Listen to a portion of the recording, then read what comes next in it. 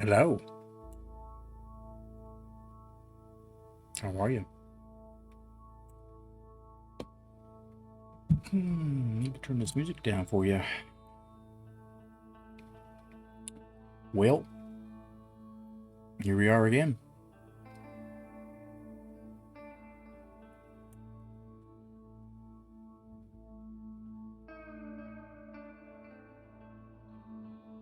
Hope you're excited about it. We didn't win the Natty last time. We didn't get to go to the Natty last time. We lost one fucking game, and they ended up letting people we beat into the conference, or that weren't even in the conference championship game, that were from my conference. And I'm not over it yet.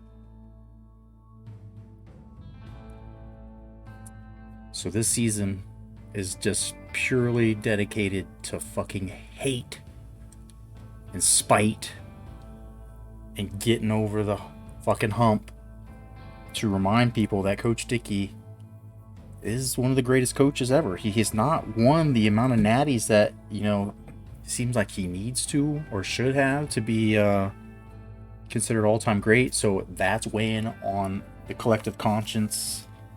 I feel like me is the pseudo athletic coordinator or whatever the fuck I am here. Kind of the surrogate for Coach Dickey. I just feel like we've put so much time and energy into this thing. We have to win. It's got to happen this year. Last year, I started convincing myself had to happen last year, and it didn't. And the letdown is just so great. So we still have to finish scouting, recruiting. We're not done with this season. I still have to do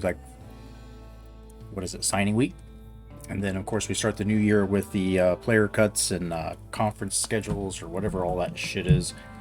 So if you want a player created, this is the time to cash that bad boy in. If you're a sub or the person that purchases subs, you can get a free one. Otherwise, you can also ask for a recruit to be created.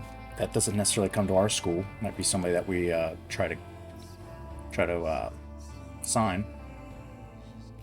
And if you don't want to be a part of my team, you want to go be a recruit on another team, I ain't gonna stop you. So nonetheless, business to tend to, and we are going to play a game.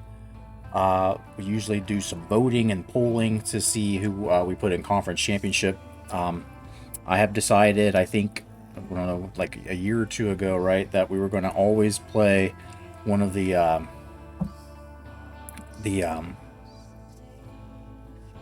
highest rated teams from the American Conference and one of the highest rated teams from the MAC based on preseason rankings. And that had started to turn into us always scheduling either an Army or Navy. And I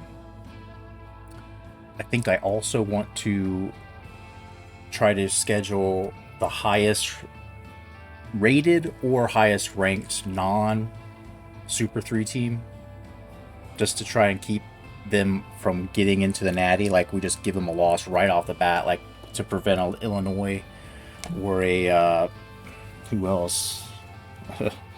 It's happened a couple times now, I guess. I can't remember. Well, there was, I don't know. I feel like there was a year Hawaii almost did it last year, but there was a team.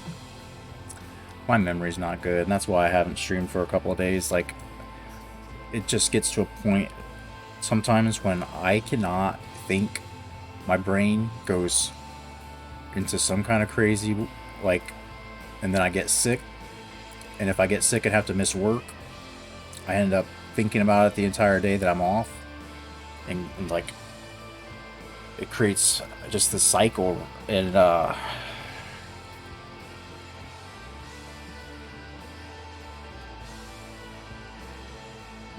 you get older, you start to recognize it and know that it's not good, and try to like insulate yourself a little.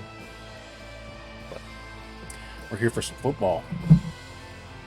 And the preseason pageantry and finalization of scouting. So let's go.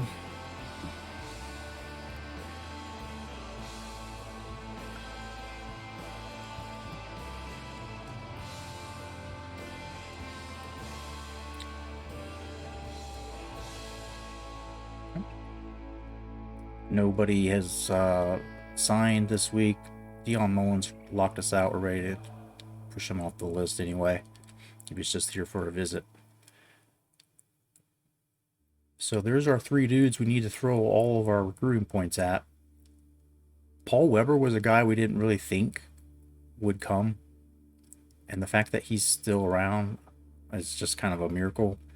But Mark Ray, a player that we actually need. I mean, we need D-tackle. We need some depth at the D-tackle all around. And get some player trophies. This defense was so good until it mattered against South Carolina.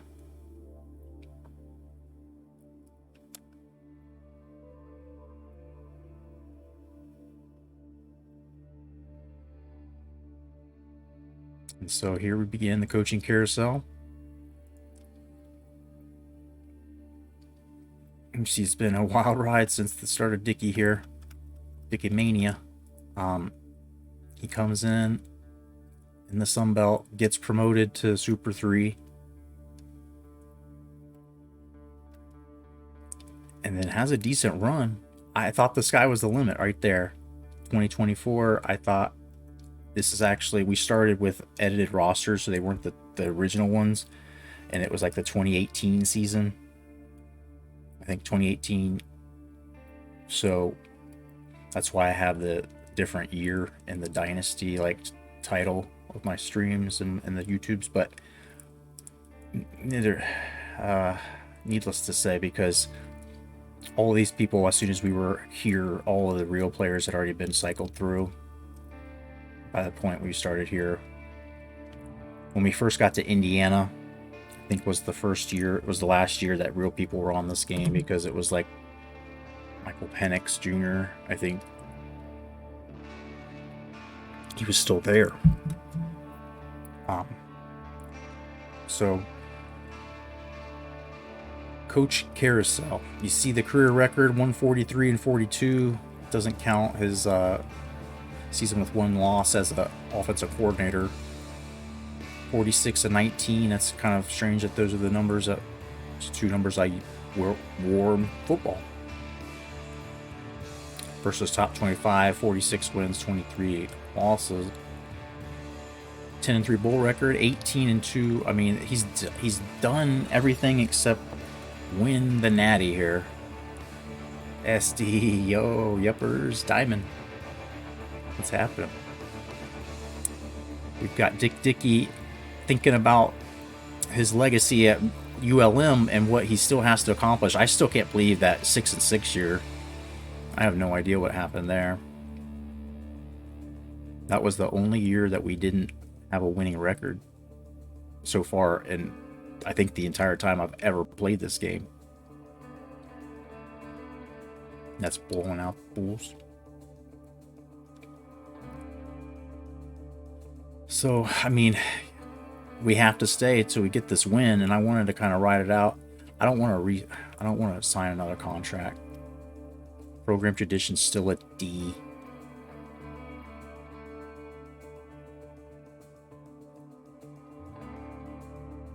That hurts. But you see, when we came here 0-12, that was how we landed here, because they were the worst possible team. And that 9-4 season, I think, is like, well, there's 3 winning seasons. And prior to us, that was it. Those are the only winning seasons in the program's history. And then we immediately came here and gave them 2. And then 2 more. And I feel like if I don't get them a natty, I have to stay here till I get them, right? It's the only way. let's just see for goodness sake what. So like if we do our next challenge, my goal in this dynasty in this series is to win 3 in a row, and then after we get 3 in a row, we will go to every year a different school. Every 2 years, we'll give ourselves 1 year to win it. If we win it, we'll leave. But if we don't win it, we get 1 year of recruits. But I wanted to go to like this would be an awesome opportunity, like to immediately contend. Ed Orgeron has retired. Go to a school where he's not leaving because he's getting fired, but although 6-6, I don't, but like crystal ball. Oregon's not such a good team, but they're in the American, and so that's by far, I think, the easiest conference to immediately jump on. And so who knows? Clay Helton might leave Tennessee. Tennessee's not that good. Dan Mack. I've gotten to the point where I'm not sure if these are real people or not. You got Scott Frost at West Virginia after a series of job changes. Dan Mack, I don't know if it's real or not. However, Liberty is a 1-loss team making a jump to the Super 3. And if he'd be in conference. I think Liberty is not. They went to the MAC. But damn, this would be a year like, get 1 season, should be able to win it, leave, go to another team. I want to try a trophy chase and get like all the rivalry trophies and kind of do like a survivor thing where I can't go to the same school twice. And I guess I don't know what happens if I don't do it. If I lose 2 seasons and don't, we could think of some kind of punishment or something, some kind of stakes to it. And with that said, let's do the coaches carousel and see where these people start landing. I think my music's still up a little too loud for you. Hornets beat Bucks twice same week. Beat Sixers. Damn, it's a nice hot streak. I bet some money on Wizards game and them against Magic, and I waited too long, so I bet like $25 to win 2. I got like a big $2, but I lost like 30 against the Bama National Championship. I just kept betting more on them.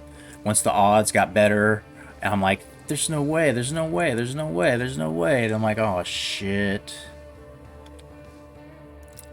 So I was actually over $100 for the first time since I put in $100 initially is how much in 2 different deposits, and that was like 11 years ago now. No, 9 years ago. And I've gotten over 100 one time and then went back. I've gone down to like 3 or 4 cents like 10 times, and I was able to just penny bet 1 for 1 or do like 1 to win 3 or something. And they gave me a couple of free plays that I had to earn my, like, you have to end up cycling through like $7,000 before you could actually just withdraw it, and yada yada. I was almost to a point where I'm like, dude, I'm gonna take out $50 and then just always be ahead or be even, I guess, right? Never lose. But I got cocky, man. But not with my gambling problems here. I don't really bet too much money. It's the same $100 for like 9 years. I guess let's just push the button, right? Next coach. Excited to offer me the job. I want to look at it. I'm not going to take it. A+ prestige there. Last year was definitely the odd. And look, they've been to Liberty Bowl. That's where we've been. Damn, dude. Oof. Talk about cock tease, though. Every one of those years on the verge, but not getting it. I think one of those years they were in the Natty even. I feel like it. And lost it. Either that Sugar Bowl. Well, it is maybe 2020, that Sugar Bowl where they were in the SEC championship.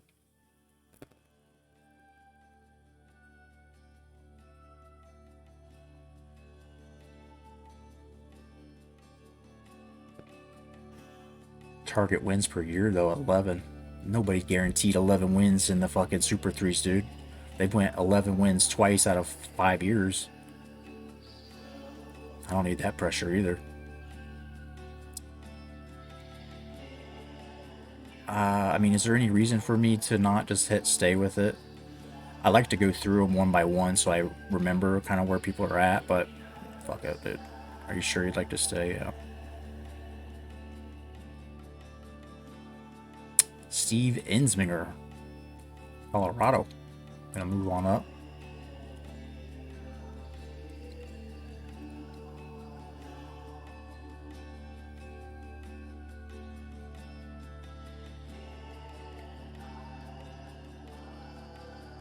Look at Oregon the last few years hasn't been super. Super 3 play has not let them blossom a whole lot.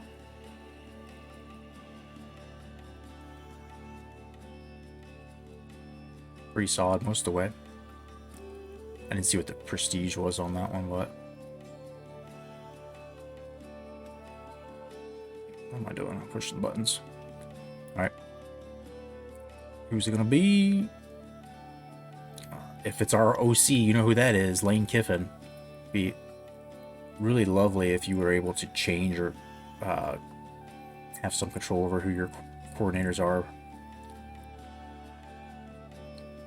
And Dan Mack coming up from Liberty, 12-1 season. See if he can turn Oregon around. I'm gonna Google real quick. Dan Mack. It seems the teams that have had their coaches poached away the most.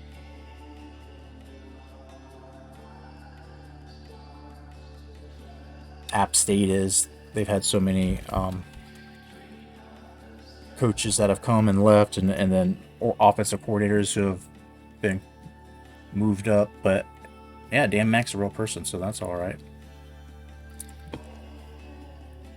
He's currently a head football coach at a high school.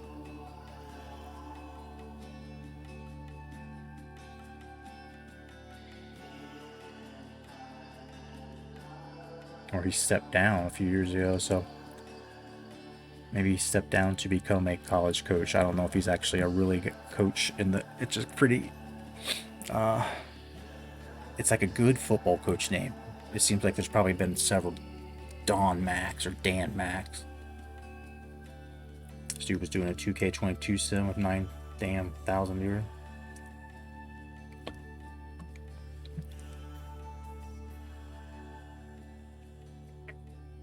If we ever get that many viewers in here, I don't know what to do. I mean, I won't be able to read chat, right? I'll put it in sub mode or something. Like, sub mode VIPs can talk still. I fucking like would love for that to happen, but at the same time, it would really hurt because I can't see things that, you know, everybody's posting. But I don't have to worry about that. Don't have to worry about that. Matt Campbell was fired, and so could be Marcel Yates. Let's see, Lance Anderson from Fresno. Maybe they're going to raid some more of the Liberty coaching staff.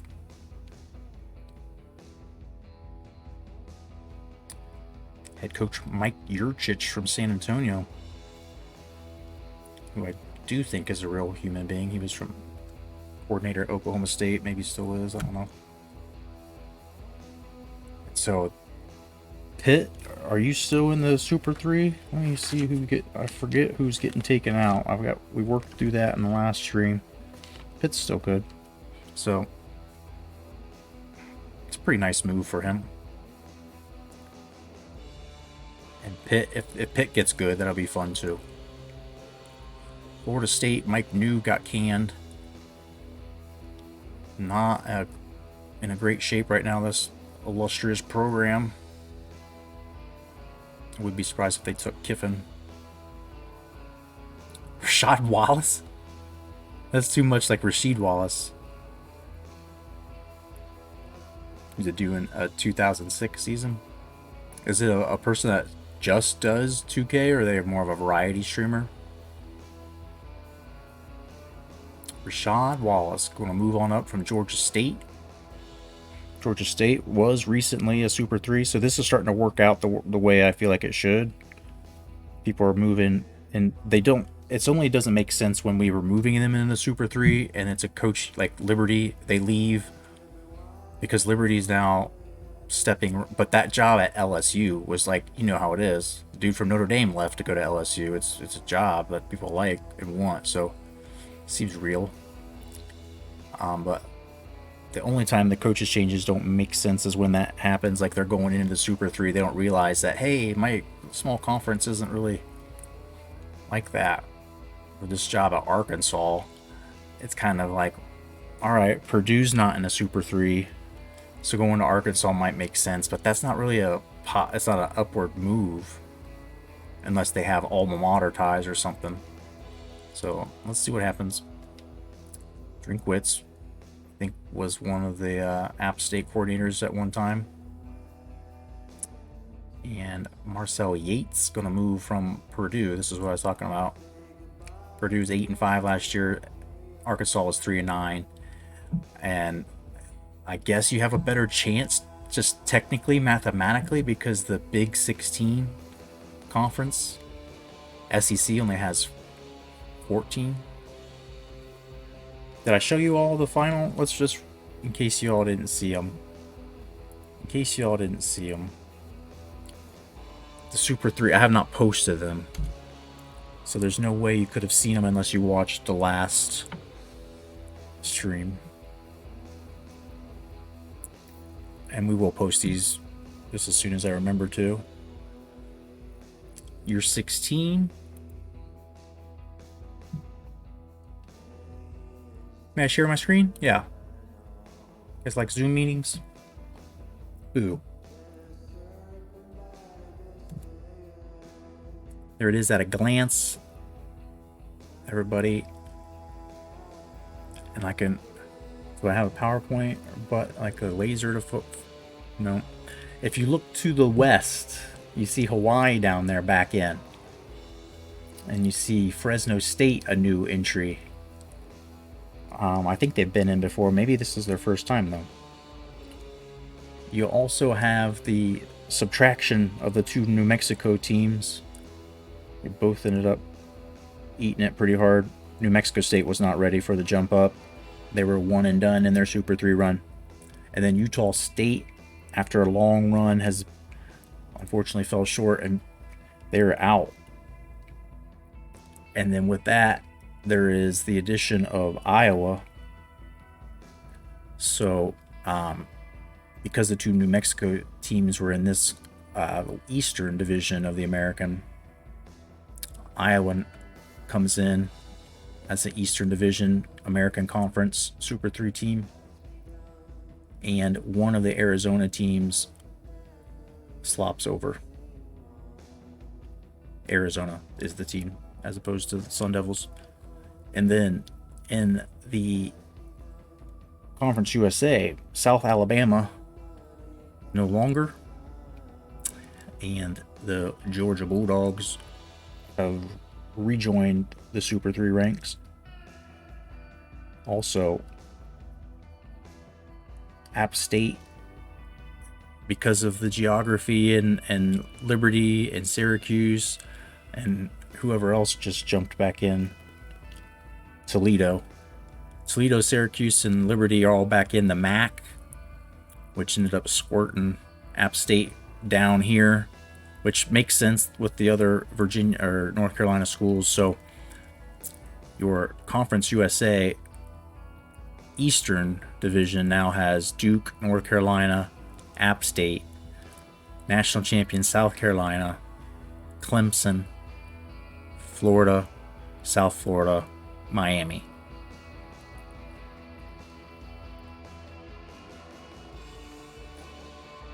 Actually, now that I think of it, Miami's already in ours. It's in our division, I think. Can I count? Yeah, there's App State. No. Yeah. I don't... I'm confusing myself. But all of the Florida teams are in the Eastern Division, and then Georgia is in the Western Division with us. The Maroon Conference here. Maroon Division.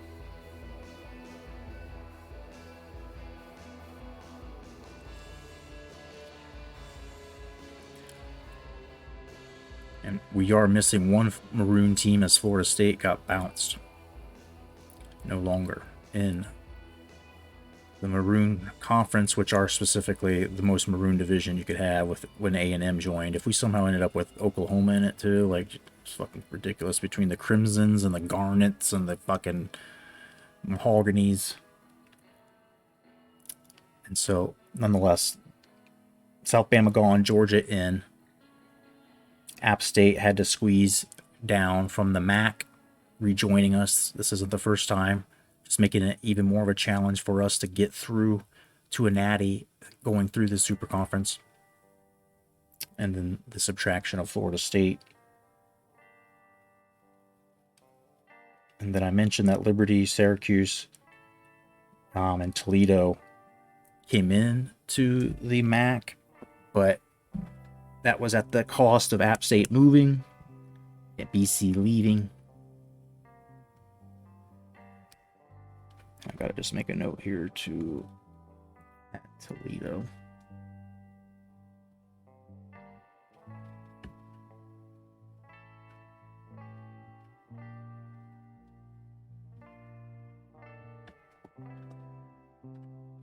And so, yeah. Let's finish this coaching carousel. Colorado State's got an opening now after their man took the job.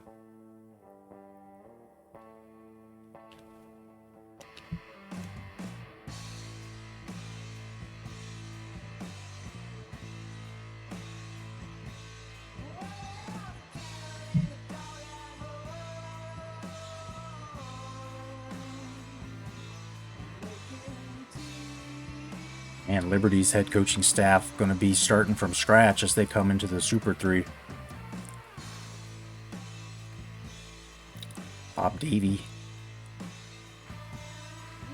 As the New Mexico Lobos are on their way out of a Super 3.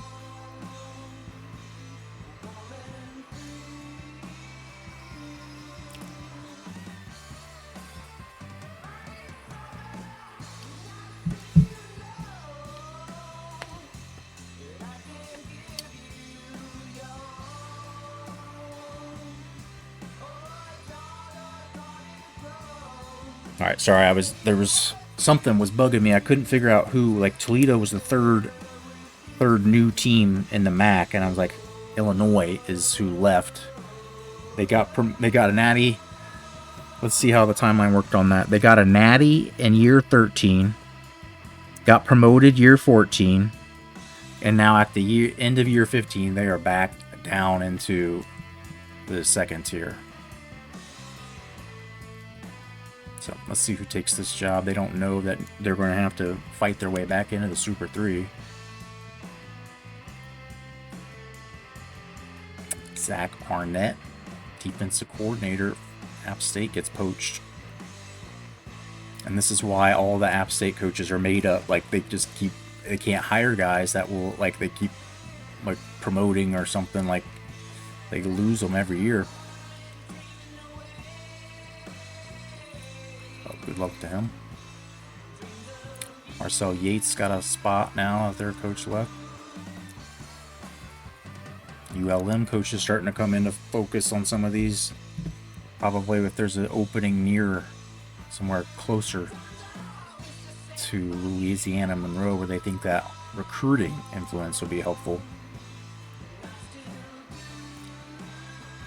And Mike Uremovich from Liberty, their entire staff has been hired on to bigger adventures. So UCF, Josh Heupel got canned, and this isn't a bad team. That, you know, if you got it, and it might be a 2-year plan since they're not in the Super 3. But here's Lane Kiffin maybe going to another Florida school. He was at Florida A&M when this started. Billy Napier, former coach of Louisiana. I think he ended up getting hired over to Clemson at one point on here.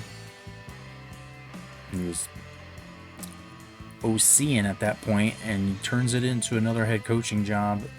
Watch out for UCF. Billy Napier's had pretty good success wherever he's gone. Of course, South Carolina, that offense that scored 68 on us, wherever it was, in the conference championship. Vita Pritchard was fired. Cincinnati's kind of been less than a powerhouse lately. Sorry, I'm trying to, oh, what the fuck? I'm trying to, like, get out of that presentation. We'll need that when we do the conference realignment. We've already decided how it'll go, but we still got to do the programming once this season. Make a move on the game. But let's see what Tavita Pritchard is going to get replaced with by, or who, what. PlayStation getting Discord, yeah. Voice chat. I just got to get my PlayStation up here. So I need to move it up here. Lane Kiffin finally gets hired away, and he's going to go to UC, unfortunately.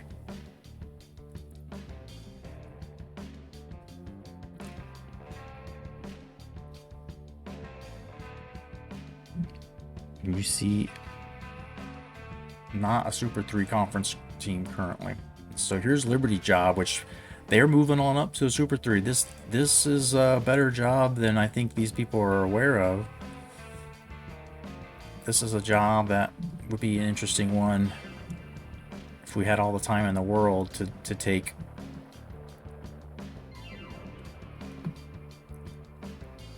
Northern Illinois job still available too, and that is a Super 3 team that has underperformed a few years. I think I can't wait to. I gotta get these 3 Dannies in a row so we can bail and move on and do this challenge. I'm just like psyched to play all these different schools and kind of inherit whatever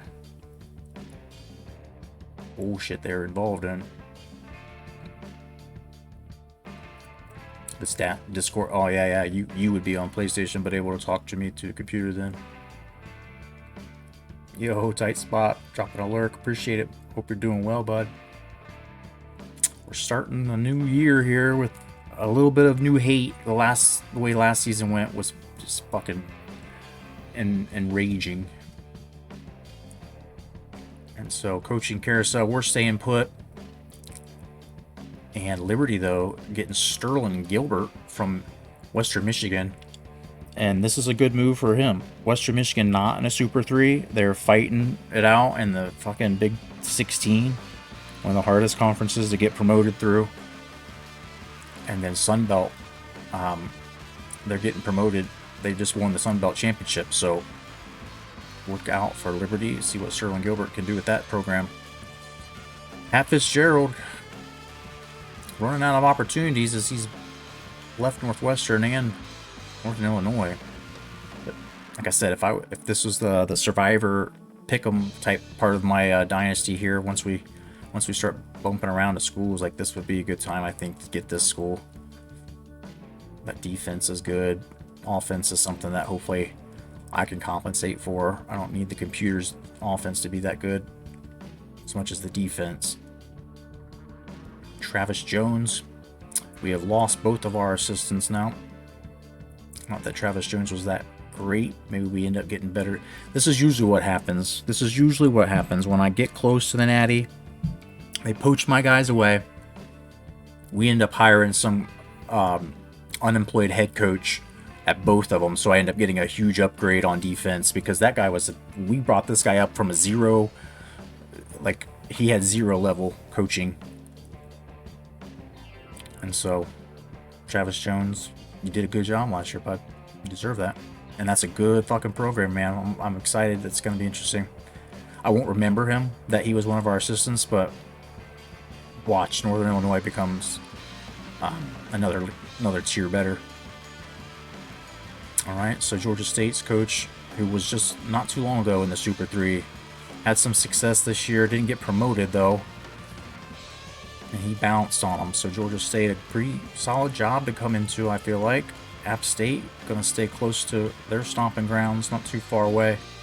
And on paper, there's a lot of work to do there. They're bringing in the air raid. App State was running an air. There was no air raid there, so that's weird. Andy Matthews is definitely probably going to be able to spread his wings a little more there. And Georgia State, that air raid might be coming soon to the Super 3 conference that we're in. We'll have to end up dealing with that if it ends up being a success. Scott Satterfield, former coach at App State, what we were assistants under. He has been canned, and BYU's a 1-star prestige. Wow.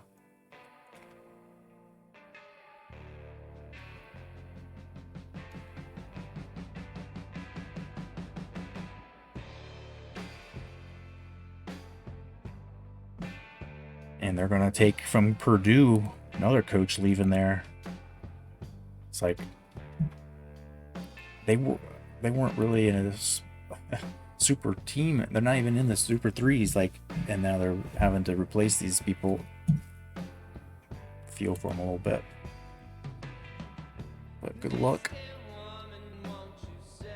Iowa State here. This program has gone a ways since it won a natty not too long ago. And it looks like they might be hiring Rod Collins, who I feel like was an assistant of ours at one time.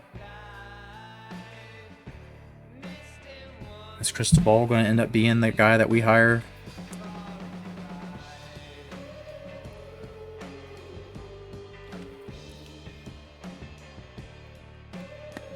Mike Bobo.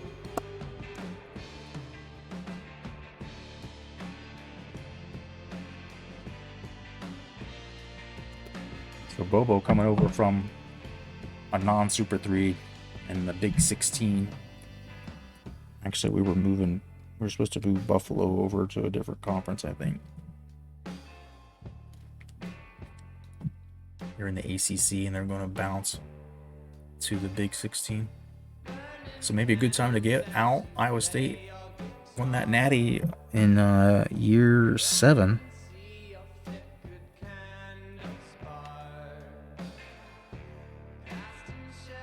And Houston hires Jay Bateman.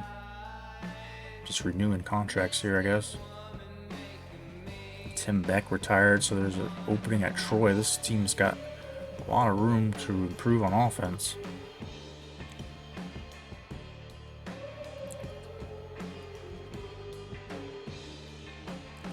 Toledo's OC Matt Moore.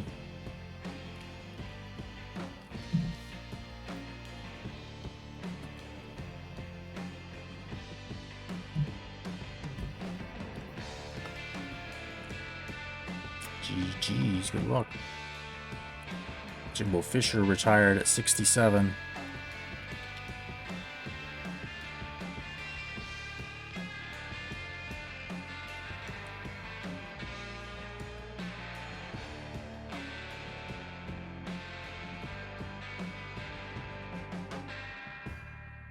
Iowa's D coordinator going to get promoted up to a head coaching job.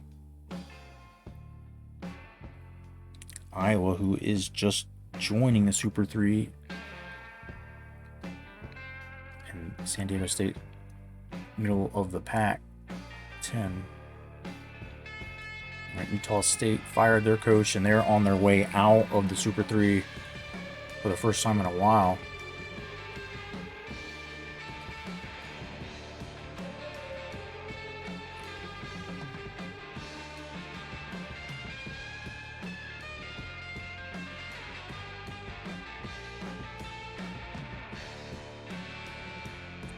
And Hawaii's D coordinator going to get a head coaching job, bringing a spread offense, 4-2-5. A team that needs some serious improvement on defense. Good luck. Buffalo's got a head coaching job open, and guess who? Mario Cristobal.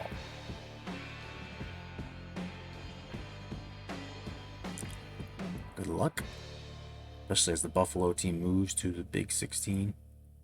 So here's another, well, this is just a retirement, but It's like coordinator's getting poached away. Steve Campbell retiring. And the fired head coach from Iowa State gets on. App State got a refill. And they're going to get Josh Heupel. Gilbert went to Liberty. Take a chance on a Super 3 team. Rod Collins moves from a DC spot at SMU back into a head coaching role at Western Michigan. Zach Arnett, App State's coach, got hired away. And now Georgia's coach, Jimmy Lake, going to move over.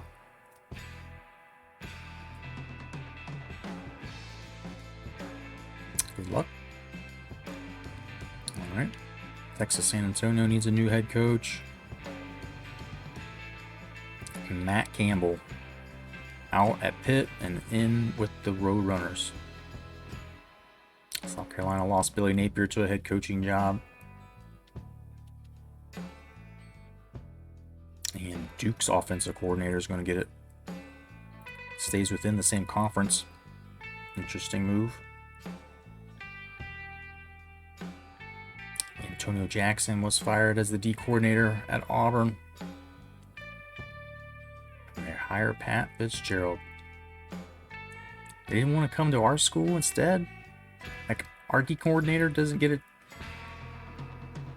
We're going to get something. Scott Satterfield maybe ends up be back and my assistant as opposed to me starting. Is that interesting? Maybe that'll happen. Florida Atlantic gets the formerly Western Kentucky head coach.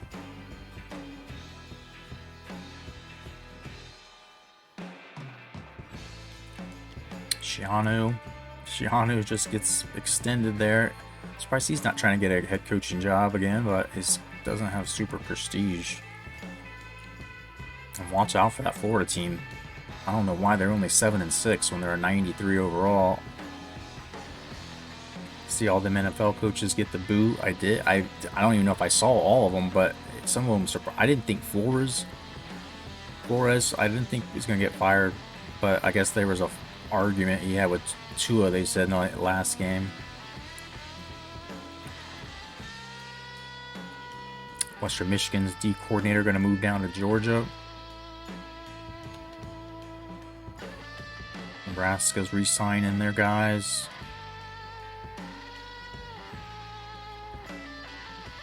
Skip Holtz staying on at Vautech. Vautech program's come a long way, and they're knocking on the door of contending. I hope we get Jay Salvo or Satterfield. I don't know if they're. I think Salvo's defense and Satterfield's offense. That would be amazing. But I don't know why all these other schools are getting a chance first to hire them instead of us. So Salvo's gone. Illinois needs an OC. Satterfield's gone. There you go. That was my hope. There was the two of them right off the board. Who did they get? Jack Curtis from UAB. 425. What the fuck, Chuck? Yo. Hope you're doing well, bud.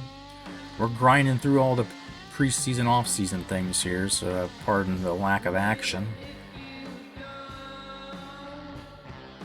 Some wacky smiley faces here. And Mike New from Florida State likes to stay in maroon as he replaces Lane Kiffin. But he's a former head coach, so he should give us all the same levels, I bet. He won't drop a notch. Vikings need a new coach. Yeah, I mean, there was times that team looked like it should win this year, like it was good enough, and I do feel like their defense kind of took a step back, and that's supposed to be his thing. So I don't know. Yeah, it's tough business for sure. Clemson gonna hire Jason Candle, or I guess extended him. Mike Norvell. How did he end up being their offensive coordinator? Like, he was the head coach here at the beginning. I'm pretty sure he got canned, and now he's gotten the boot again. Like, just do not hire Mike Norvell. We already hired our offensive coordinator, right? And I didn't pay attention to what kind of coach, like, playbook.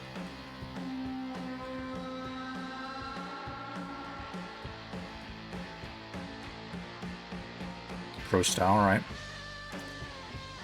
Kirk Cousins overpaid, yes. When they signed that contract initially, I'm like, dude, you're sticking with them. But like in Washington, he was getting paid, like, didn't he get franchised like 2 times? So you'd think he'd go into mode where it's like, man, I've been paid enough now. Let me like take a little bit of a salary cut, and we can sign some more talent around them, because they're like in a spot where, like, isn't Dalvin Cook, like, he's getting paid, or he should be very soon if he's not already. And then they're going to have to pay their receiver.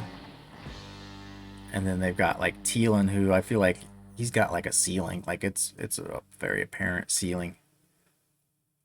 And they traded off Stephon Diggs. I can't even think of who else their other receiver is other than... Who am I talking about? Justin Jefferson, right?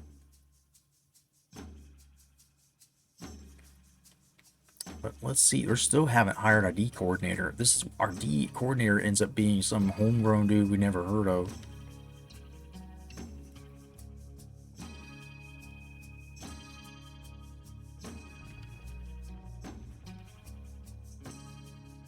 All right, back to the shit.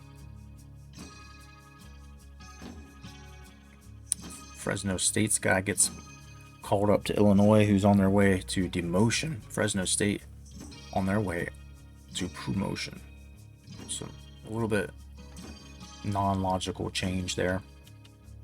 The game just knew that we were going to move them to a different conference. I don't know if they would change their mind. And defensive coordinator job for Oregon going to get filled by some dude. Gus Malzahn going to stay on as OC at Pitt. And finally, I see us coming down. Western Kentucky's got a head coach opening. Elijah Drinkwitz back in command at another school. I think he was at App State, then he got hired to Missouri, and then he got, I guess, to Arkansas somehow.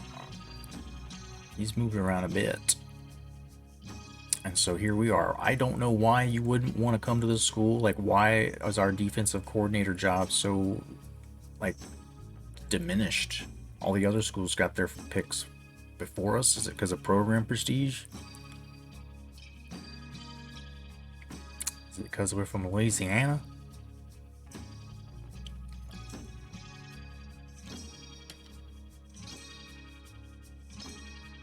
And Sam Townsend, 3-4, San Diego State.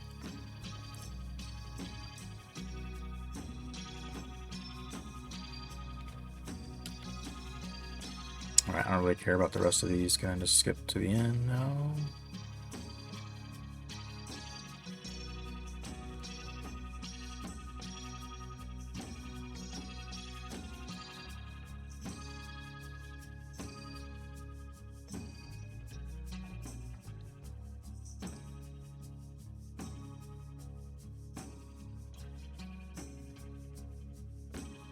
Right. Let's see the rest of them real quick.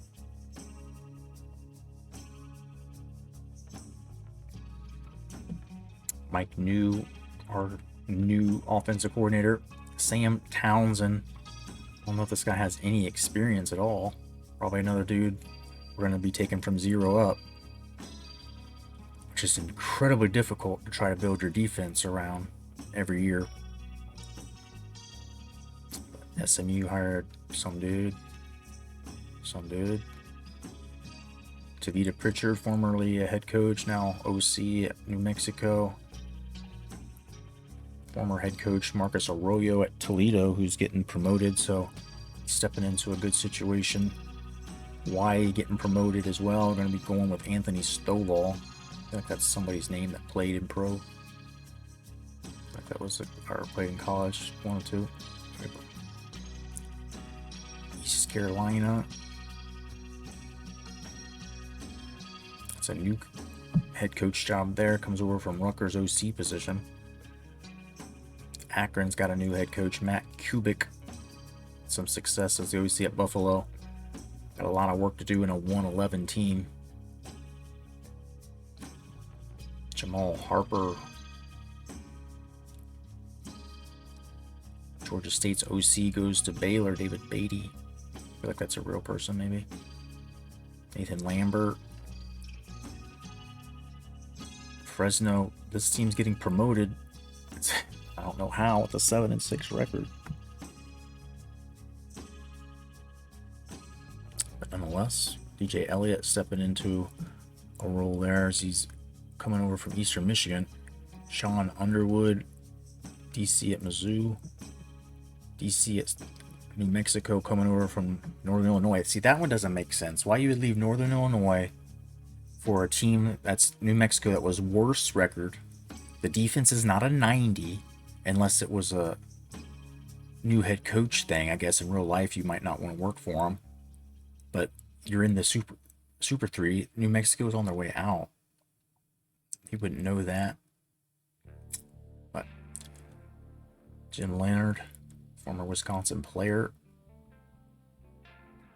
defensive coordinator. Was that just an extension? Is that what it said? Yeah. OC from Eastern Michigan going to Rutgers. DC from Louisville going to Rutgers. OC hired. New hire. What? Tiger Leonard. And Liberty had their entire coaching staff raided, so Travis Banks and Tosh Lapoy, the failed Akron head coach, that's not a bad spot for him to land. Georgia State offensive coordinator spot coming over from Utah State. I don't know if there's anything else exciting in here. I'm gonna just quickly.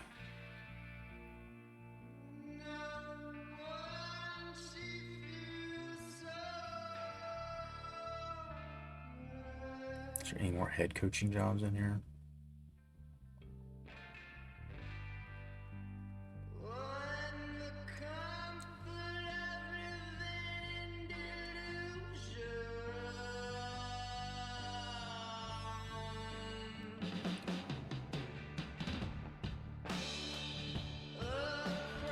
So many of them, bro. So don't care that much.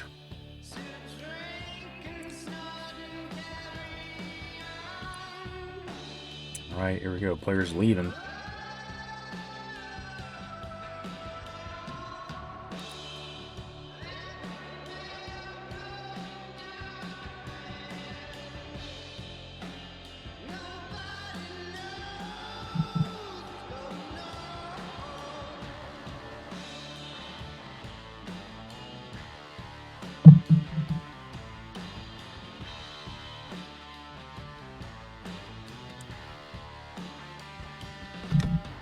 Defensive coordinator has level 1.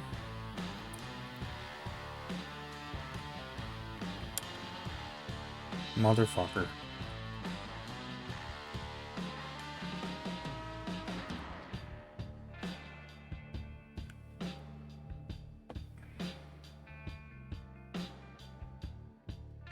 Block shedding, power moves. I mean, I always feel like stamina is the biggest one right away, so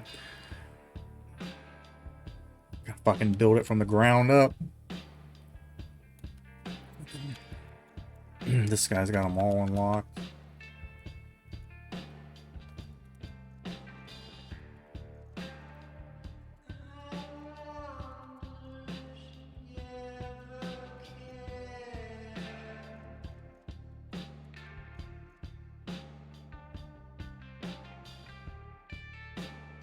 Alright, well, Mike New's not far off from the next level up, but I don't know if that matters.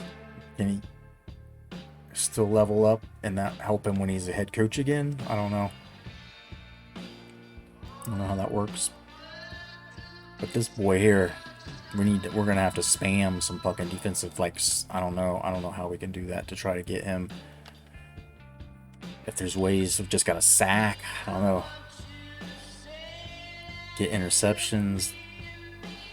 Hold the other team to really limited yards, I guess, right?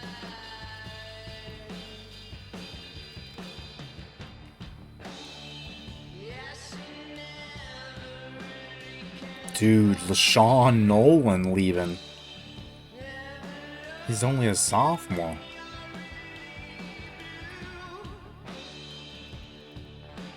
Marvin Abrams is leaving. Dude, we're fucked. This dude, come on, man. You just had to wait one more year, probably, and I was going to start trying to... I mean, I guess we just got that rookie, that freshman... I don't know. Joe Russell transferring.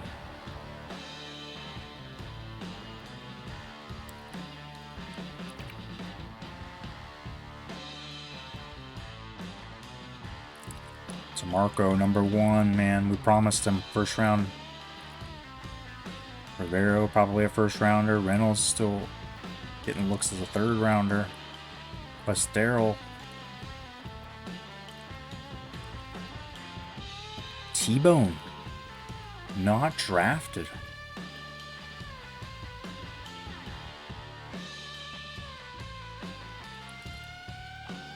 Henry had some decent... I mean, I felt like they might get drafted.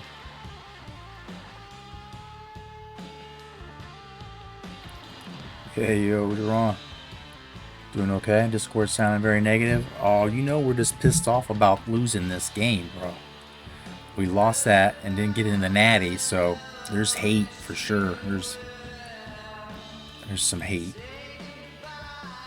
And yeah, I earlier was talking about just being sick, not feeling great, and then like when I miss work, it ends up becoming this whole like push and pull between like I'm feeling like shit, I don't want to work, but then I know I need to work, and there's like stress to do the work, and all I can really do is just kind of like paralyzed, sit back. But we're losing a lot of dudes. This is probably more reason for hate than anything.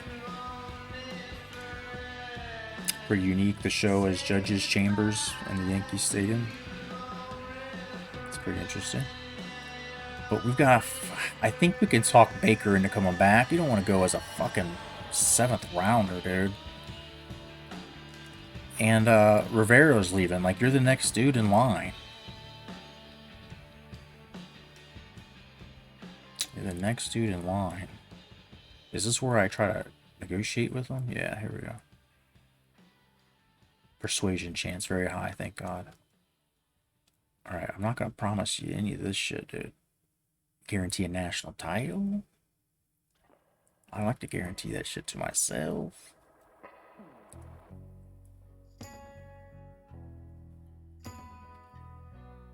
Promise you will not regret staying to get his college degree. I know we can get him at least a 2nd round pick, right?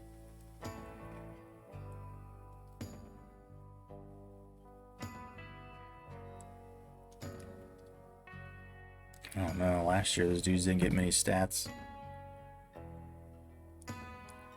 2nd round seems fair. I want to guarantee him these things, but I don't want to be a liar either. Promise you will not regret staying to get his degree.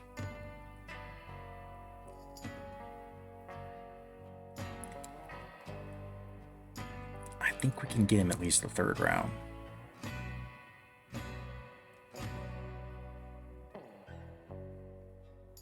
Hell, Rivero got 1st round even though he had shit stats, so...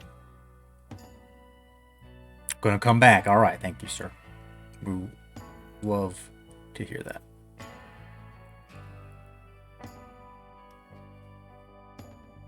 Not if I fucking redshirted him like we were thinking about.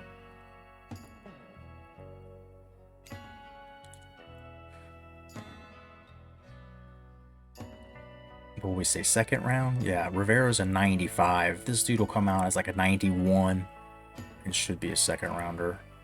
It will have to maybe spam his stats a little. I don't know if that'll even help because Didn't seem to help for some of these other guys. No one's going, but we need this guy coming back. He's got a high chance. I thought he won some awards last year already on defense, but let me look at him again. 89. Yeah, he'll definitely be a second round pick or so.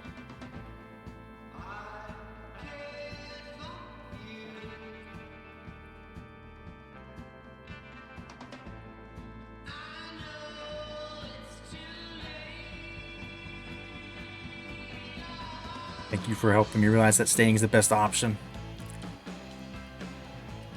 That's beautiful. Okay. Now these fellas here, I can't say much for Abrams. Russell, like, we could move you to DN, I feel like, or not DN, but linebacker if you stay.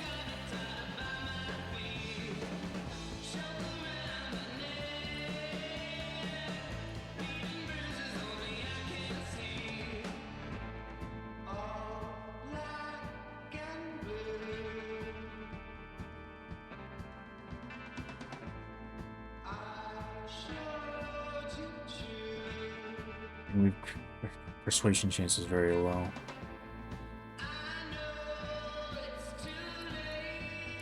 I don't know.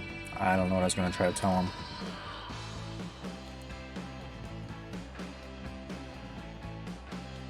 Still haven't made up my mind.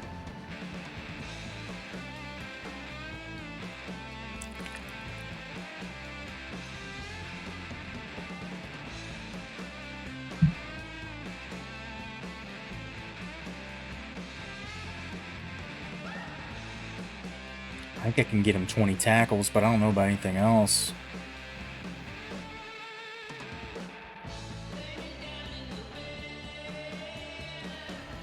I do have 5 sacks. Maybe the other defensive end that we have, I think, is a true. Like, he hasn't been redshirted, so I could redshirt the other guy. Matt Jones is going to be a junior, so if we redshirt, then we just have 1 year where he might transfer next year. I don't know. I was going to move him to backer. He's not that big. He's only 6 foot 230 or 231 or something. 5 sacks. If I play him at linebacker and I make sure he's in on special teams, I can get him 30, you think?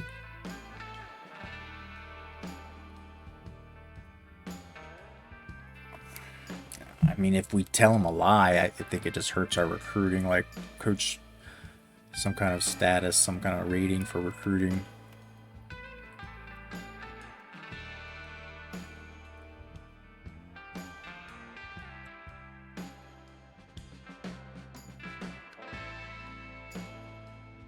Biggest decision in my life. I need some more time.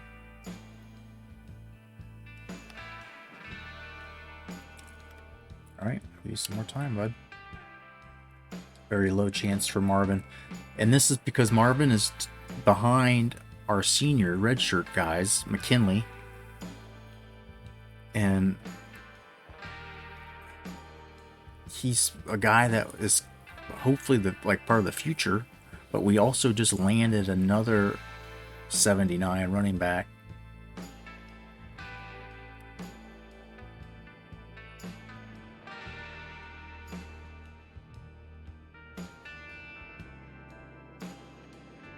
I'll get him in on special teams.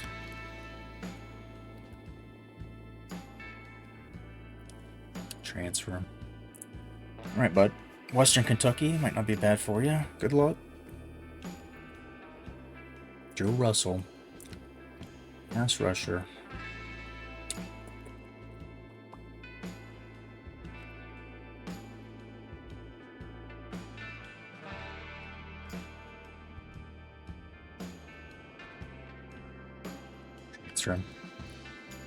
I even lied to him, man. I mean, we could get him 9 sacks maybe if we played him. Like, if I was gonna redshirt that D lineman or move him to linebacker, so he's only 237, right? That was the problem. He's just not. I mean, he's not super sized. Speed and acceleration, I think he probably could have played some backer. Finesse moves, all that. Pursuit, hit power. Zone coverage isn't that much worse than a linebacker.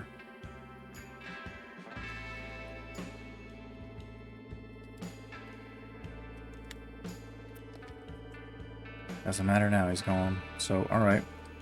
See you guys. What's up with Joe Cox?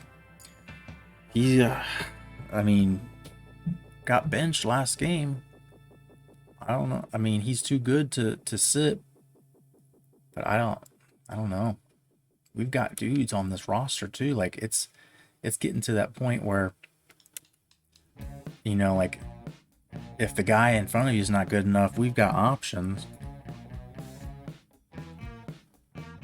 I keep thinking I want to export them, but I don't even know if I still have Madden 25 somewhere.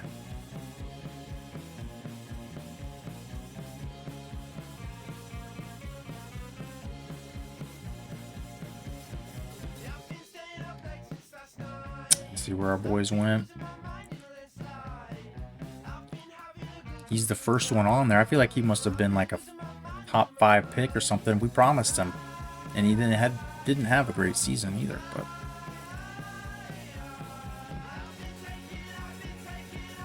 third rounders.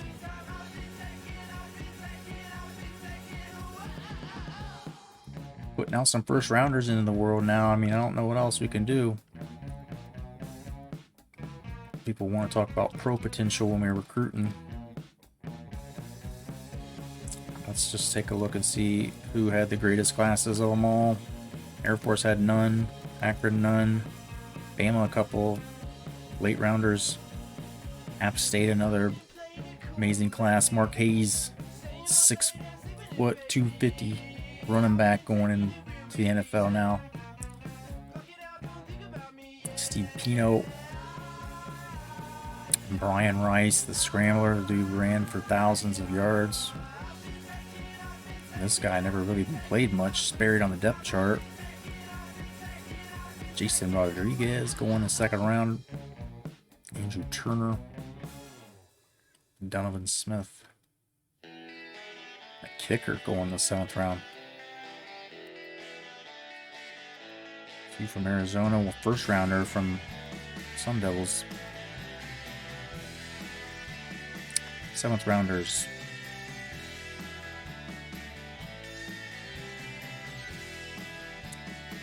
Who's going to have the big boy class? Who's going to have it? App State had it, but not really. Bama didn't have a whole lot. Clemson doesn't have a whole lot. UConn got a draft. Imagine that. Adrian Cook from Duke, 2nd round. Tight end from Eastern Michigan. There's one. Florida has a big boy class. 3 first rounders, left tackle, right tackle, outside backer, 3rd round middle backer.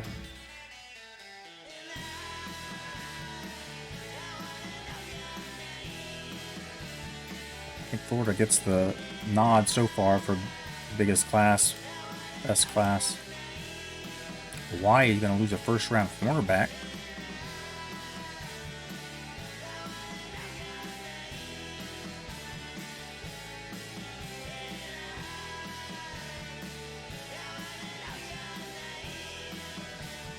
Brian Bell, strong safety from UK. A fairly decent class from LSU, but no big boys, no first rounders. Liberty with 3rd round.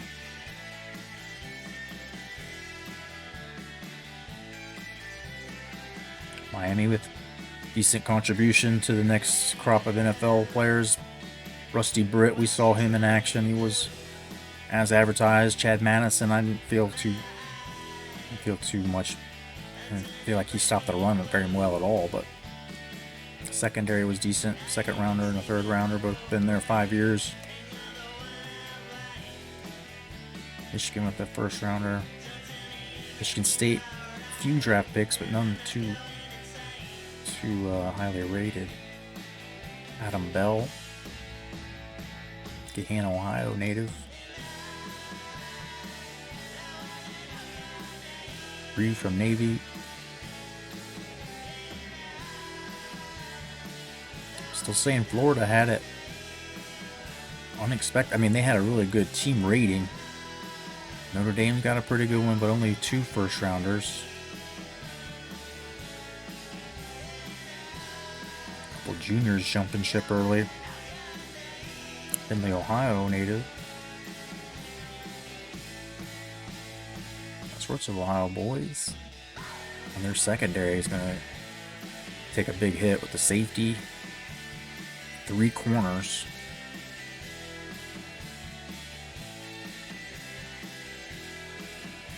Ohio State's got a pretty big boy class. Lawrence Young going to be a good one, it looks like. Matt Hall.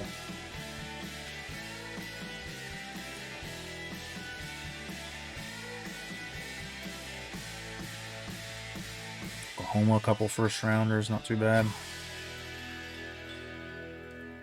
Still think Florida.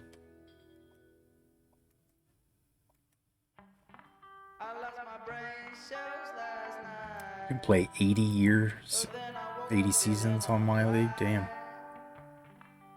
Get 60 on here. I'm pretty sure 60 is the limit. Is there anybody going to compete with that Florida class? South Carolina national champs got quite a few, but just still not the magnitude. Losing a couple of juniors, I see. Offensive lineman, outside backer. This team wasn't expected to win this year, but I can't see with losing Tom Brown. This motherfucker was a nightmare for us when we played him. Losing 2 tight ends. Losing 4 linebackers. 2 starting linemen. And then another DN. I mean, this team's going to be hard to repeat.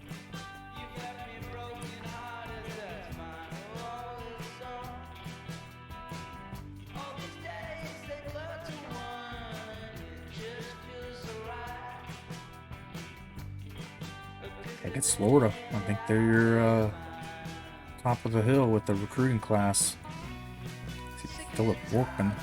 Tulane always seems to spin off one really great receiver. It goes back to when my daughter kept asking me to name the player after her, and I always put him on Tulane.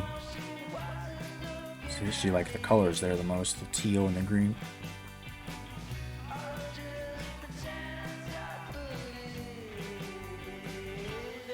First rounder from Florida, South Florida, Danny Huff.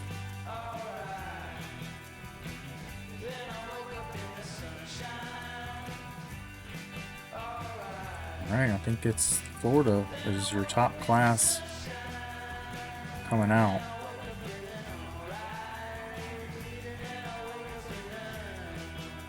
Although, I mean, 3 first rounders is not bad coming out of our class. I don't know how T-Bone's not getting drafted. 4-year starter, a 91 overall. But good luck to the boys in their future endeavors. Transfer requests. Anybody? Nobody. Didn't know 2K21 had WNBA season. Yeah. Remember, there's not a big argument, but they were saying how it was not advertised as much. There's something to do with the WNBA player on the cover too. Like there was a version that had, there was something that wasn't, people didn't think was good. Always is, I guess. What's this song? We don't need that.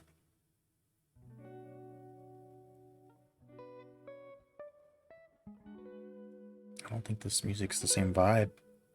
Let's see if it's okay though.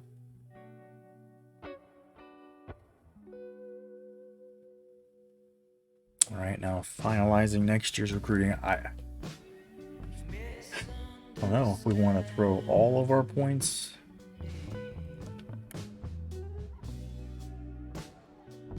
Throw all of our points at those 3 dudes.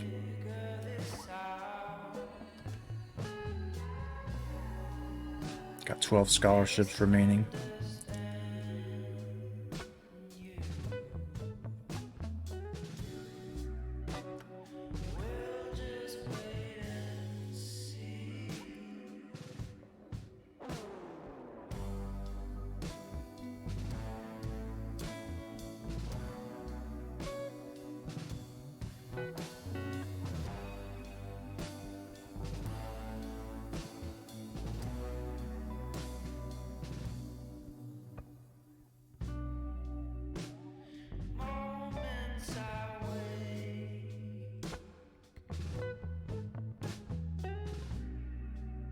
This dude's story here. Do we need to throw points at him? He's, yeah. How do they not show his name on the list of dudes that... They didn't show him on the list of guys that we're in a recruiting battle with. I guess because he hasn't locked?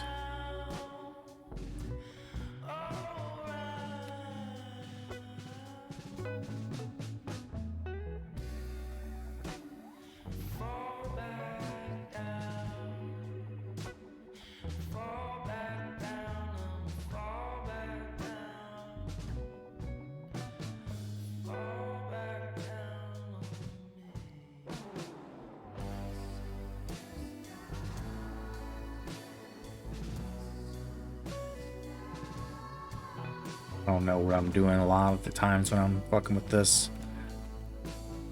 I'm not gonna lie.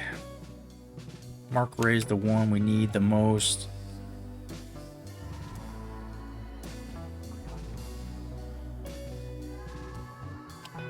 We got a big lead on him.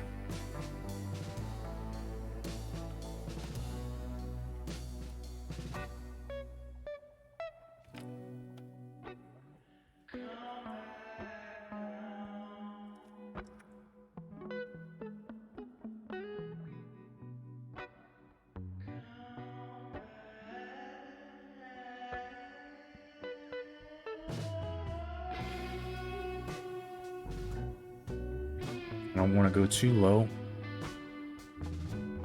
but I'm feeling like 7,500.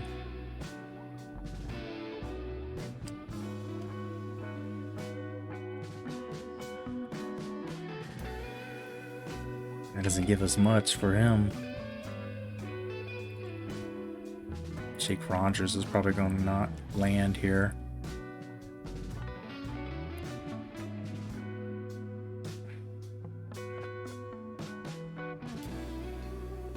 This guy we didn't give an offer to. He's so far behind, I don't think it makes sense to.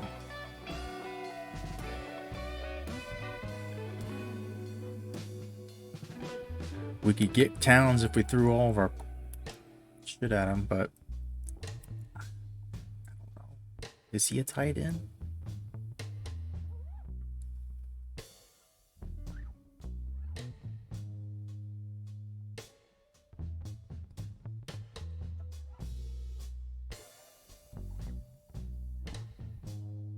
Wish we had found him sooner when we were trying to scout. I don't think we can catch up. Jenkins has an offer, so pointless. Maybe we'll land Ned Cruz without any points. He's a 95 in speed. What were we thinking with him?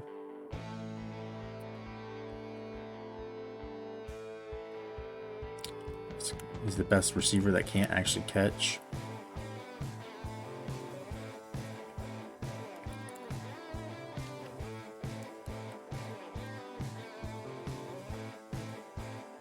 Got offers to him. I guess we're just letting it ride and we're hoping. We're not going to get Weber with this. I know that. Somehow jumped up. Way up.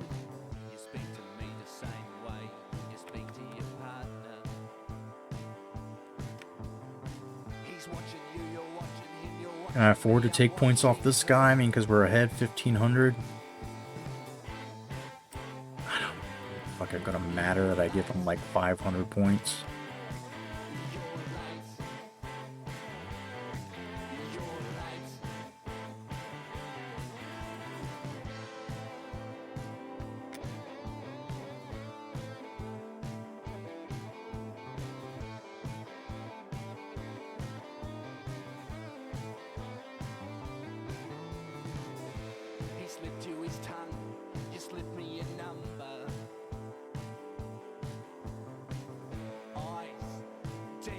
I'm hoping no one fucking comes after this guy, but I mean, he's not even that good. Patton, we could stand to throw some points at him. If someone comes at him real hard, they'll take him.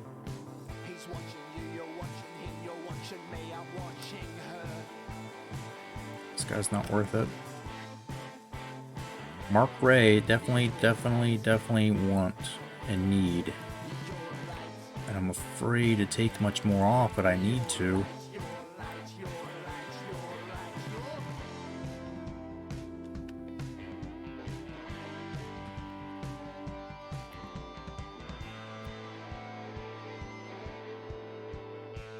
Brad Bell here. We had been working with him a long time, trying to get him.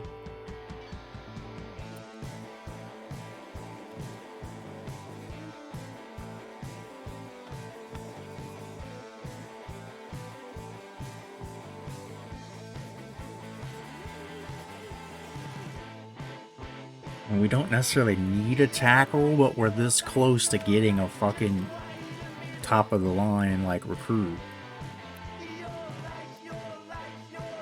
Number 7 overall run block.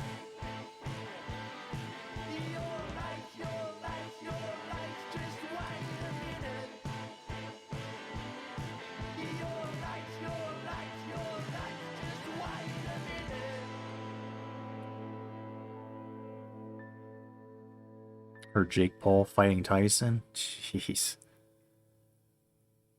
I mean, you'd love to see it. You'd love to see somebody finally actually beat his ass.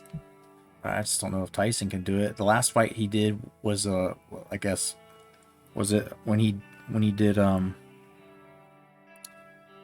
of the Paul brothers undercard, or was that, I can't think of who he did. Why can't I think of the guy's name? Former boxer, but he was always smaller than him. He's not in the same weight class ever. Roy Jones. He looked pretty vicious at times there. He was ready to unload some punches, and that's what I don't think Jake Paul's ready for. He's never had to defend himself against a bunch of, like, dangerous punches at once. And even Mayweather, he hadn't knocked anybody out in a long time. His punches ain't fucking dangerous. He ain't knocked anybody out since the Big Show, and then fucking kayfabe knocked him out. So the one dude I guess I'm pissed off I can't do more is with Ed Cruz, but he doesn't have any offers. This is what we gotta do. And hope Weber comes, I guess. Don't fucking, I don't think we're gonna get all 3 of them, and if I fuck around, I'm gonna end up getting none of them.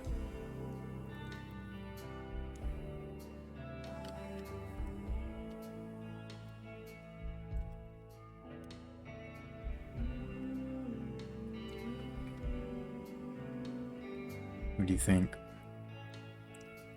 I feel like this is the guy that maybe we got too much on. Like, could I drop him a little more? One of the Paul brothers knocked out Nate Robinson. Yeah, it was, I think, their first fight, or they fought a YouTuber for, I can't remember who each of them. I can't remember who each of them have fought. I can only just remember collectively the different people. I think it was Jake Paul that fought a YouTuber first, then Nate Robinson. And I can't think of who fucking the other Paul dude fought. Was he the one that fought Mayweather?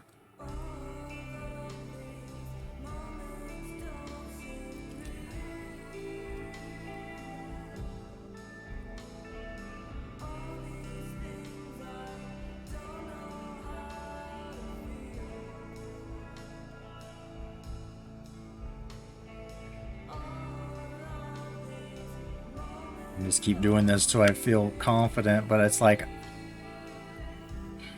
Mark Ray we have a big lead on, so let me take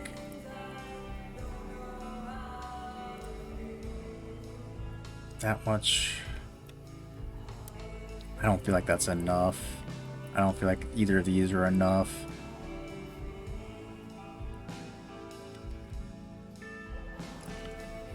this many people.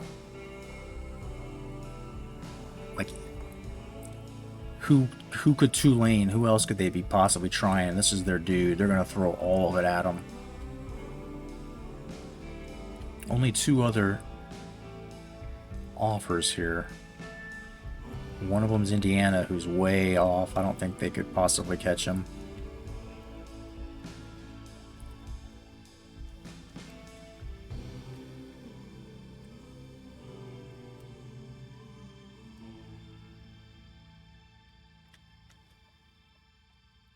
This guy we're not actually even in the lead on.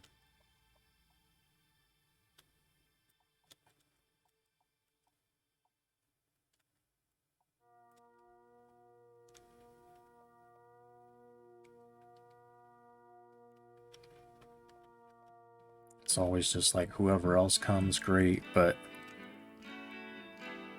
you have an offer out for Jay Robinson.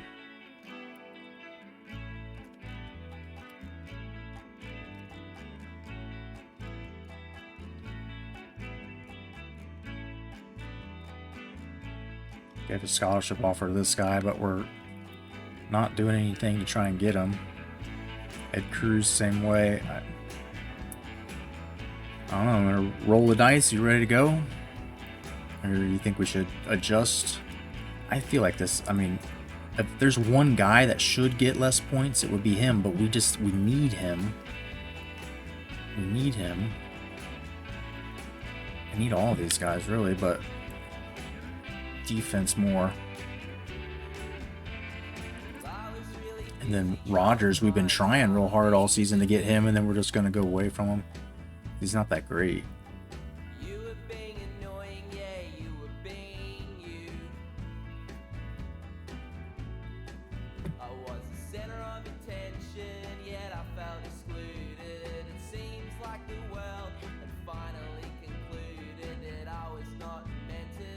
The only reason, like, I don't care is because we still have this guy we landed. And we've got 2 more years of Saad Ferris at tight end, so it doesn't become real urgent. Let's see who doesn't have a scholarship.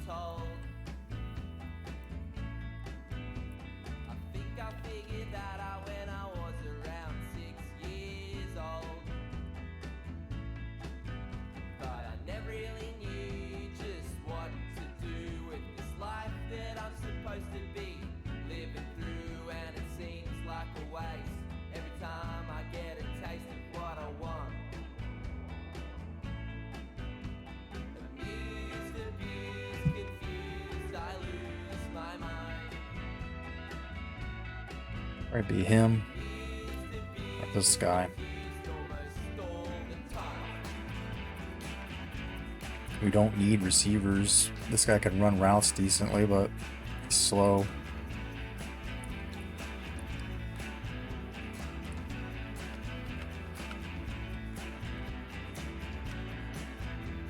Do I really think we have a chance of them coming here? If they don't have any offers, yeah, he's got offers, so.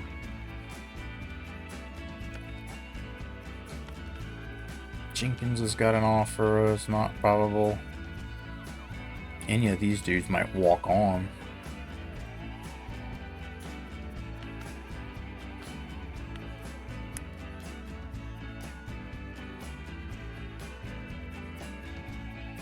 He's a 3-star, so he might develop into something. 6'4", good size. So, all right. Stephon, sorry out. I'm gonna sit here and think on it for a second. If there's anything else we want to do. Anything else we want to do with these? I never really knew just what to do. I never really knew just what to do.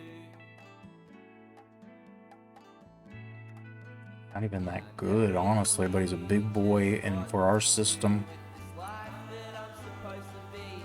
3-4/3-3-5, whatever we're running, D tackles being beefy is kind of part of it.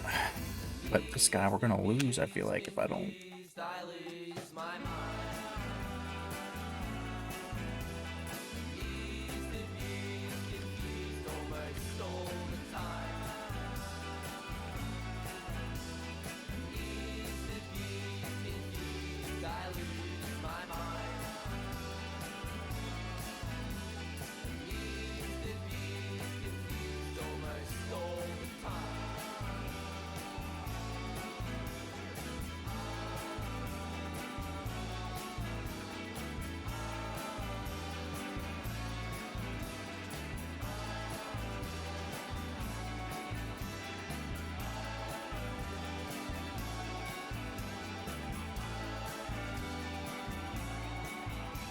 Do we chongs on it for a sec and think about this? Anybody have any suggestions, different points of view? Look at the numbers again. Phillips we're losing on.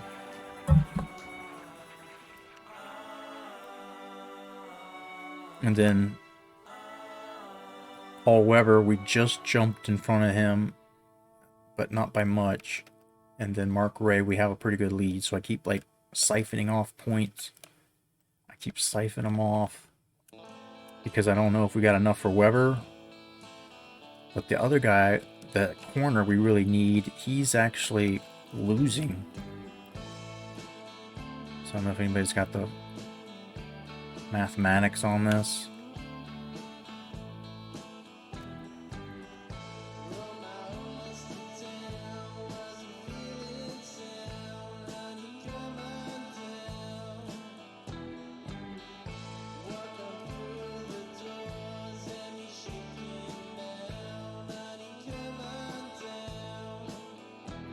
This dude's a game changer. 4-star. Definitely benefit from him right away. Probably comes in immediately and plays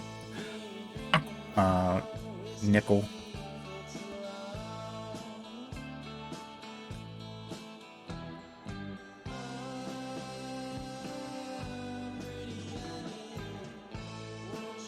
Any thoughts? Any thoughts?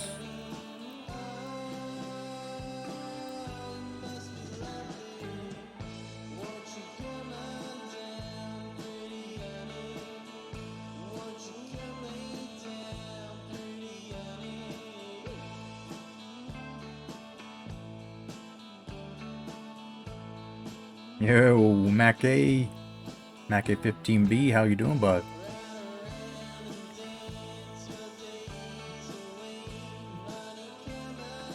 We're looking at the mathematics on this and just double checking. I don't feel good about the other guys landing. I feel like I maybe have stacked too many points on one.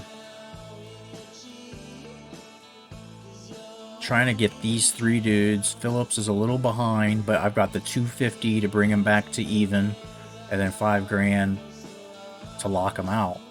But I don't know if these other schools like go all in on them. We'll end up losing each of them. This guy, we got a big lead, 1,500 lead, and so I keep stealing some points and then like throwing a few more on Weber. Weber we didn't expect to get. Like, we had taken him off our list at one point even, but then he was like still showing us a second interest, and I went and grabbed him. And then like the schools that he was interested in, Tulane and Louisiana, La Tech, like he obviously wants to stay very close to home, but those other schools aren't that good, right? We have a chance of an actual national championship.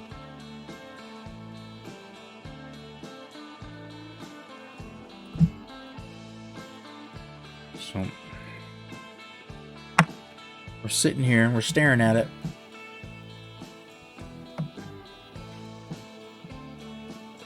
Listening to some music I've never heard before. Annie Leo and the Backstabbers.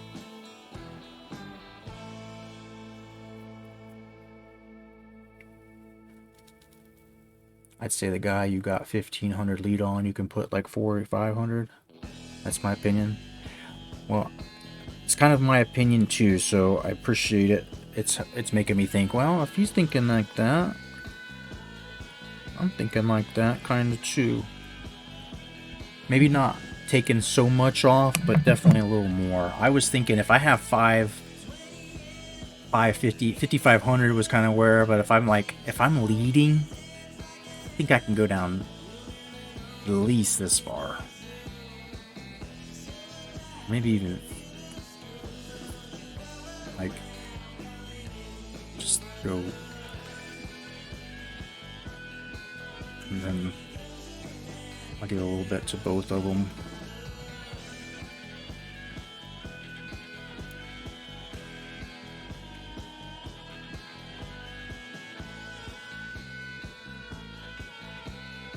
Something like that, you think?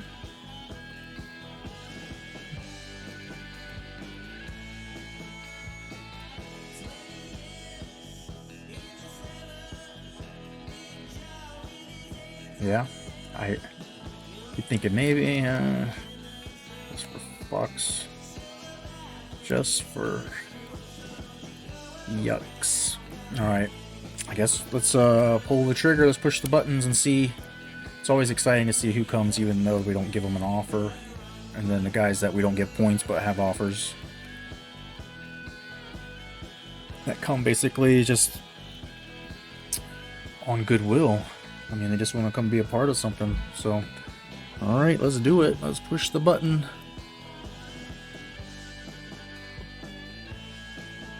Signing day.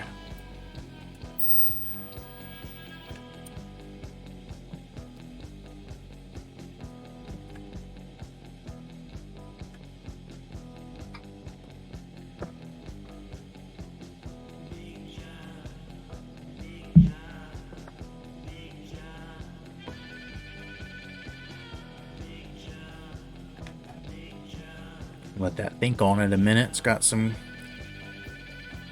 large amounts of commitments to process through.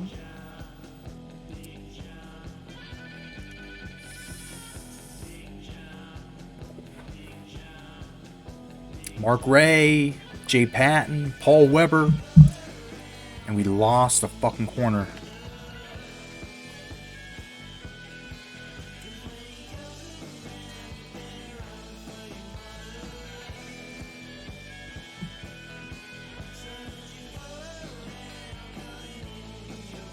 Why is Kyle Fernando committed to our team, but it's not yellow? I think that means he walked on.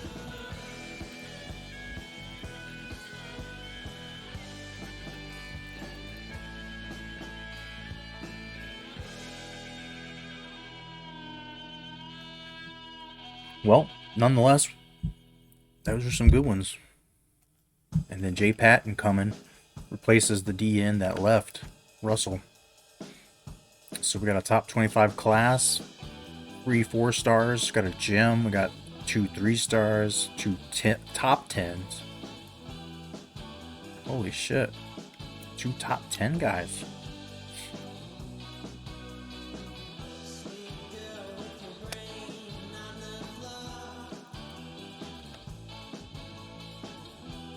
Let's see the top classes. Navy, we're number 13. Only 1 5-star. Notre Dame, it wasn't ranked at the end of the season.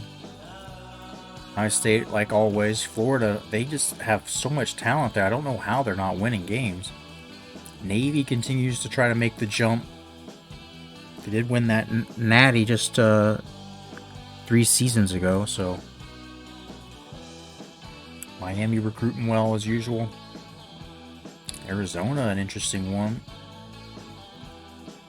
Minnesota has really put together something the last few years at 95 offense. Stanford, one of those teams that never very good, it seems, but they're always talented. Got the players that they should be. Georgia Tech, just kind of a surprise. LSU doing it with much the same formula as us. A lot of 3-star guys. Got a few 2-stars.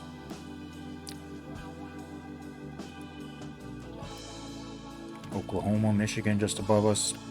Pitt, Clemson, national champs last year. South Carolina. Those are your top 20 recruiting classes. App State, kind of a down year, just 21st.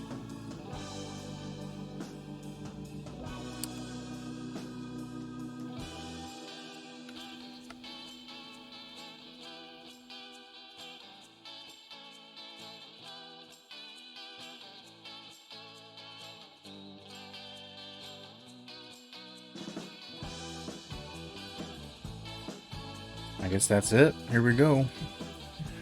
Do the administrative business here. Get the season ready, and we'll think of some non-conference games. Think of what we can schedule. Put a poll out there if you want to vote on who to add. We usually have been trying to do at least one, either Army or Navy, and then the top-rated team from the American. And then then we have like rivalry games against our teams we normally like, Louisiana school and shit. If we don't keep those,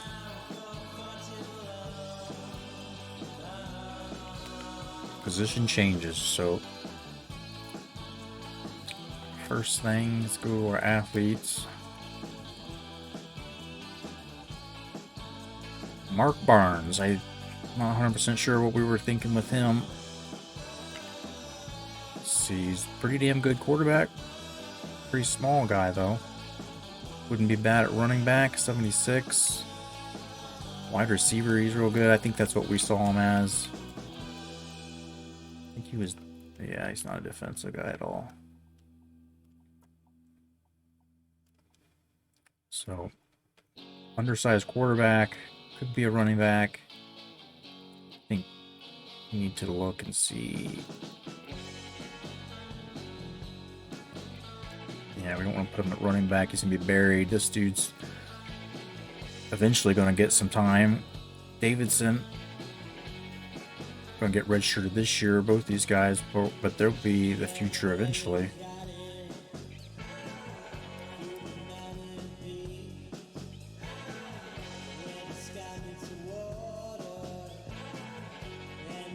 So this wide receiver class is talented as hell, but it's top heavy. So like if we redshirted that guy Barnes, then next year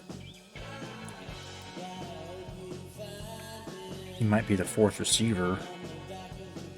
Still, Bradford's already been redshirted.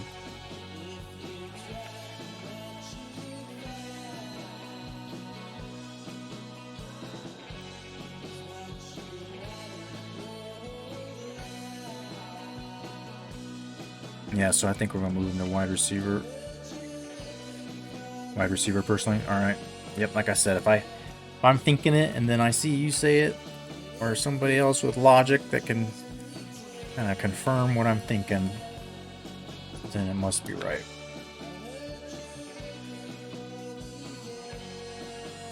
All right, Patton, I think they said was a defensive end. Let's see, just for giggles. Wouldn't be bad as an offensive lineman, actually.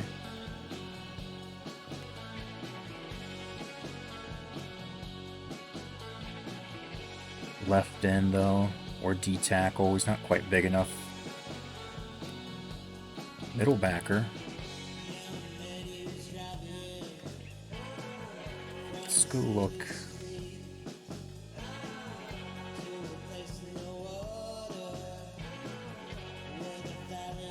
We got Curtis for the future at middle backer, but we don't have much.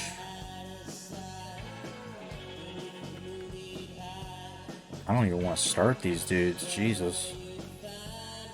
Ken Walker's going to be alright, but he's a little undersized. His awareness, that's what scares me. Tony Franklin. What's going on at this backer position? Gonna be young, gonna be dumb at that position too.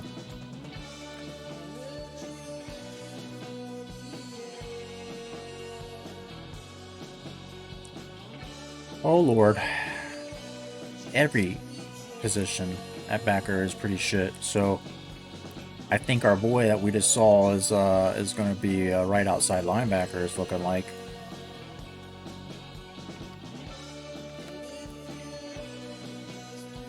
Henry. This was a dude I remember we had as like safety or something. We had to move him because he's so slow. And he's possibly starting there.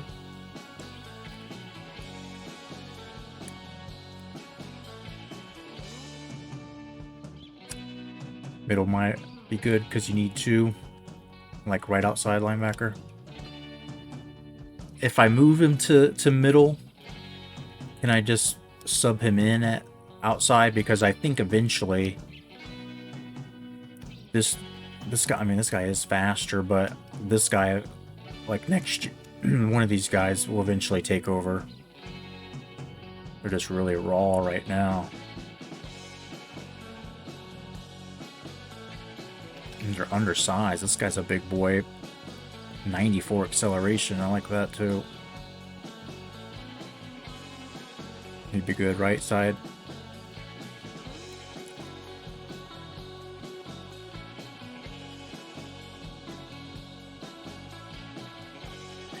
.75 speed. Wait. You know what? God damn it. Sorry, dude. I'm really stupid.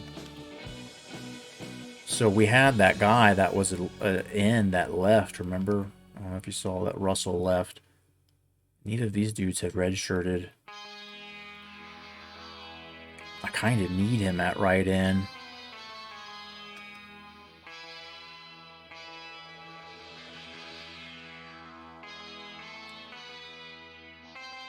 Just to walk on. 6'7", 253 though.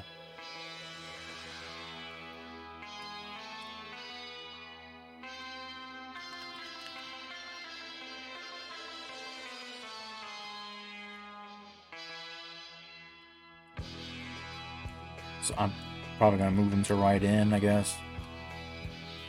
And he can move to outside backer and a depth chart as needed.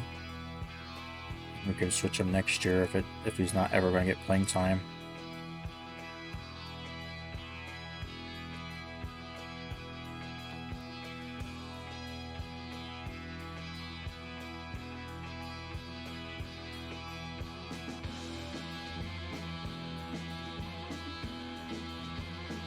We're just going to have a clusterfuck at the outside backers position. It's going to be tricky. And so that makes me think, before we finish this, the safety situation.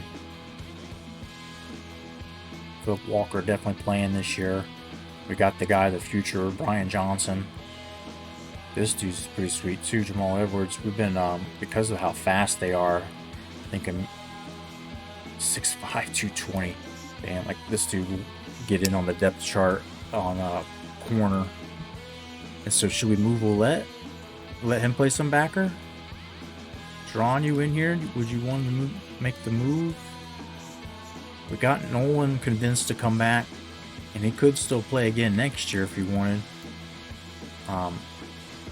When he's ready, Maurice McCullough should be able to take the spot. Or we've got Johnson and Edwards. One of them can make a flip maybe. And so that's, I think, makes a logical move to make our boy Jerron. And we thought about redshirting him, but if we move him to backer, there's the need right now. Damn, he goes down to 65 though. I know he's a good quarterback though.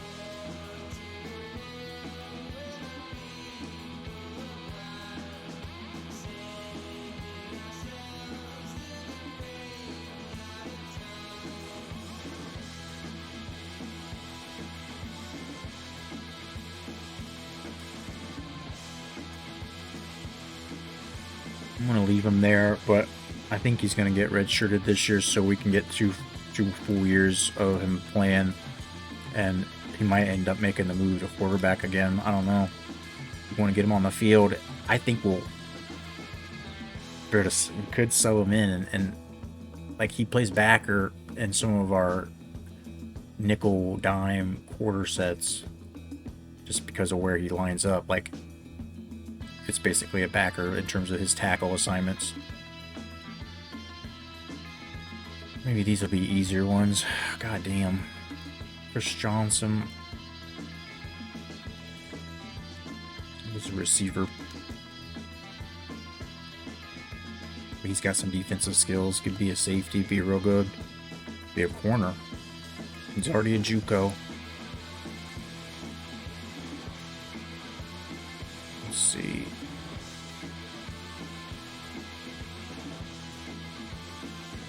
Tackling's probably not good enough for being a safety. Zone coverage, man coverage, play rec. I feel like that's too good to put him on offense. We've got plenty of wide receivers.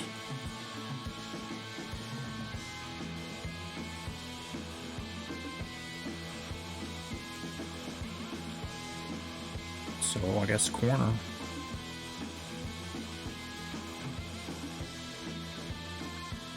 Did we not get that? Yeah, like that was the one position we missed was Phillips, right? So and this dude's an athlete. What were we doing with him?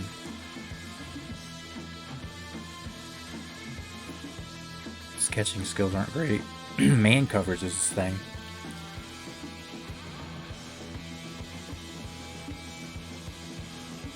Is he a corner as well?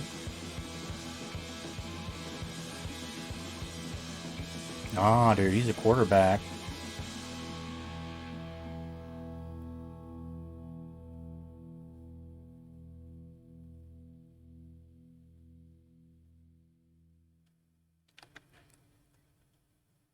See the quarterback situation.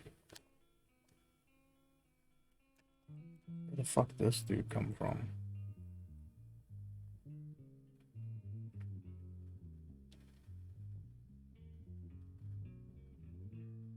It's a walk on here, I guess, but should we can this dude? Like we can just cut him and then have the other guy be the quarterback in waiting, really.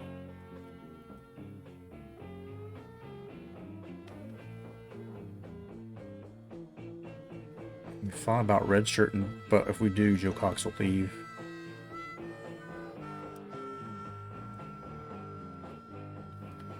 Make him corner.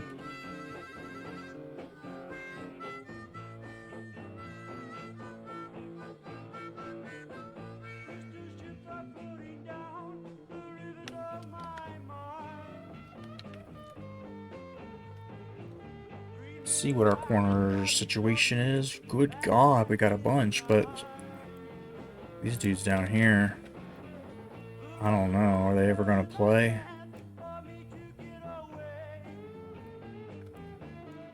Probably getting close to making a decision on these dudes getting rifted.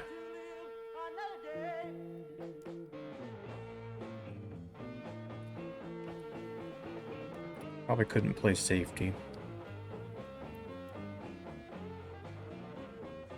I think we did say one of these freshmen that we thought could be a safety. We got this guy too, damn. How many seniors? No seniors though. Shoot. Okay.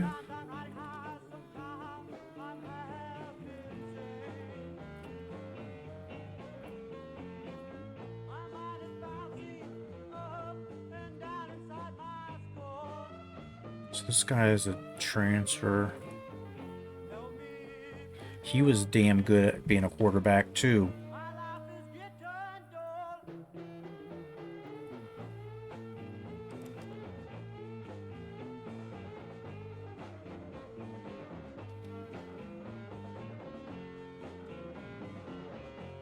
So this guy will redshirt.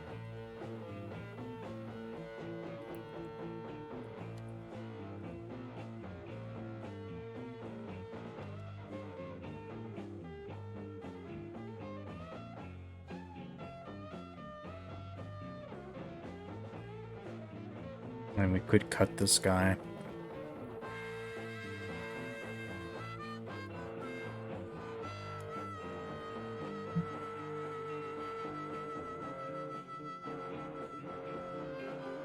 Like, this was the guy that I thought could be a safety based on his tackling and hit power. His zone coverage, instead of being man coverage, would make him a lot less likely to get absolutely blasted it all the time playing corner.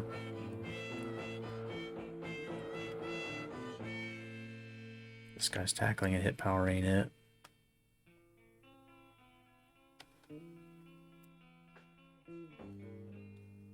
This guy's coverage skills suck. Yeah, but there is tackle and hit power. This guy could be a safety.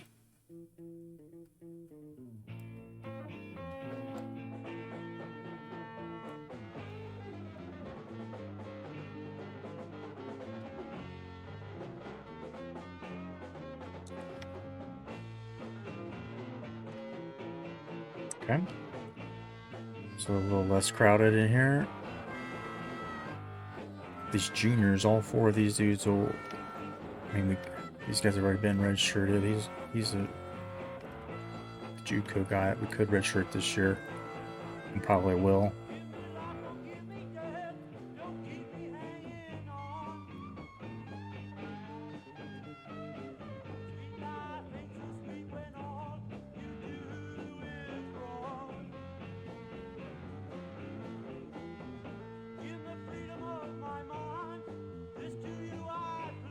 Red shirt.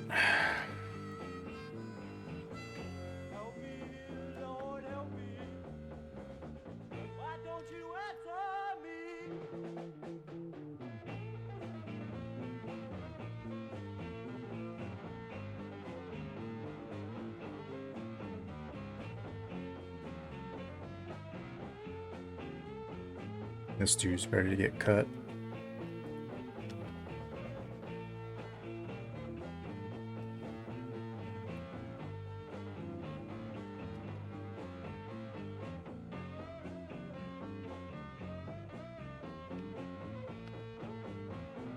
Okay.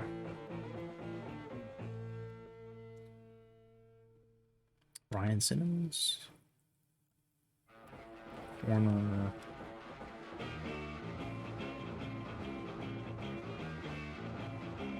Yeah. Now let's look at the corners again, because that guy, I wouldn't mind having one of these dudes as a quarterback. He would be a junior though, so that wouldn't work. Never mind.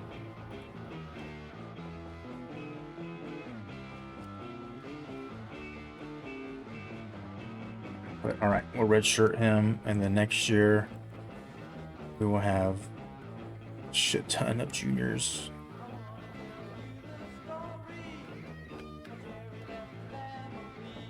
And then I don't know, we could possibly try to redshirt him, but he's too good. Kenneth Reed's our dude, All-American.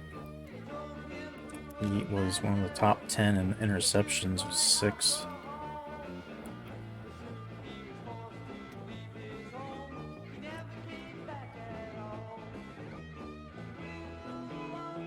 Maybe this is, we could redshirt Torres. I just don't want to lose a year of these dudes when we've got so much talent. Like, he's not that much better than one of these guys. So I guess we'll have to figure that out. Let's just check and see if there's anybody else that needs moved. Show blocking.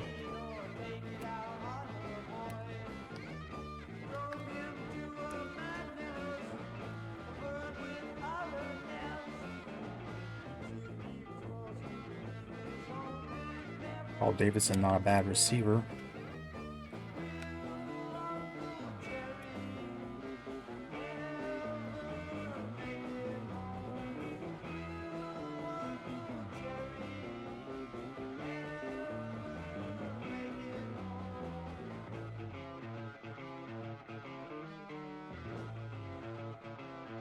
Only got one fullback, and that's our man. So I don't think we want to do anything here. We don't really have that many receivers. We thought about trying to move Bennett to a tight end, but his blocking is... Let me show it on here.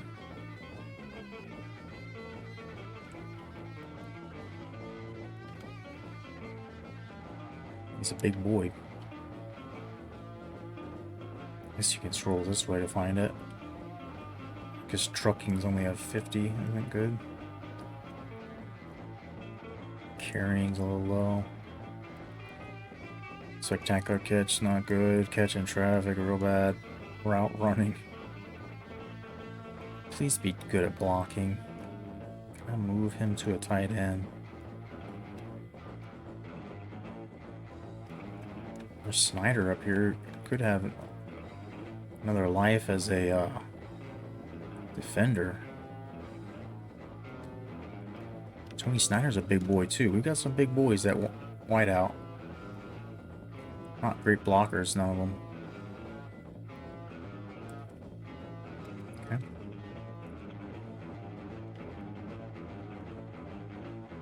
Marcus Gallagher probably gonna have to play right away his freshman year. Mike Richards, ready for his senior campaign. This big boy, 333. I don't know if Hines might be the answer next year at left tackle, but we might need to move one of our tackles to left tackle. The guy that we just signed, maybe. Jasper Bowen, are you going to be our fucking starting left guard? We're in trouble. 6'4", 344. You fill the shoes, but we might be moving Rich Walski over.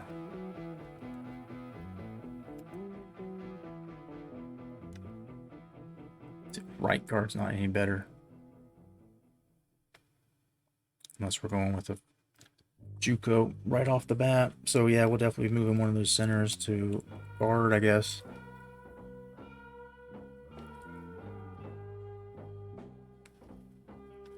And it's a good thing Paul Weber's here because he'll be starting at right tackle next year. We have just not done a good job of keeping the fucking cupboard stocked. Jasper Bowen may have to fucking take a next jump to starting. I don't know. Who's worse? It's a 77.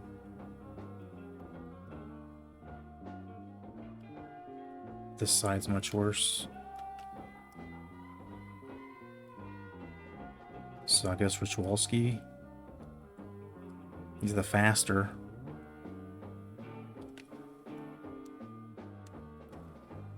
He takes a big dip in rating when you move him. Fuck.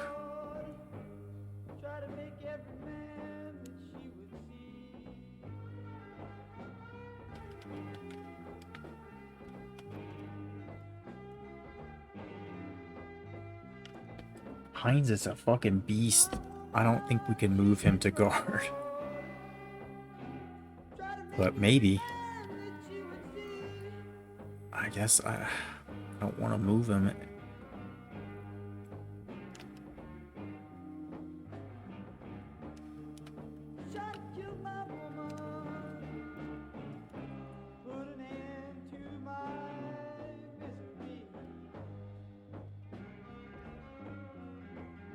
Weber's just getting a study on the job until next year. Hopefully put on a few pounds too. These offensive linemen are not impressive. This dude's run block's been shit. Should he be a left tackle with that pass block in 95? Because Richards is a run block, dude.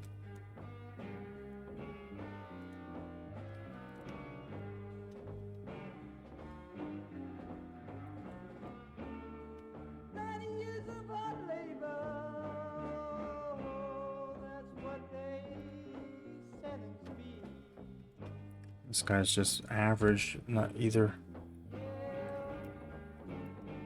Fuck, dude, it's gonna be a wild season again. I don't feel like it's gonna be that hate tour we were hoping for. The revenge tour might not play out like we hope. We gotta start getting some plans for once Jones leaves. He's left end and right end positions not exposed. We got Patton here. This walk-on dude probably getting cut. Mark Ray instantly comes in and would be a starter. recruiting has missed. It's got some gaps here. I know Brent McKnight's going to take a big jump. We might actually redshirt him because Max Bailey can probably do the job. And let a true freshman, Charles, Jesus, dude.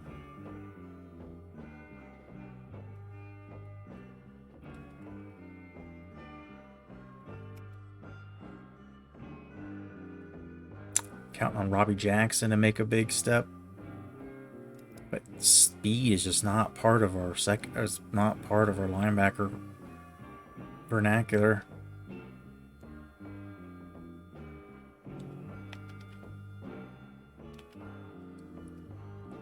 I don't know where this dude came from, but he can get on out.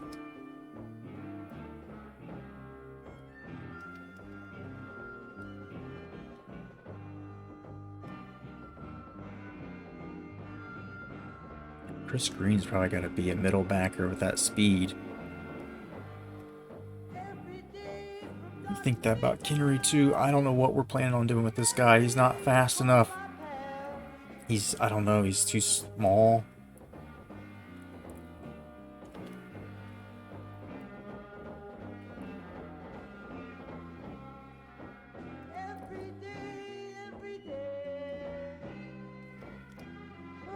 But, alright, I think we've got the position changes done. What else I want to do with it?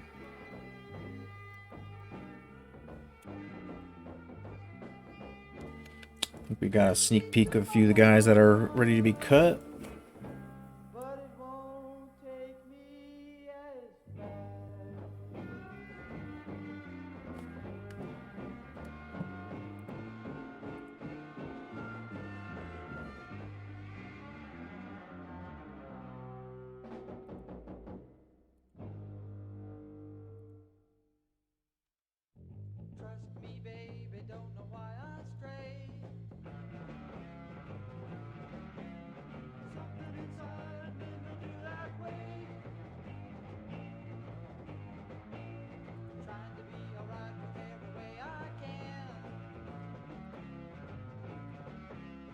Alright, let's see how our boys have progressed.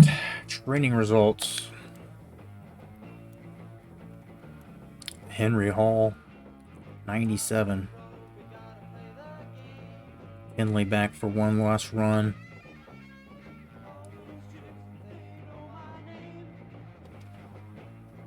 Joe Cox, a big jump up. 6 awareness.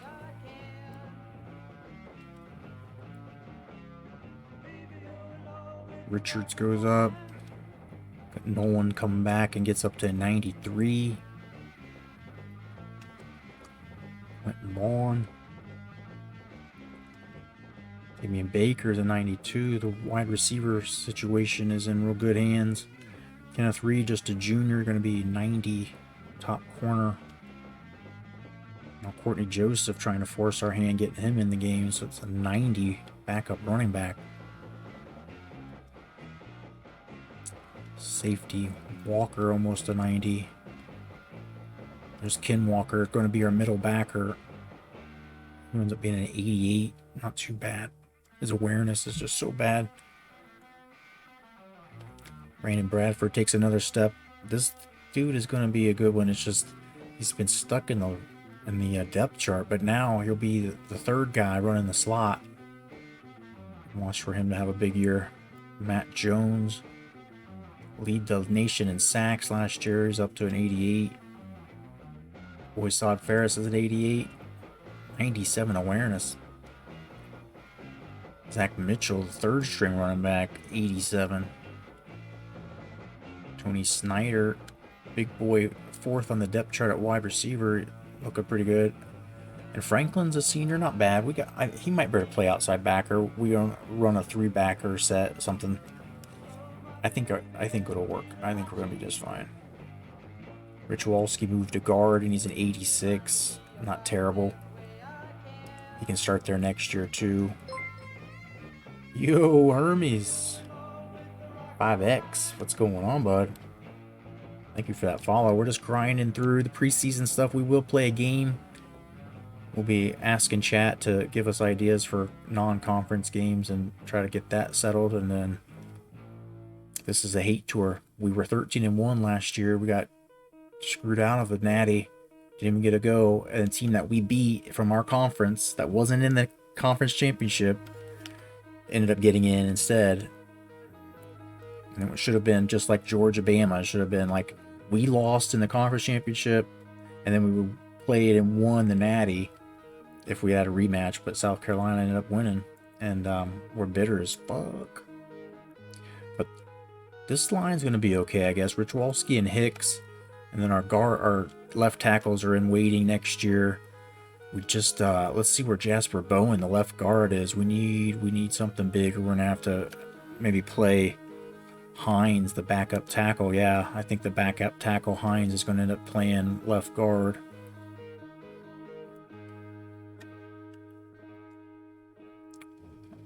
Outside backers aren't going to be too bad. I was a little bit afraid, but fear not.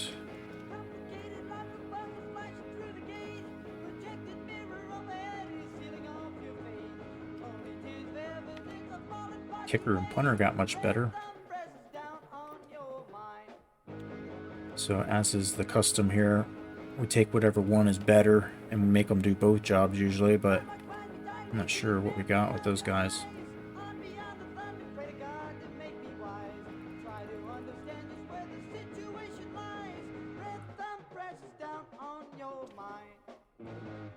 Torres got one faster now. He's a 96. We've got some decisions to make on redshirting here. It's going to be... But Jasper Bowen gained 17 pounds. Holy shit, dude. Is he going to be playing left guard or is Hines? That's the question. We could redshirt this dude if we let Hines play there. This guy could play fucking D-tackle too. He's got a 66 in tackles, not terrible. 85s. Let's see if we can get Hines in the picture too at the same time. Hines is an 89 pass block, but only an 81 run block. More impact blocking though. Like I said, we could redshirt Bowen and play Hines at left guard.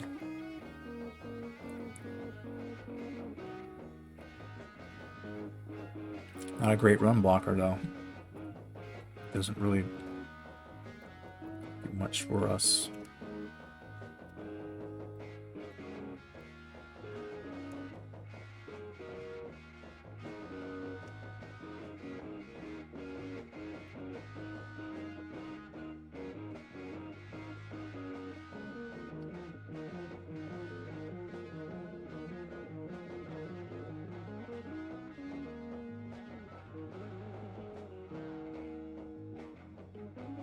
A solid wide receiver core here. Everybody taking some nice jumps forward and some speedsters. Ferris goes up 5. His awareness is almost all the way up. So this is where I keep thinking that maybe Hines could play left guard, redshirt Bowen.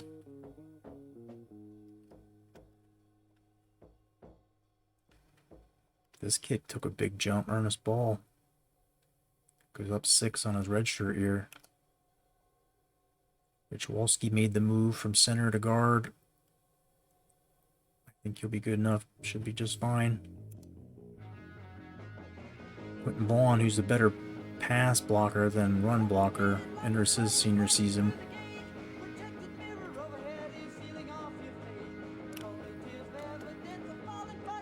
So we might be running left again another year. Richwalski's a run blocker all the way, though. So watch for that to become an issue. Pass block through the A and B gap. I didn't see what our center is.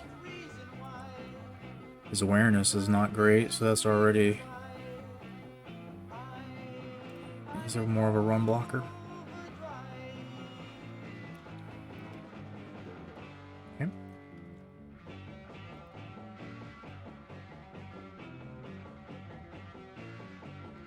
This freshman in waiting here, he might get a chance to be on the field once Jones is done. Tyler Davis makes some improvements. His awareness is still terrible. Awareness for these fellows is not super. Thinking Brett McKnight might get redshirted this year. We might actually redshirt the guy we just signed instead. I don't know.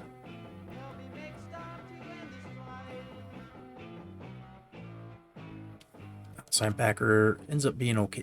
85 is not terrible. 88 I'm alright with at middle. And maybe it makes sense to get Franklin in at left. And then this side is the one I'm real worried about, though. Kenry was a safety that just wasn't good enough. It's too slow. And look at this dude's got crazy speed. Probably ends up starting there.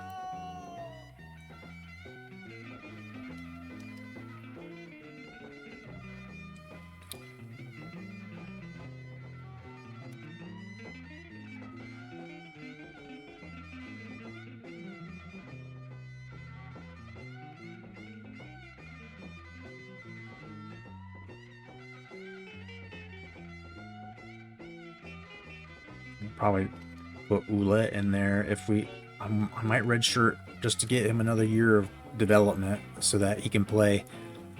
But we might need him at outside backer. I think he could probably start here.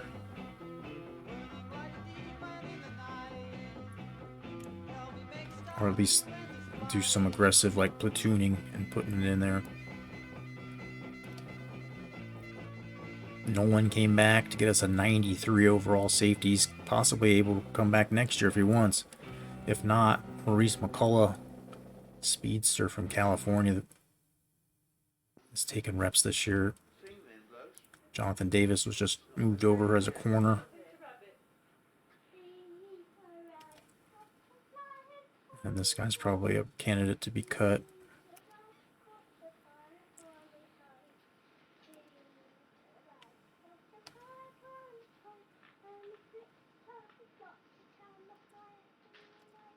All right, next stage. Keep moving. Get this game actually before morning.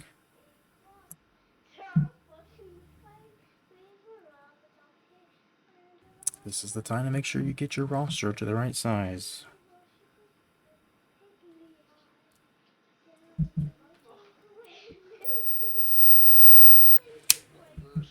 Gotta get 4 guys.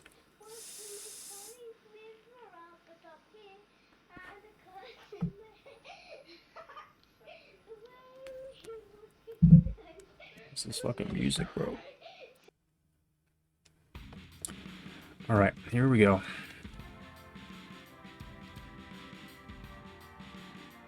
Are they gonna let me cut this dude? They always bring on one guy because we're supposed to have at least 2.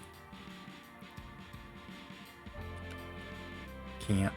So we're gonna carry a 43 overall walk-on fullback who's got number 0. They didn't give him an... Oh wait, no. It's just his rating as a fucking recruit. Courtney Mitchell, yeah. Yeah, bye-bye.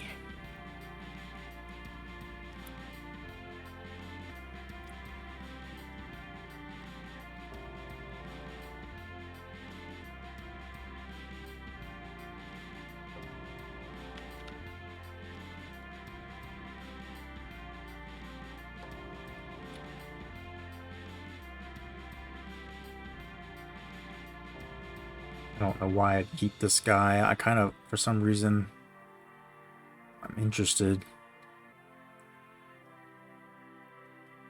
But we don't need a QB. We've got all sorts of guys that could actually, like, in the secondary.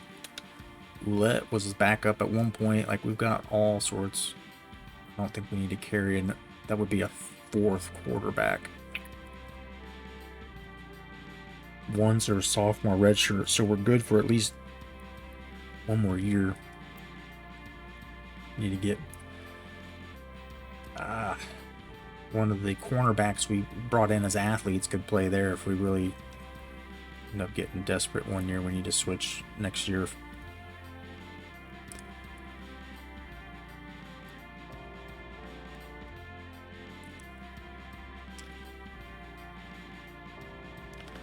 I guess I need to look at where they're from too. We've got plenty of dudes from Louisiana. Do we have a bunch from Georgia? We got 6. So I could cut this dude. Cut this dude. He's a 53. There's no way he'll ever get on the field, so. And we'll sign a fullback next year. We can drop this guy. He's here for now. Frickin' Stevie Williams. Oh, Stevie boy. Alright. Cuts are done. Custom conferences. So this takes me a second because I do have to grind out the details. Gotta get this to look like this. This is your official year 16 American.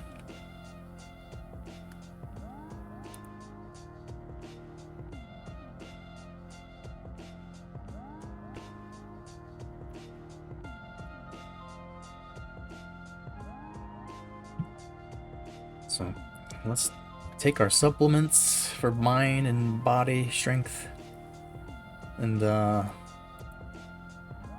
just take care of this for another year. One of my favorite parts.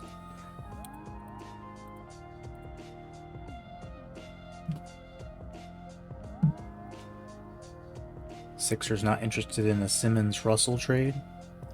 Like D'Angelo Russell or Russell Westbrook?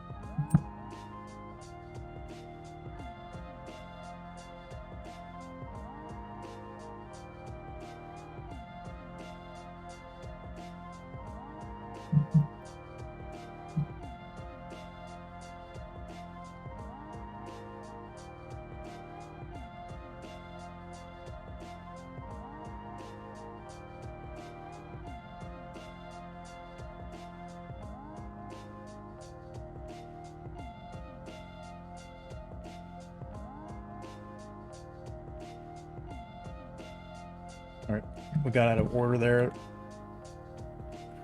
Let's check. Check.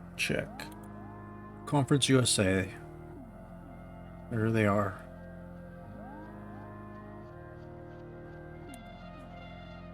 Bama, Auburn, Georgia, ULM, LSU, Mississippi State, A&M, Tulane. Other side, it's got to get App State in there, so we need to take out Florida State.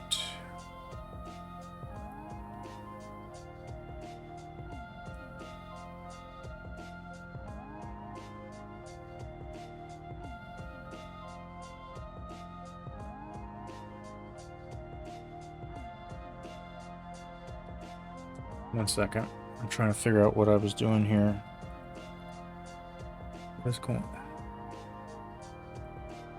App State comes in and Florida State comes out.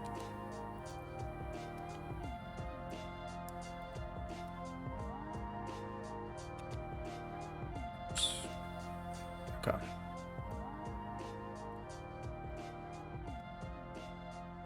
So let me see it again. App State, Clemson, Duke, Florida, Miami, North Carolina, South Carolina, South Florida. Look at this conference, dude. The 1, the 2, the 3, the 5, the 8, the 9, the 10, the 11, and the 19th ranked teams.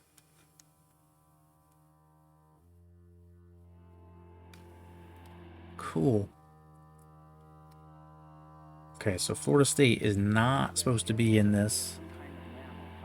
Let's look at the map. A sirenian is an animal related to the elephants, but completely aquatic. Now, the kinds we ordinarily hear of are the tropical ones, dugongs and manatees, and they're not very large, 10 or 12 feet. So, Liberty needs to come in. Discovered the Bering Strait in 1740, which was about 35 feet long. Is that right? To account for some of the observations here.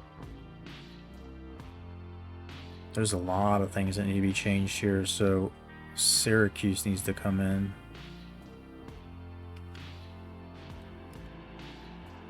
Who would have thought that?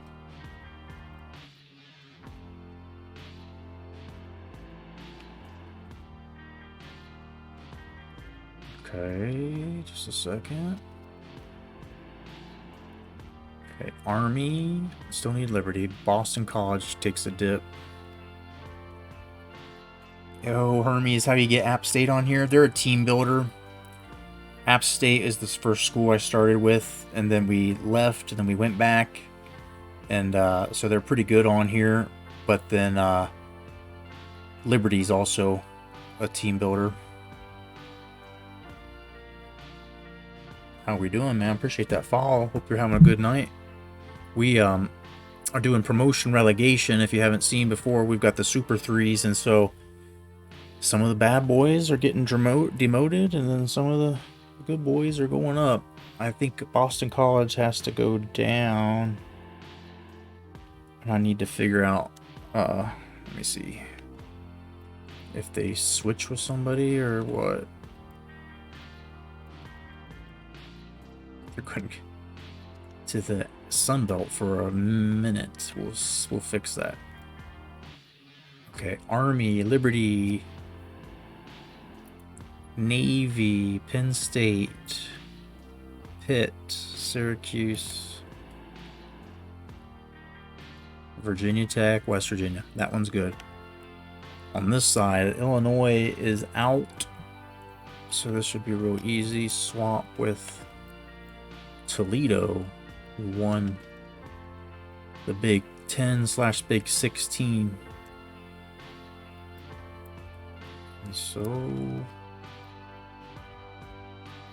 Indiana, Michigan, Michigan State, Minnesota, Northern Illinois, Notre Dame, Ohio State, Toledo. Good. Feel good. Okay, so now that BC thing needs fixed still, but we'll take care of that in a sec. The American, Arizona is swapping with this side.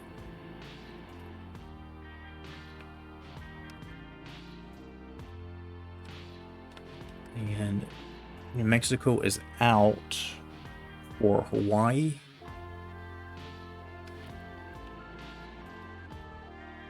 Hawaii won the Pac-10. Hey, they're not in here.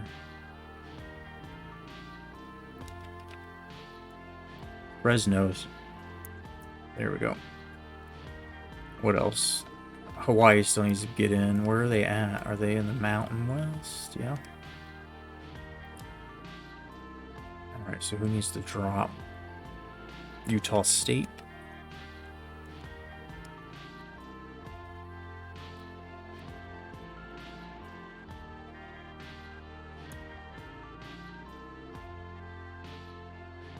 Yo, Venmo trip. Holy cow. How we doing, bud?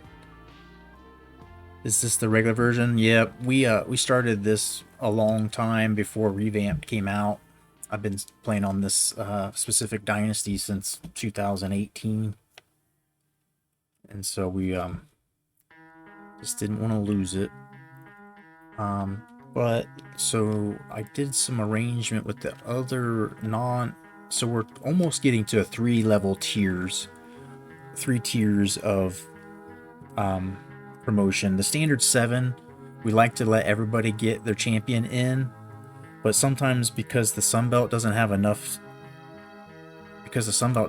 teams, it's not real competitive. Mountain West is the worst of worst, but Hawaii was pretty solid. They weren't bad. They deserve to come up.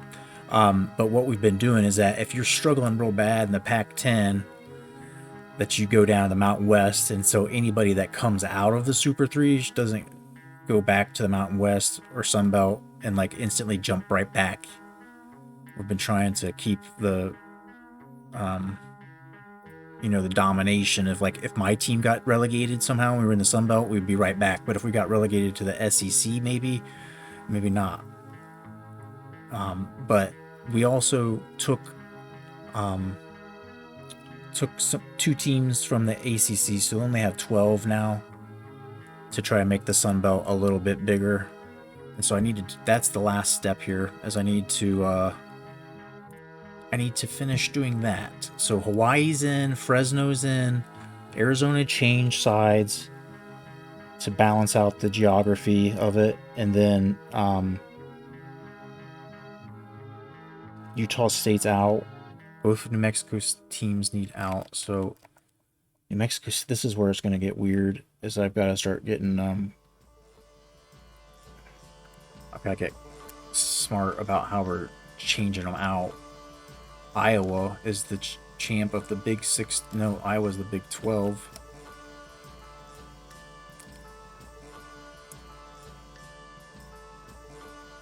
So does that make sense? Should this... I don't know how we were dividing up the Big 12. At one point, it looked like it was northern, and then, yeah, everybody else in Division B is all south. All Texas.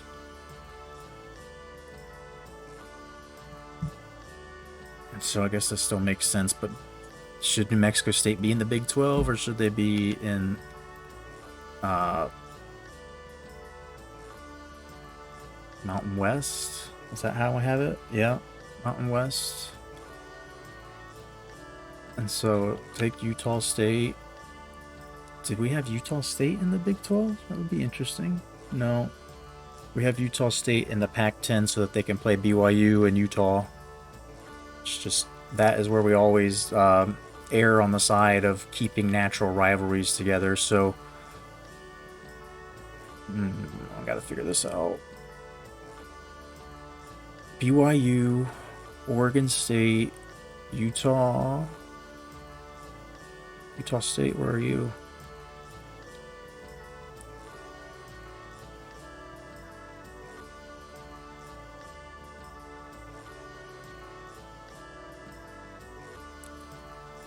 Something's not right. Who was in here that shouldn't be? Oh, we moved San Jose State. Since they've been struggling so bad in the Pac-12, we made the decision to put them in the Mountain West.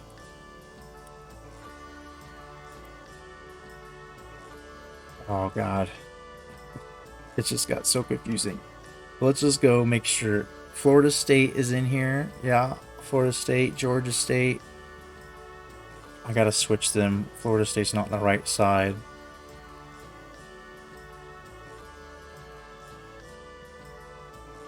East Carolina, is that... Wait.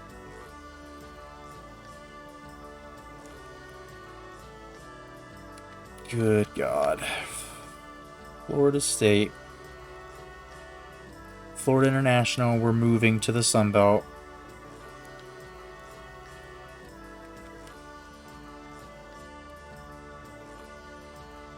Rockets beat Spurs? Shit. Don't tell me that. I fucking bet like $3 on that.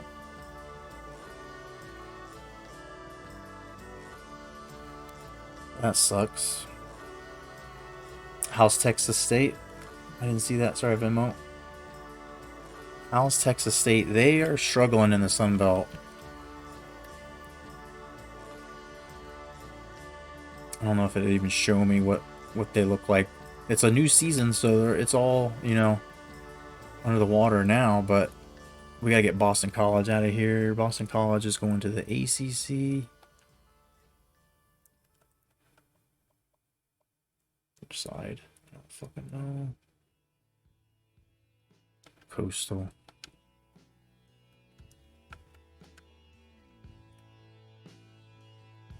Not Coastal. Alright, Sun Belt. Arkansas State, Florida Atlantic. We need to get them in here.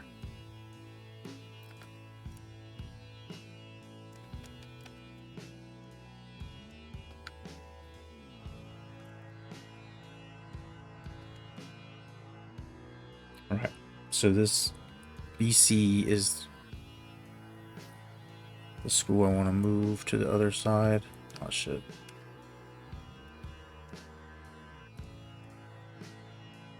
No. It's not what I wanted to do.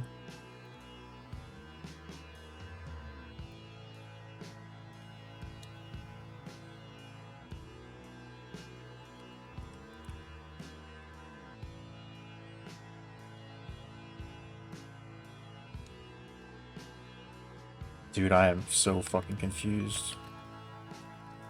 This is the part that gets confusing. Everything else is easy, but then when I have to do the standard 7, I didn't think these through, so I know what I have to do, how they're supposed to look, but I didn't think about how to make the moves with this least amount of changes. Like how can I do this, the streamlined amount of changes? But Florida State, Georgia Tech, NC State, UCF, Wake, that is good. 6. UConn, East Carolina, Boston. We wanted to switch Maryland and Buffalo. So Buffalo's never been in the ACC, but Maryland used to be. And Maryland, or the Big 16, is basically the MAC and Big 10 smushed together, so I don't think Maryland really belongs in the Big 10. And then Buffalo switches with Cincy. No, it's not.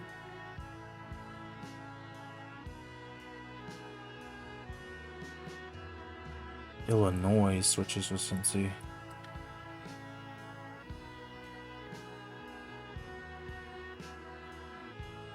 Let me see that again. Akron, BG, Buffalo, Cincy. That's all east. This is all west. Ohio and east, and Indiana west, including Michigan. So that's right. That one's good. That one's good. Big Ten's done.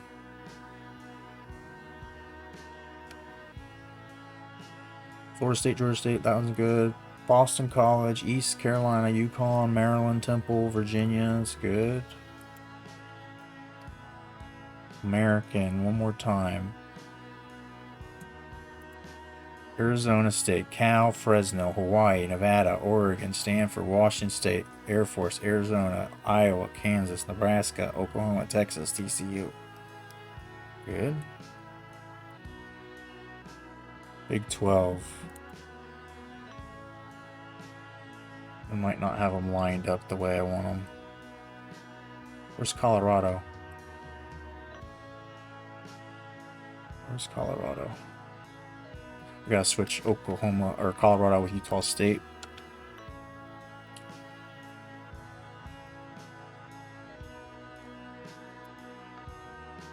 Alright, Colorado back in the Big 12.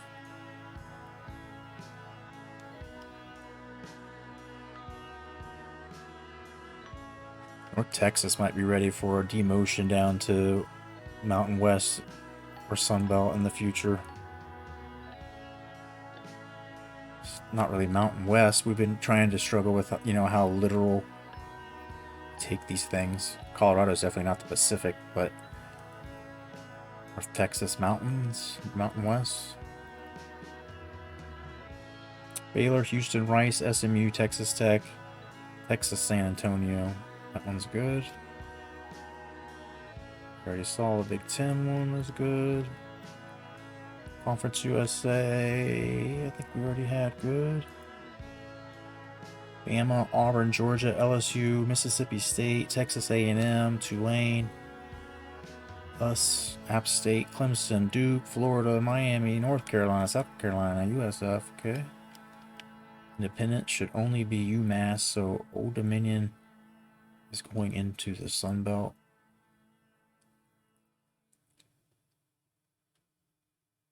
I feel like is what we decided. You have to stay one team independent. You have to have at least one team.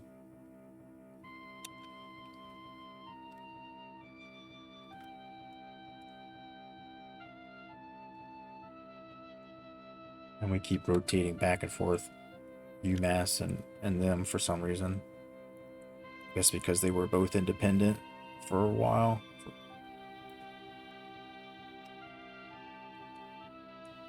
Okay, Mac, I think we got good. Army, Liberty, Navy, Penn State, Pitt, Syracuse, Voltech, West Virginia, Indiana, Michigan, Michigan State, Minnesota, Northern Illinois, Notre Dame, Ohio State, Toledo. Mountain West. Teams that have some connection to the Mountain West. New Mexico State has been independent a lot, but just because of geography. And then because we're trying to, there's just not enough teams in the West, with American being a regional Super 3 on the West and the Mountain West. And then the Pac-12 is Pac-10 again. This is only 9 teams.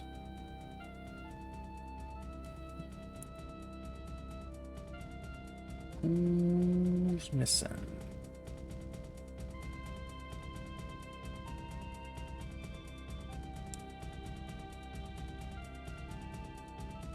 Who the fuck is missing? Am I miscounting? There's 9 there, dude.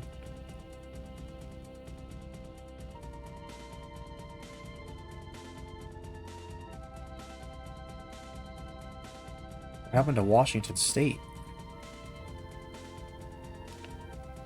Where's Washington State?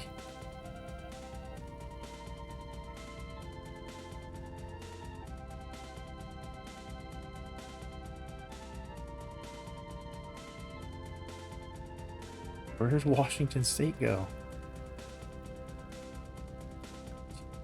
What do we do?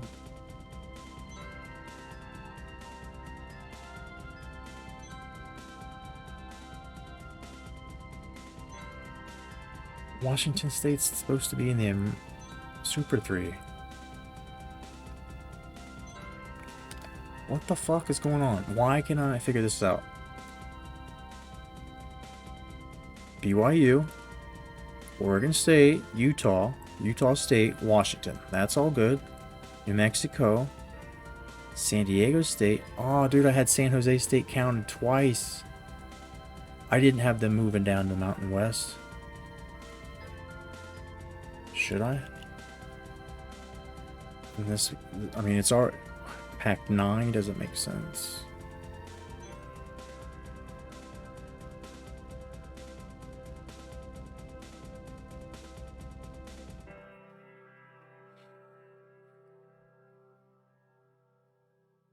So just bring San Jose State back up. I don't know what I was doing. I was trying to build out that Mountain West more, and I'm just fucking confusing myself. That's a very big theme on this channel if you haven't seen much.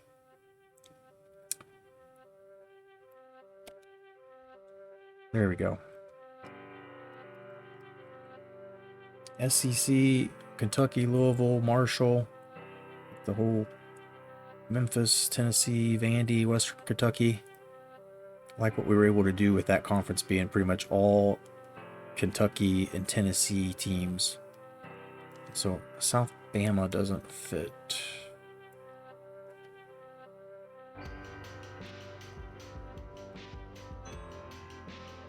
Memphis, Tennessee, there we go. Arkansas, La Tech, South Bama, Mizzou, Ole Miss, Southern Miss, UAB. Say Alabama, Louisville, like it's all regional, feels good. I feel like that's good. Sun Belt, Ark State, Florida Atlantic, Florida International, Louisiana, Mid Tennessee, Old Dominion, Texas State, Troy. And this is the biggest the Sun Belt's been in a while since Florida International and Florida Atlantic were really struggling in the ACC, and then Old Dominion deserves to be in a conference. They were in the independents for a long time, so this conference, whoever comes out of it, I think will deserve their promotion this year as usual. And we're done. Only took me 8 hours.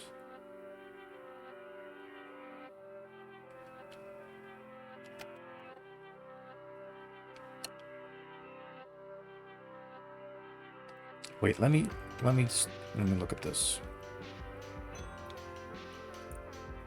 we were trying to figure this out, and the thing that screws it up is that you can only put one. You can only pick one bowl per conference. And so it's like the MAC should probably have the Rose Bowl, right? Then I can't choose the MAC for anything else.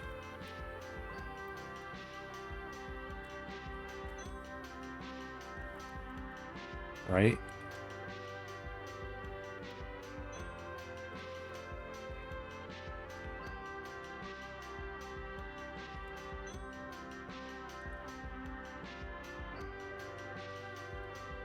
So it's like, should we set them all as like American, select the BCS? I don't know what that's even doing. Any?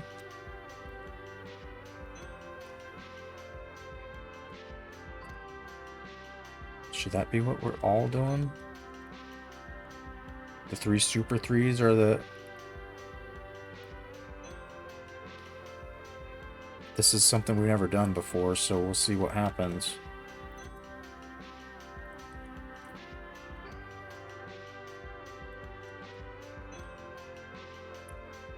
Because we've had some weird shit with like schools getting into the BCS games that aren't Super 3s, so I don't know if that'll fix that.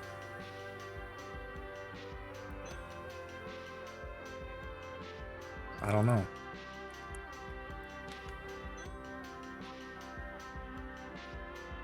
As we continue to strive to find weird, wacky things to have happen, hopefully that is one that actually fixes some of the end of year weirdness. It's going to use like pre-existing alliances it has in its head, like the SEC, they think is like our conference now, and so we'll still get into the Sugar Bowl. No, I take that back. They'll send teams from the SEC, even though they're not a Super 3, to the Sugar Bowl instead of teams that would be like in the top 10. And we've had these end of year bowl games where like I was the number 3 team in the country and I played number 24 team. I should have been playing a 4 or 5 team in like an Orange Bowl or something decent, right? Maybe. Do I want to go straight to red shirting? I'll do depth chart first.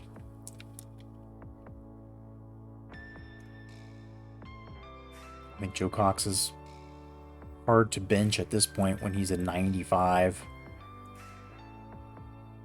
McKinley.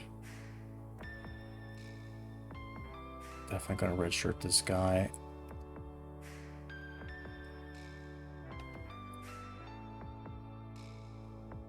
Marcus Gallagher is the backup fullback. I don't know about that. Hines. Yeah, that makes sense to have him there.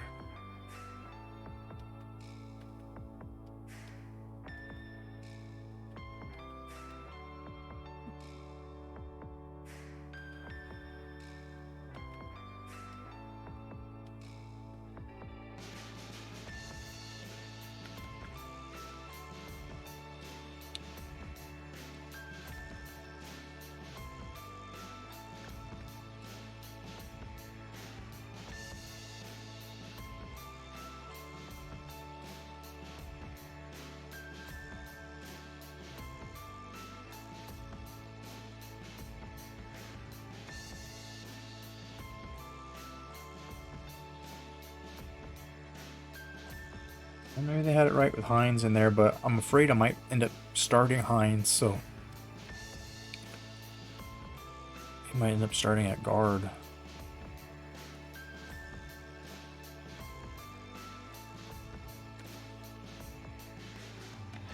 So shit, I mean, might as well play the kid that the walk on.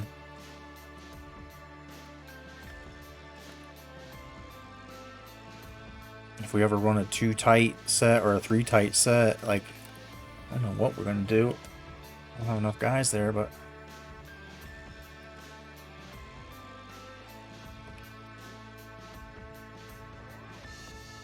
Can't redshirt any of those guys, so it's kind of written in stone for us. Derek Ward's not even sniffing the depth chart.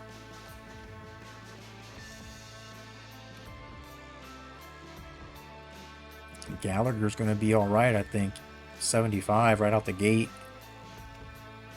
Hines, I don't know, bud. I just don't know about that.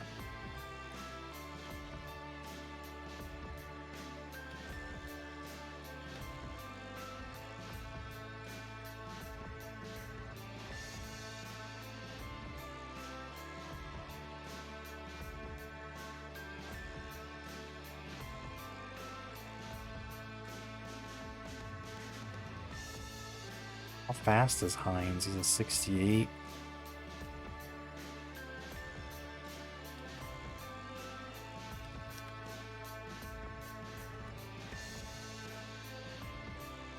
I just know that this guy won't be starting, or no reason he'd ever be on the field.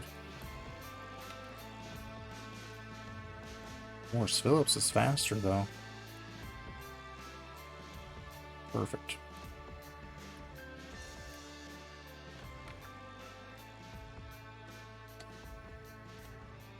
Morris Phillips is faster than this kid, too.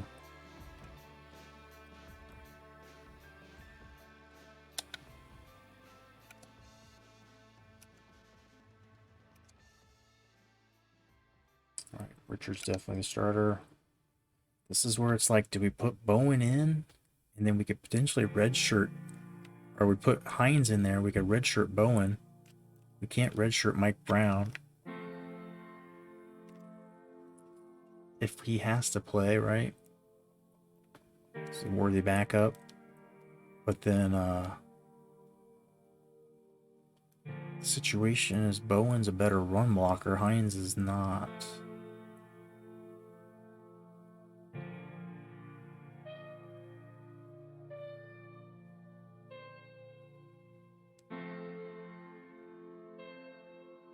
Actually, though, Brown, I think. What's going on? I got an idea here.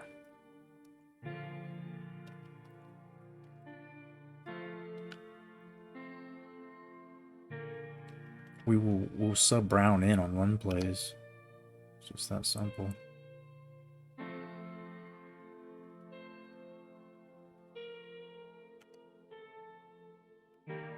Do we have any actual centers? Like, hear how bad they are, but do we have any?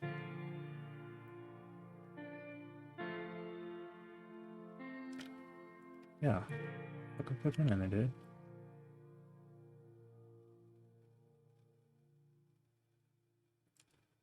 Great.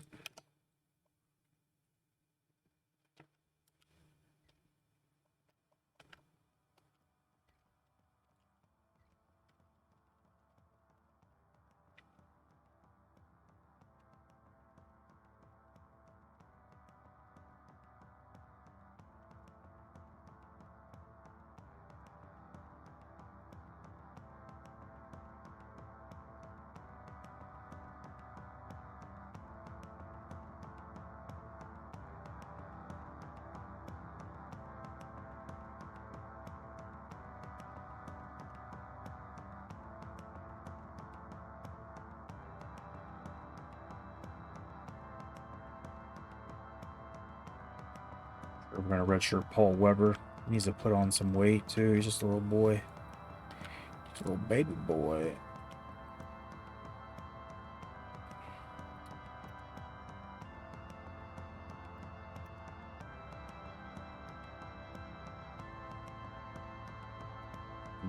Redshirt Patton. Do we have another left end? Yeah. So that's decent depth there. We don't need that other guy, freshman.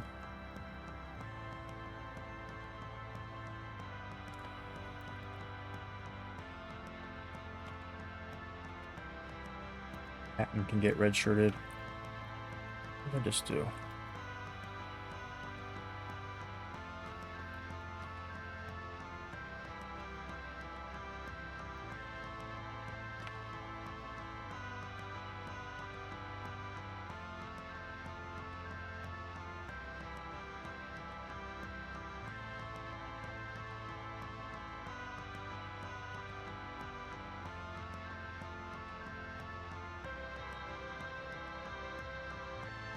Alright, so this is decision time with... I think it makes sense to have Ray red shirt, and then maybe McKnight red shirts next year. I don't know.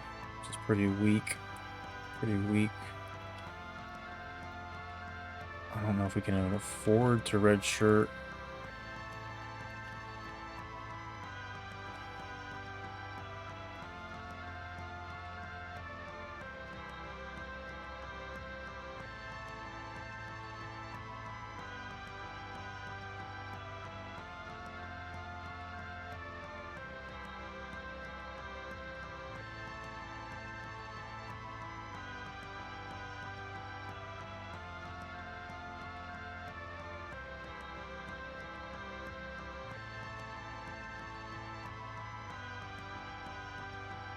Yeah, we can redshirt him, I think.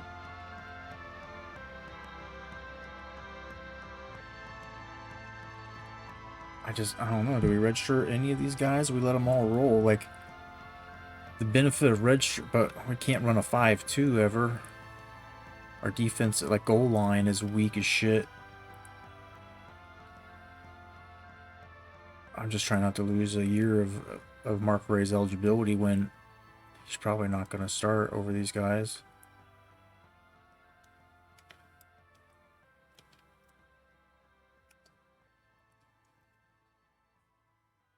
Thoughts on that?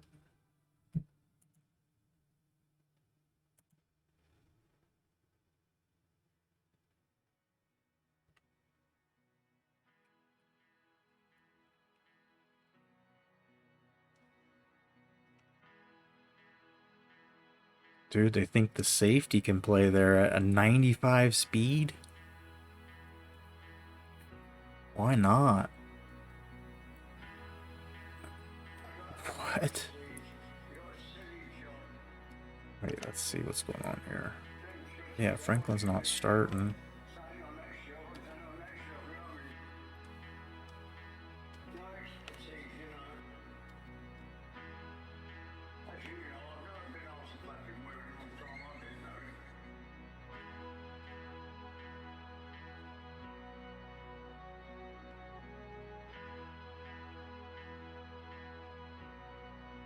Let's put Morton over him.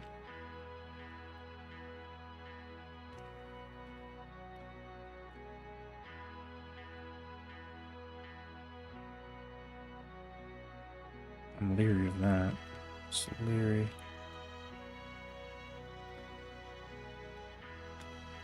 Why not?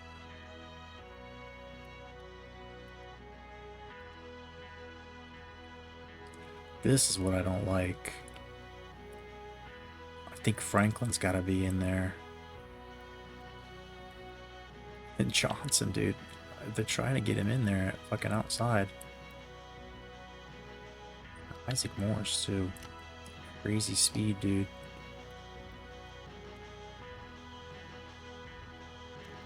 .91 speed flying around out there.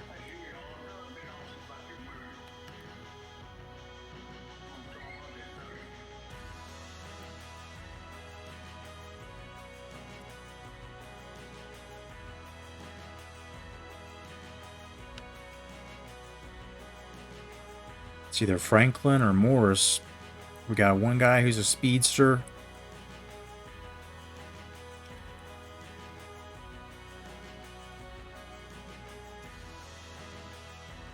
I don't know. I want to see what Morris can do out there. Franklin will be there to come in.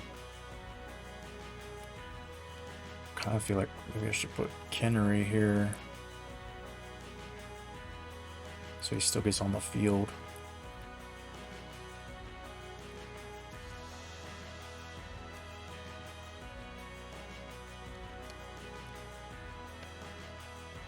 They both need to get on the field as well, though. Acceleration.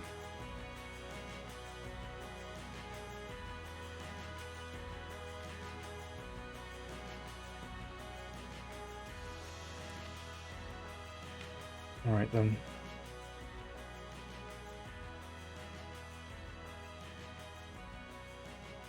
So questions here. Matthew Torres is the guy that thought about redshirting.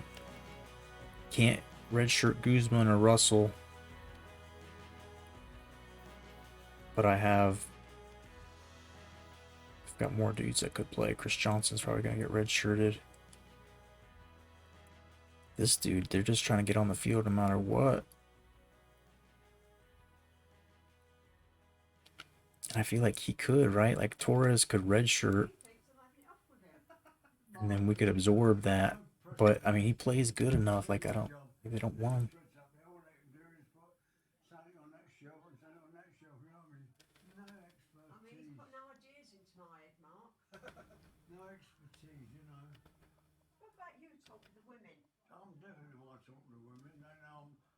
Russell's got the awareness, though, I feel like. Makes more sense.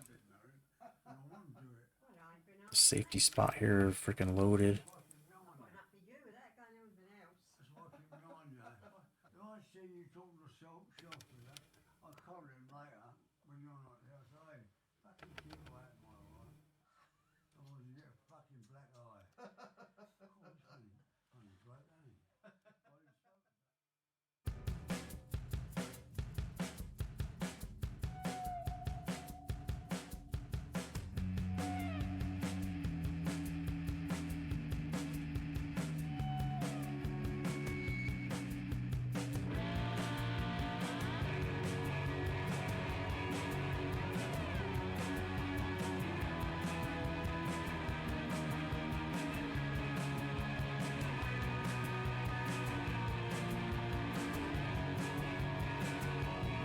Probably got 2 punters, I don't know. I'm getting redshirt one. Redshirt him this year.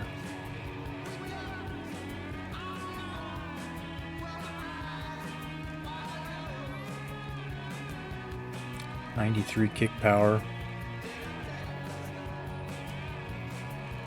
Should be our punter as well. We'll just actually have a real punter this year and not do that. And we'll redshirt that dude. Sophomore punter.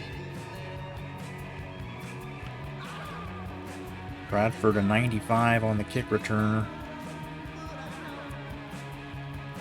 That probably should be Baker with him. Or Torres down there.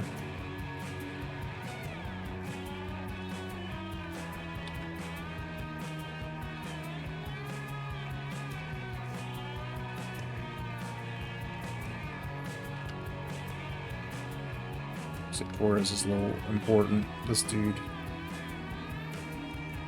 it's not quite as important. Bradford, the punt returner. I'd say Baker is faster. It's fine. Kickoff, dude. Yeah. No, this dude's supposed to have the kickoff, dude.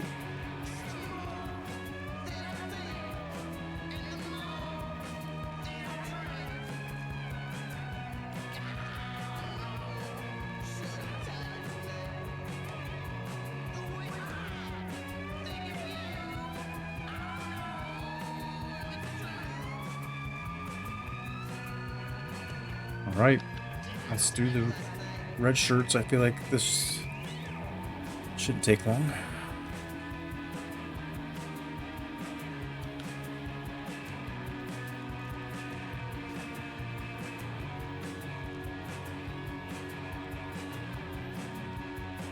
Go into red shirt there. Probably red shirt both these guys.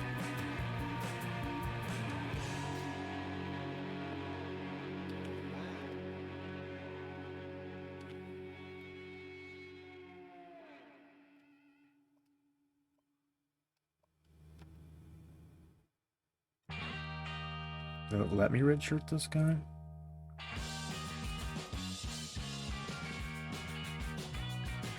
Alright, here's where it gets tricky. Both of our seniors, I think we're gonna try to get weird with that. Oh, there's just so many guys here that we can't redshirt. We end up having a bunch of guys logjam next year if we don't let them just graduate. So Barnes, I think, is definitely both these freshmen.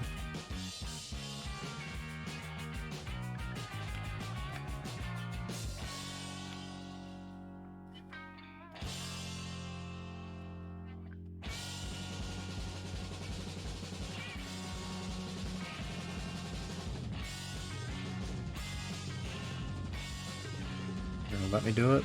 Let me redshirt Bowen. Alright, both these dudes. Givens.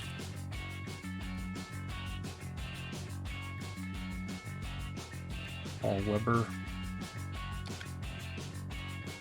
He's starting next year as a freshman, redshirt.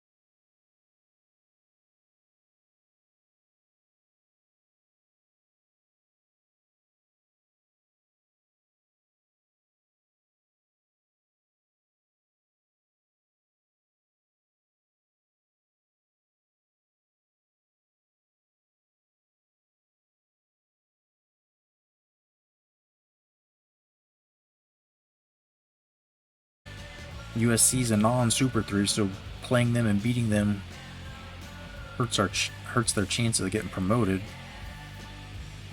But it's Stanford or them.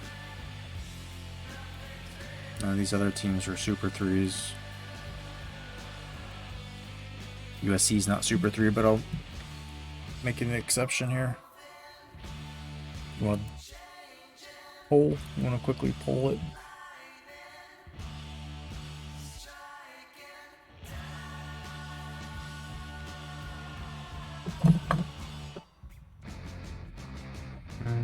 One second.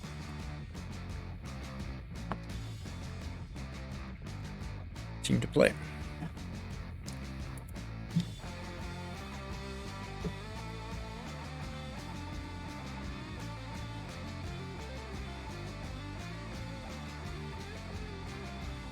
Give you 3 minutes.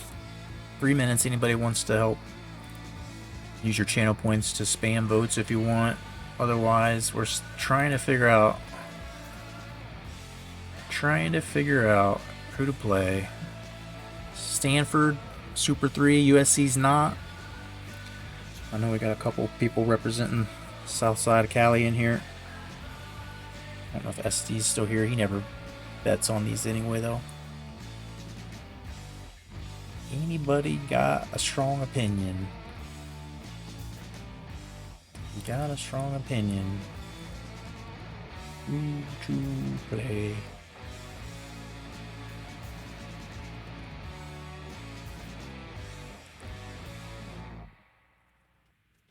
Strong opinions, or want to decide if it's USC or Stanford?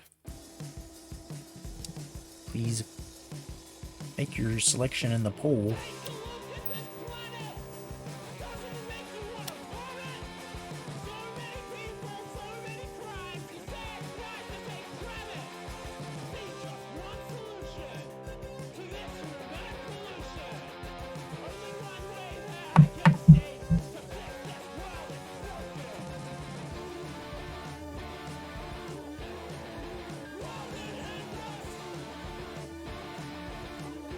Hermes wants USC. I'm good with either. I know Stanford has a super recruiting class every freaking year. So in terms of games, that'll be more challenge. They're the team. They're also a Super 3 team. So it's like, if I beat them, I probably don't have to worry about playing them in the Natty. They'll probably knock them out of that right off the bat. But USC is a historic franchise or traditional school, whatever. So I'm good either way, and I don't really like USC, so beating them is. I don't know why I have anything against them. I guess just Reggie Bush, those years.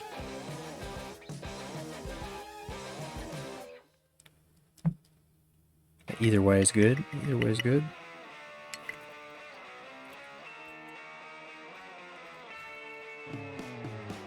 Couple more seconds here if anybody's still wanting to vote. It's USC right now.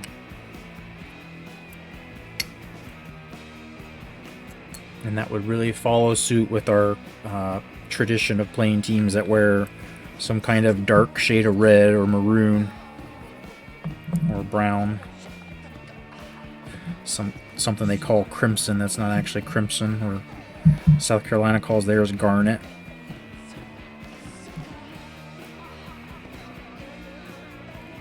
USC it is. Let's book it. Alright, so that also bumps our we could do, can we do a game here still? How many open? We have 2 opens, so we're trying to fill this one. I bet Arc State's willing to play us. No, they're not. That was what I was hoping, was that we could just swap them.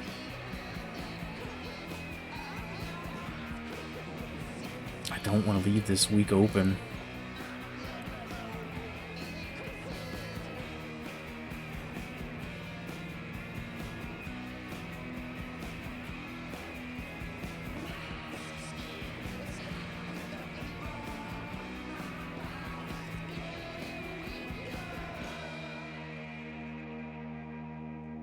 Now it says we're the #1 team.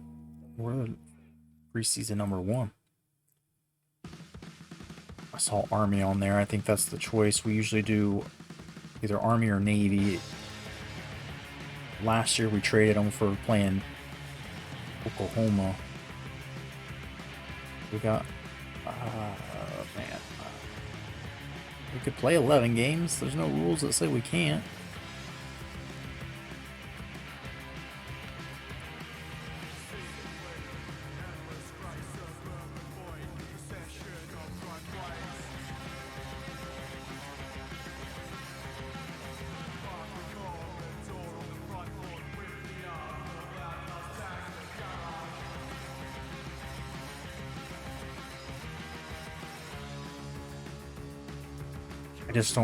I don't want to buy on this week for recruiting purposes.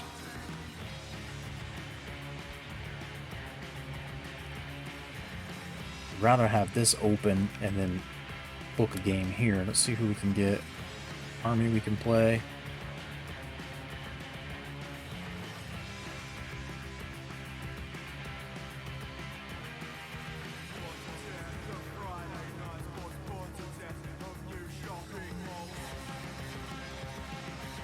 We like to play Army so they don't come around and end up getting in the Natty. We either play them or Navy every year to just kind of snuff that out. So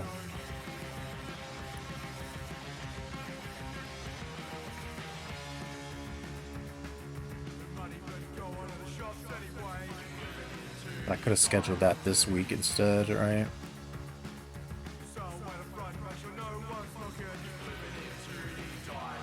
Let me see.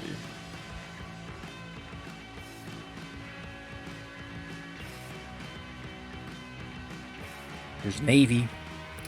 Oh, there's some good ones here.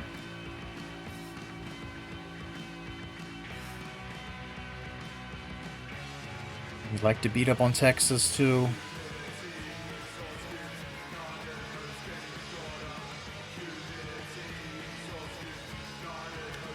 Damn, there's some good choices here. So let's vote again. One more vote.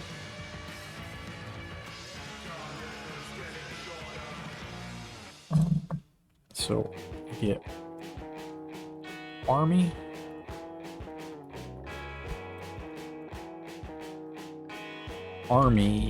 Navy, Michigan, Texas. No, we're already playing USC. Well, USC's not in the American, so never mind. Oklahoma. We played them last year, I think.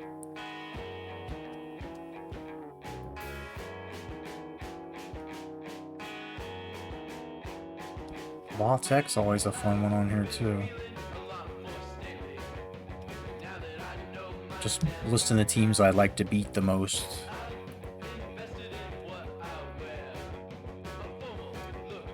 If I had a choice, I want to put it out there for 3 minutes. I guess I do. I am allowed to make one vote. It lets me do one vote.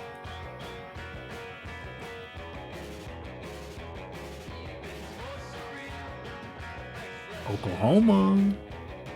Boomer Sooner. So Navy is... Oklahoma's number 4. Navy's 8. So Oklahoma's also the toughest team we'd play. Could have put Ohio State on the list, but I don't like beating them. I like to try to get us to the Natty against each other, potentially them and App State. 2 schools I wouldn't want to try and smash them before that. But App State's in our conference now, so all roads go through them.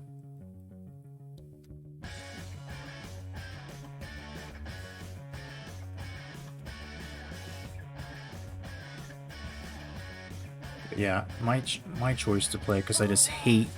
There was one year that Army jumped up and pulled some bullshit and got in the championship game against Illinois.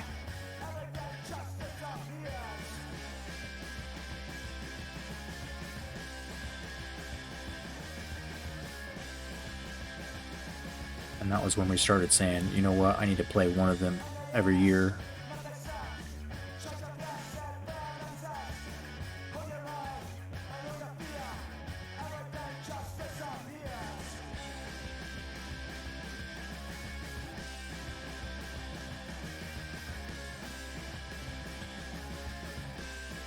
About a minute left if you want to.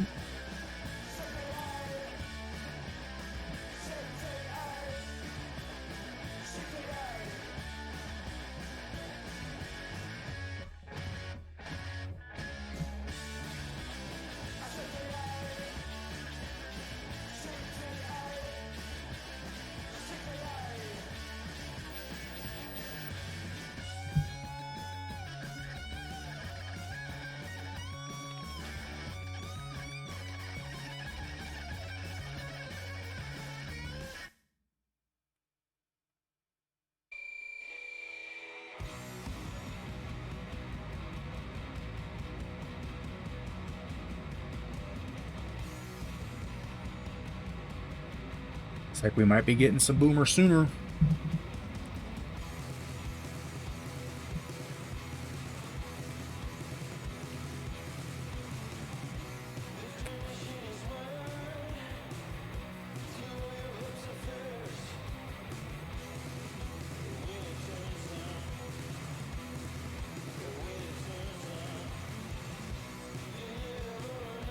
Here she be, official. Alright, to a little bit of a grinder to start the season. Georgia, Oklahoma, LSU. We'll make this Oklahoma game a neutral site.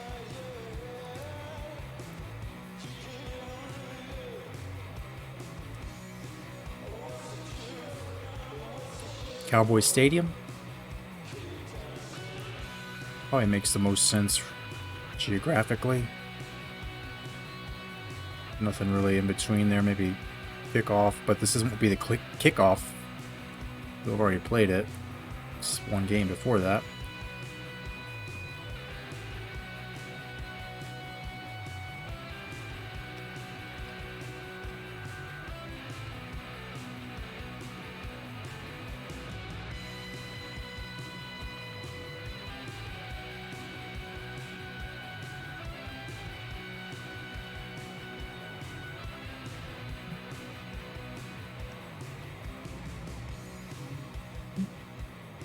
So I guess I don't know if it makes a difference really. Either of these games. We'll put it in Cowboy Stadium.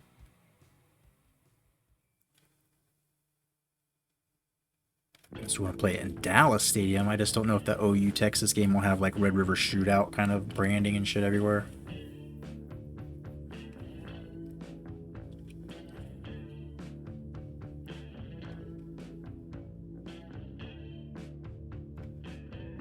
I'm playing the Cotton Bowl.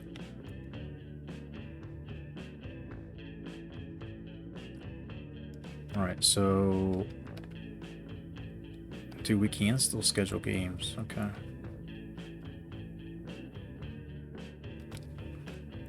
So any of our rivals available still? Arkansas State, that's one of our rivals there. But that's a lot to open the season without any buys. This would be a pretty long stretch to not go with a buy either. So I'd like to play this week.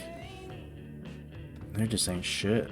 There just ain't shit. Do we want to give ourselves one cakewalk? Beat up UMass? I'll piss on Ole Miss? I've never played an FCS school. This is the most selfish pick to book a game this week. I'd like to play Ark State, which we can, but it becomes really inconvenient where it's at in the season. Playing Michigan or Notre Dame would be nice, but this, again, is like... It just makes more sense to book a game this week because of recruiting. And if I could get my fucking rival, that would be the best case scenario because you get extra points, right? So I can try to pick a team that I think will be ranked at that time. But I don't think any of these teams will be ranked.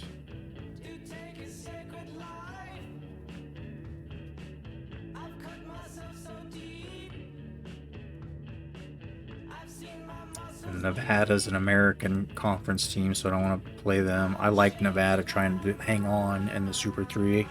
I don't really like to beat the underdogs up.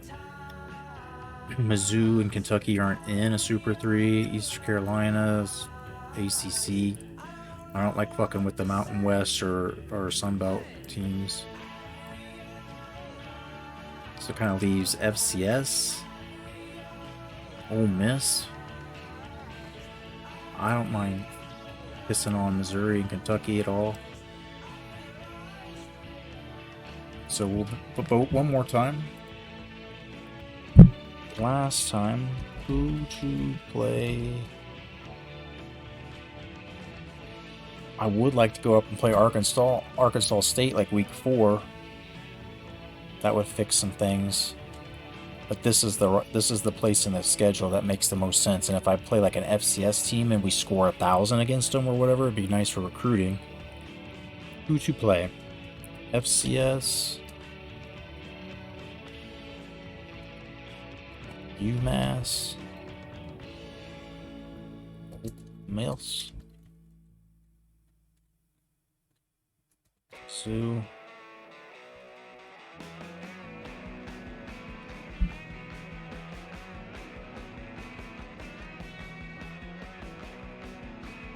The only other option would be Kentucky.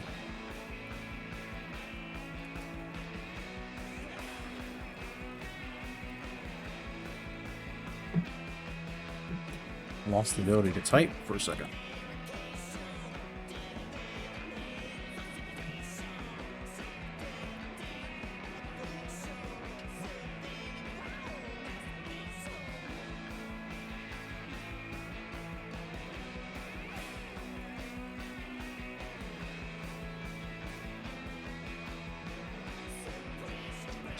What you think? I've never played an FCS school, so I don't want to bias the voting, but I'm telling you all that's what I'm picking.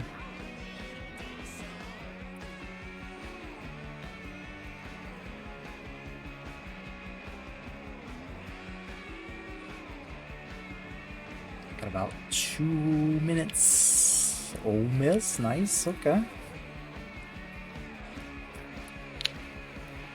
Ole Miss is one of those teams that's on this game. They're kind of at a disadvantage because all the recruiting, like Mississippi school, LSU's getting it, we're getting it. Mississippi State right now is by far the better of the two schools, but then Southern Miss had a good run in the Super 3 conference for a while, and they were stealing some recruits. Southern Alabama's been all right. It's just super like recruiting rich. Or, I mean, there's so many schools that are stealing from the pot.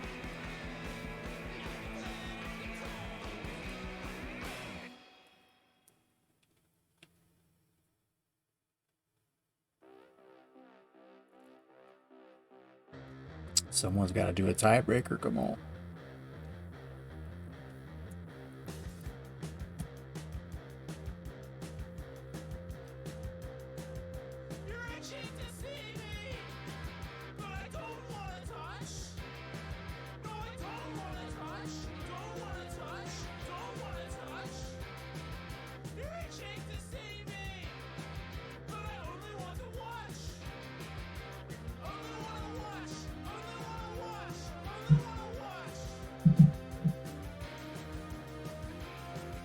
Then we gotta fucking do our recruiting board. Just not one of those things I like to do.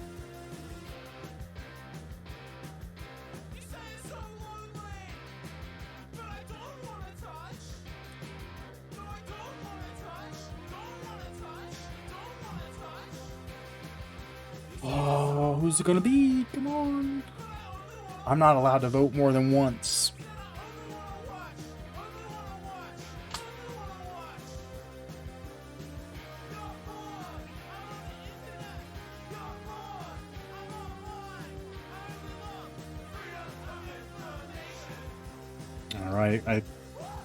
If I have to make the tiebreaker,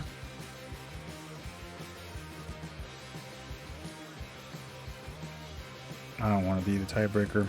I'll just pick Ole Miss because that's what kind of person I am. You had a strong opinion. I didn't really have one.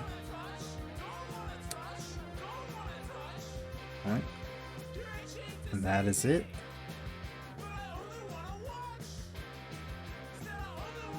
So yeah, I mean, this is a long stretch here. Try to stay healthy against Florida, who's gotten a lot of talent there. North Carolina, who's all of a sudden good. Mississippi State, who been in a natty now 2 times in the last few years. I mean, it's been 2 times the last 4 years. Mississippi State been in the natty, just haven't been able to win it. And LSU's not going to stay bad. They had a rough year last year, but they got a new coach, and things are probably going to be on the up. I don't see them staying unranked. And Bama, always a challenge. We get Tulane, rival from across the state,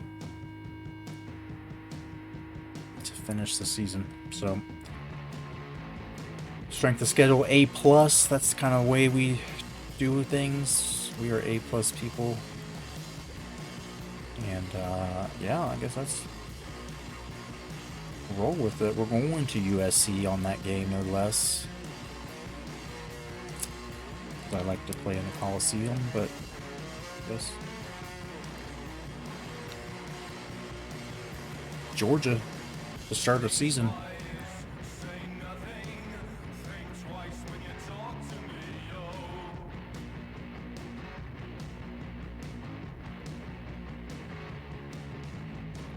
Prospects. You have that channel point redemption if anybody wants to pull it out.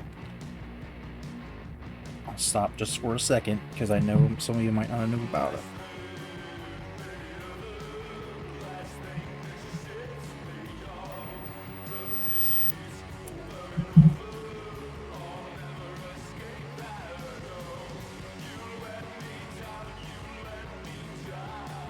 You want to have any of the freshmen named after you is also. I give people the entire freshman year if they want to change it. But once they've been with us for more than a year, I don't like changing them sometimes. It's because, like, Joe Cox, he came in and was like, we can't really even name him that. The game's fucking giving us gold. The game's just, you know, trolling, so.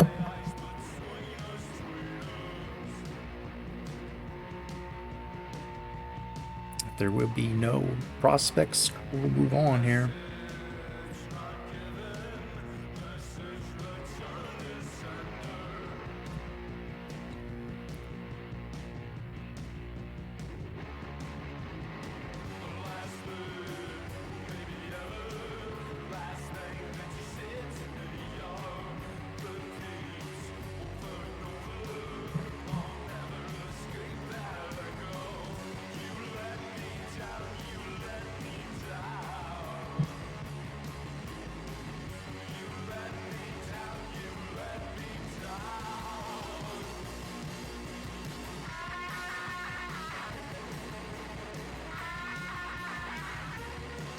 We can do it.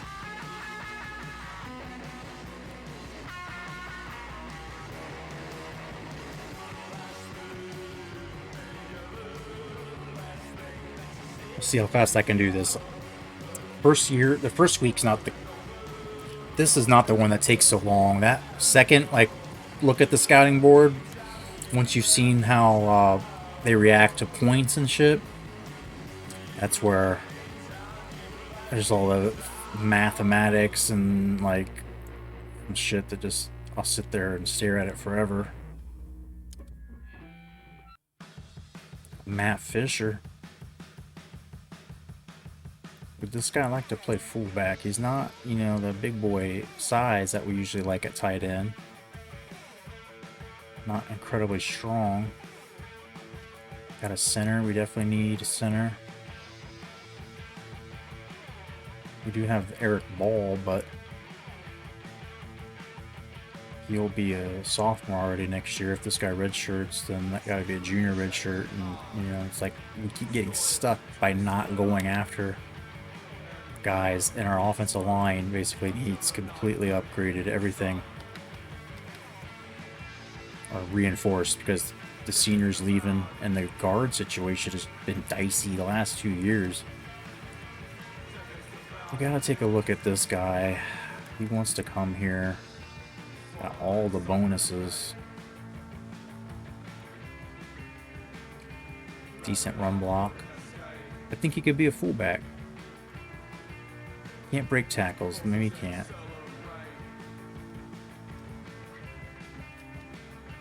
I mean, it's never stopped us before. He doesn't have to be. We don't have to run offensively. Like, I don't know.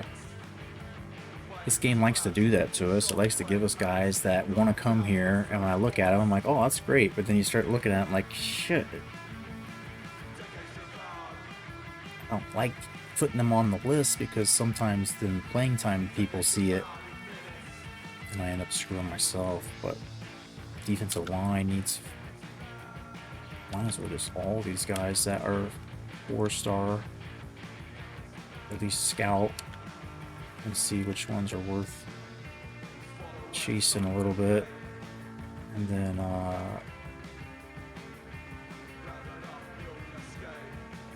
see if any of these dudes are gems, right? And then we don't have to chase a 5-star. We don't have to spend the coin on that. We'll know this is just like our ace up the sleeve.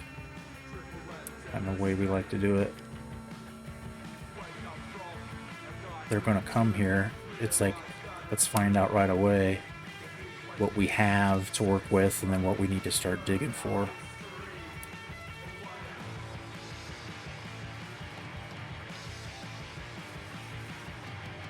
We've been redshirting kickers lately. If they want to come here, we don't have to use any coin on them, any points. I don't like using points on getting special teamers ever. And so sometimes I'll just recruit one and I'll let the kicker or the punter do both.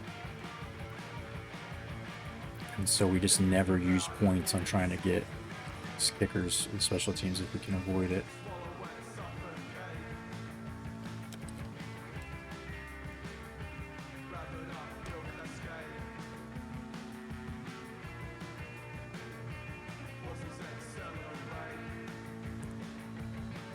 We're still in first interest. Having gotten to. So take a look. I don't want to blow all these spots on homers.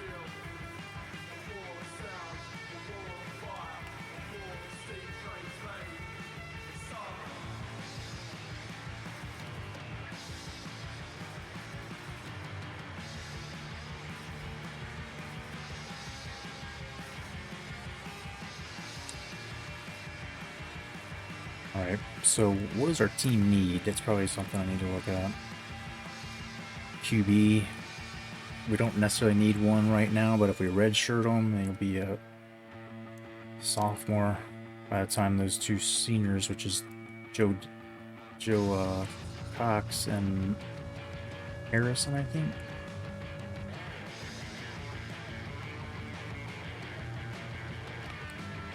Fullback, that we need to get a fullback, and I think that tight end dude will be a fullback for us. So we probably need to get another tight end. Doesn't say we have any needs here, but we got needs, baby. Middle backer. Got a lot of depth and young people on defense here. Free safeties spread out pretty nicely. And there's young ones there, so I guess we go hunting for some athletes. I don't fucking know. Middle backer, fullback, tight end.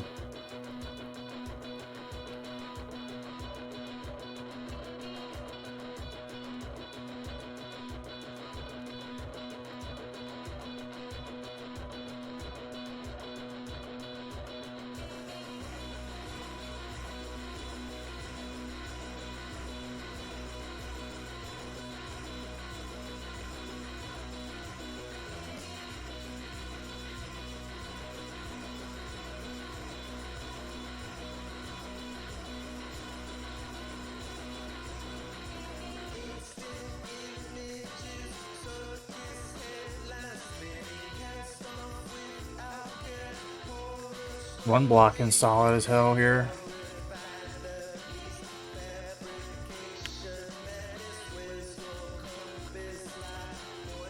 Isaac can run block as well, so let's take a look at those two dudes. Only 3 stars, but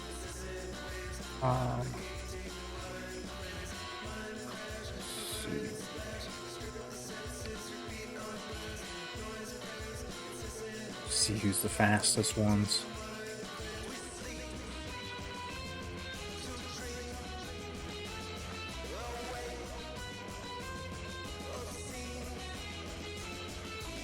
Don't have much chance with those.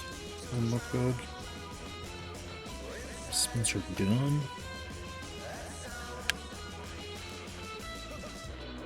There's nobody really into our thing here.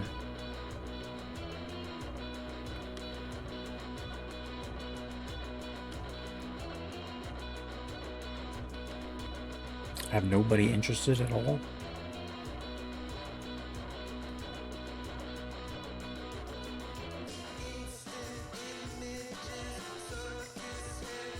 I think this dude might come.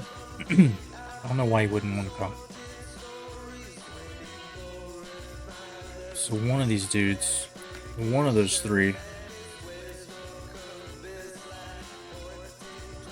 We've got the guy at the tight end that's coming that possibly, I guess, this guy who we're thinking could be a fullback.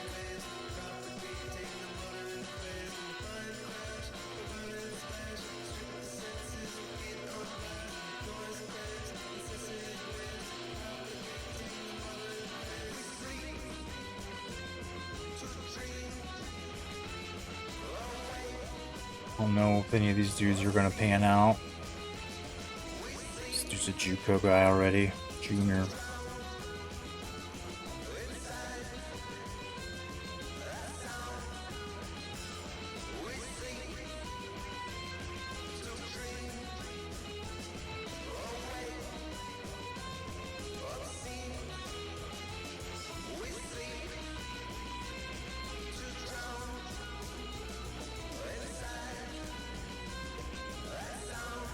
A+,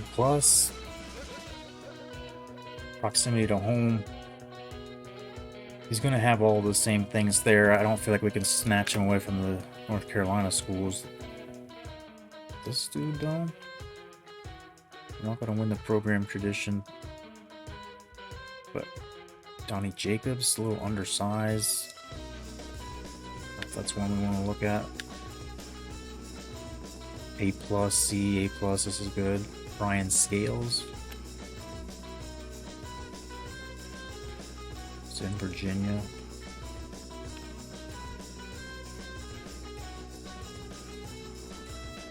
Proximity to home is going to be one.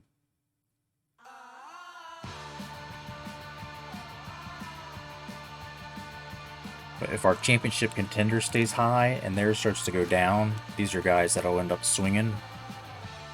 I've started noticing that a lot the last, like with Paul Weber.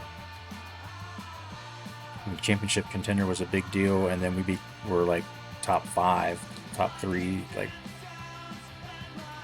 So let's take a look at Scales. 15 more to go, dude. Jeez. Michael Smith looks like he might be into the sauce here.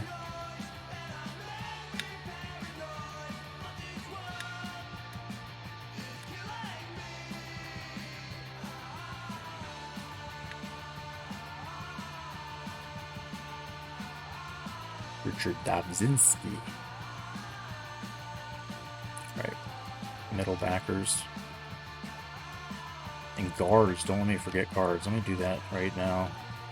We've got to get 2 guards to be the starters of the future. So we've got Rich Walski. If we could move him back to center or something, and we have one of these guards come along, I think Jasper Bowen will be able to do it next year. He's got 2 years that we can grind with him. But I don't know. It's risky. There's 3 guards there. These are all the ones interested already. So let's see. These 2 thirds. Have a monster 6'6", 331.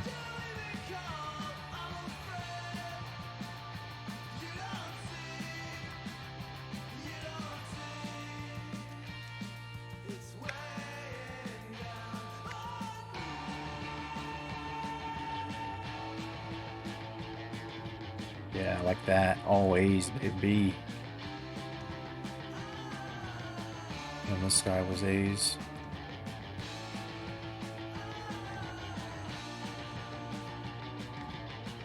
Virginia's not in the conference. They're not in prestigious conference. We're not as close to them, but I feel like that could be. We've got a hit on one of those.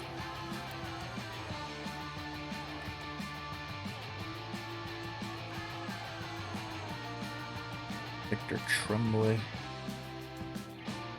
Take a look. Yeah, all A's.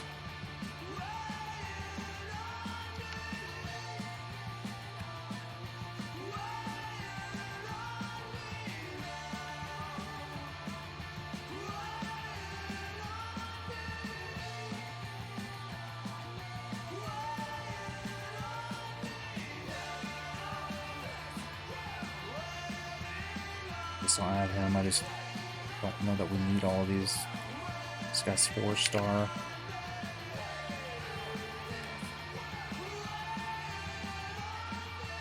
Proximity to home is going to be a trick.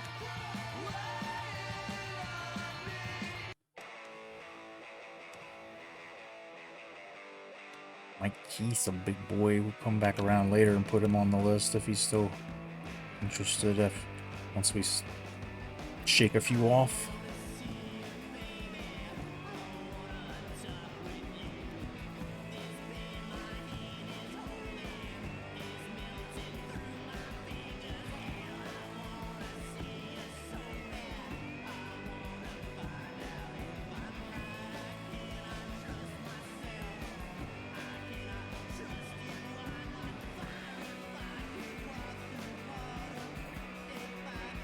Where I need to go and change our playing style.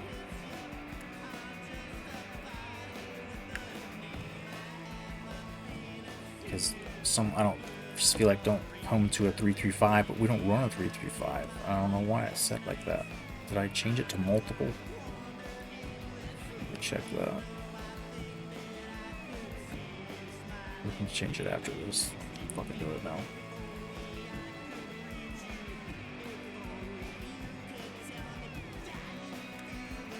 On. Okay.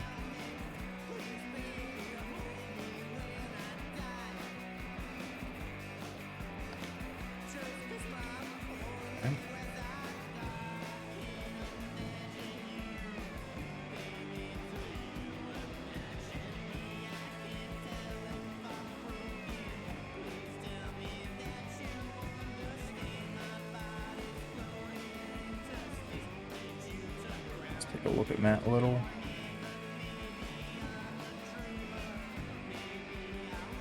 Those look like good things. All A's. Ryan Hale. Gotta at least scout him and see what he is. No.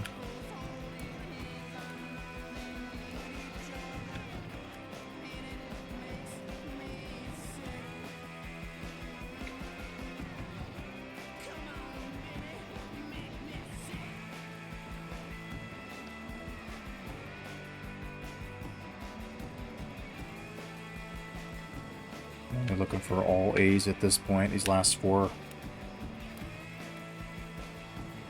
are all green at least. That's good. Like that one.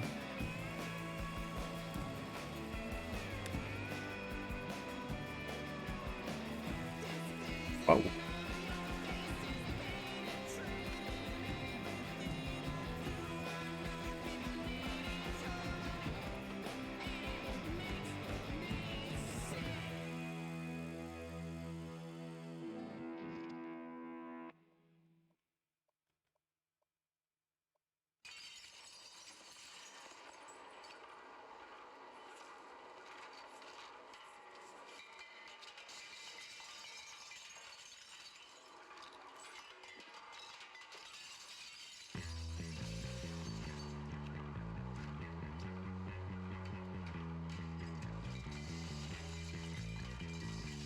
Do we have any all A pluses or all greens?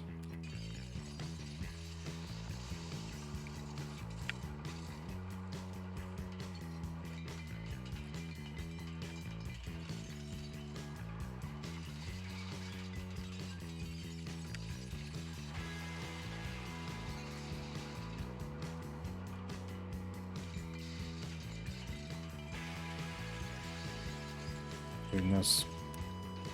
Not much in the cornerback department, which is okay. We had quite a haul this incoming class, but I'm not seeing much. This guy wants to come here, he's decent, might as well. They end up transferring out though, right? Saw it earlier this stream. The last transfer class to come out.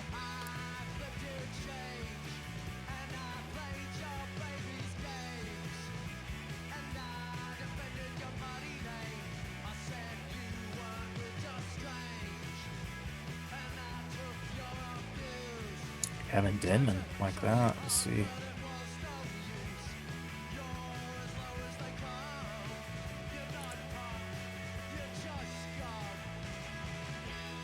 Mike Sands might be a running back though.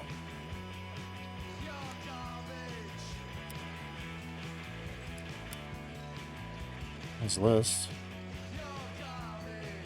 Spectacular catch. He's a wide receiver. Trucking though. Is he a running back? I mean, he's not a great one. Doesn't have great ball carrier vision. He's kind of a weird, hard to figure out. What's Denman all about though? Speed, not it. Acceleration, strength. That's it. Oh. Tackle and hit power, I guess. I don't know.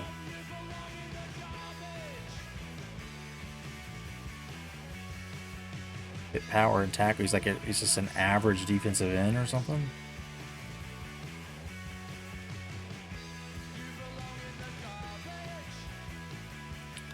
We'll look at him because he's interested, kind of. 665 squat. We'll take a look at him.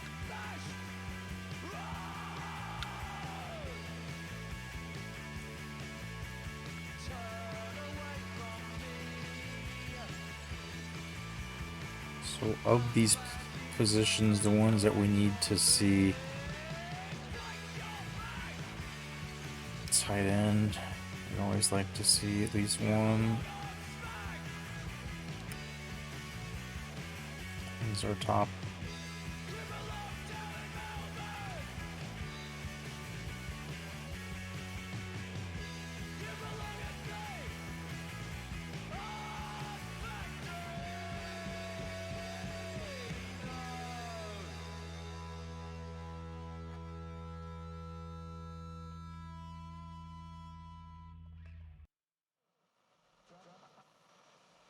Damn, they're all busting.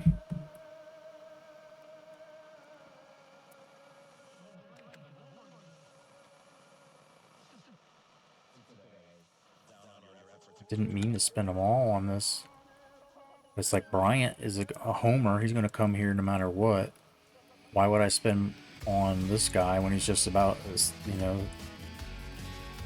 better? He's a JUCO though.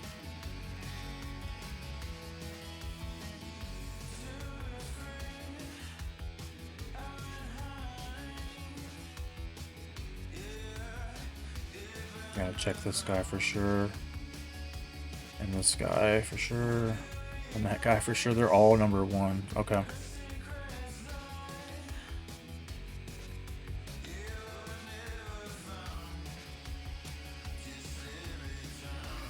None of them are going to be the next savior coming in. Casey looks to be most athletic. Well, Matt Ivy's not bad, but not a great run blocker.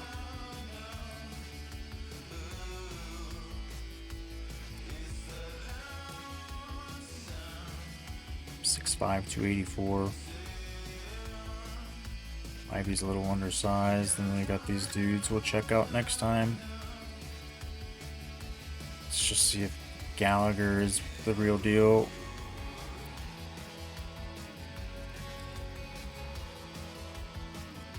So we'll throw him a scholarship offer as soon as we can, if so. Yeah, boy.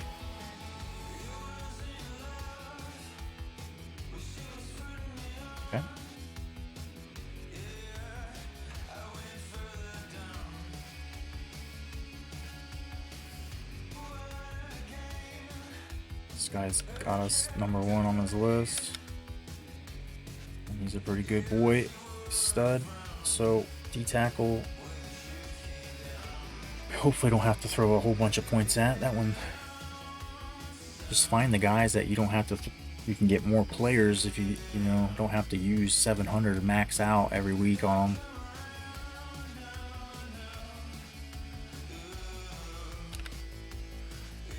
See, this dude's junk, so now we know not to give him any points. Take him off the list.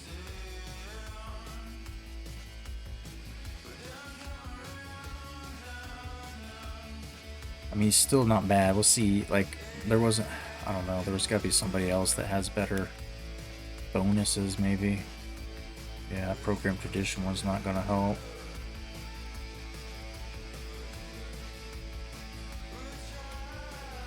I don't know. I feel like he's a homer. He'll end up coming here if we just let him ride.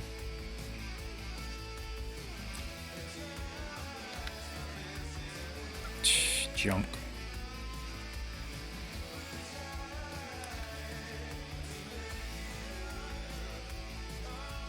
Four-star, but you know, 4-star, man. I'm telling you, ain't no 4-star.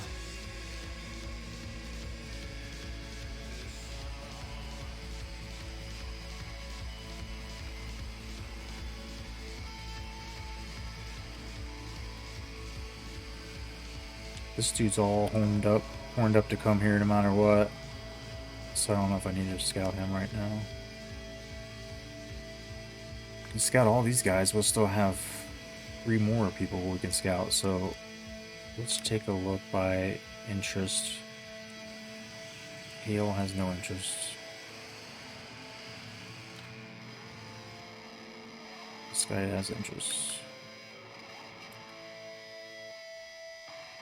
Average.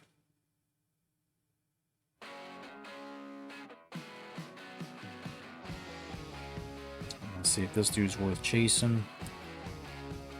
Yes.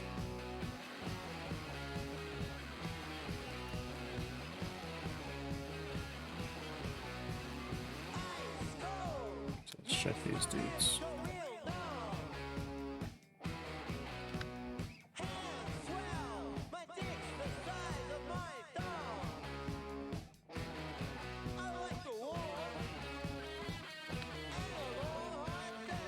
Okay.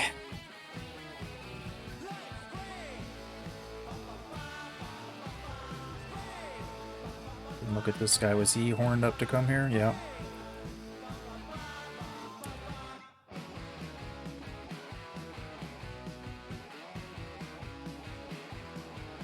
Not any good, dude.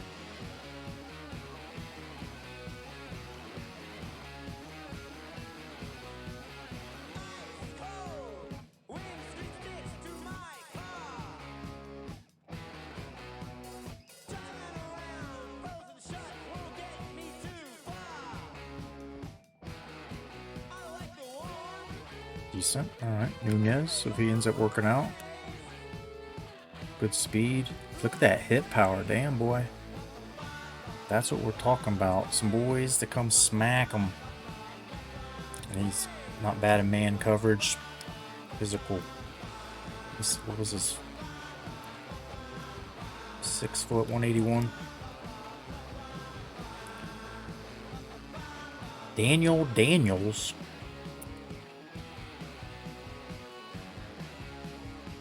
This guy was just interested in coming here on his own. I don't know. Need to try him. Yeah. Sucks. Should we take him off this list? Yeah.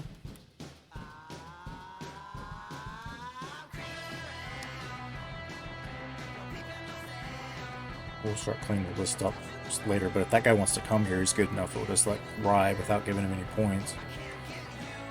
Jared Jenkins.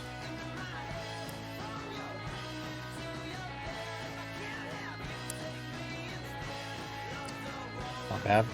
That tackle pretty solid for a safety. Coverage is not good though.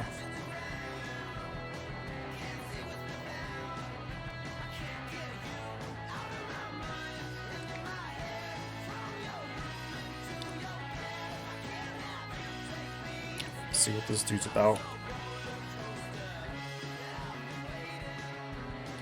Tackling and hit power. I mean, he's not terrible, I guess, for a DN. Power moves and finesse moves are just non-existent, though.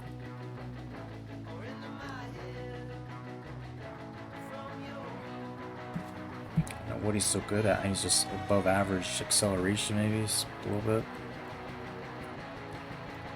I don't know. Alright, so we got 2 more spots we can get.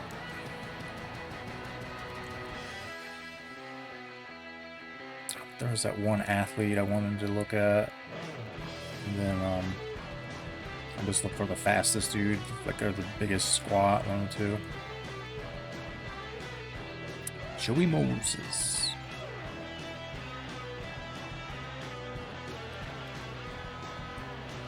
This boy, 6'6", 265. That's some size. Got some chances here to get him. Tackling and hit power and acceleration are all solid. This dude's DN. Play recognition, though. Not good. Pretty good defensive end. Minus the play recognition. This kid from Urbana, Ohio, not far from where I grew up. A speed. Spectacular catch is a B. B spin and juke. That's not bad. 4.38.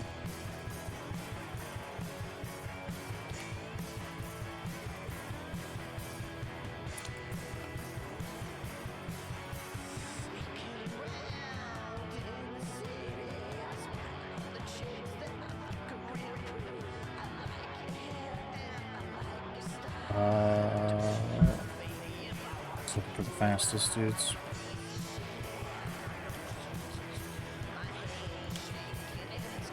Four, 2.8. Holy shit.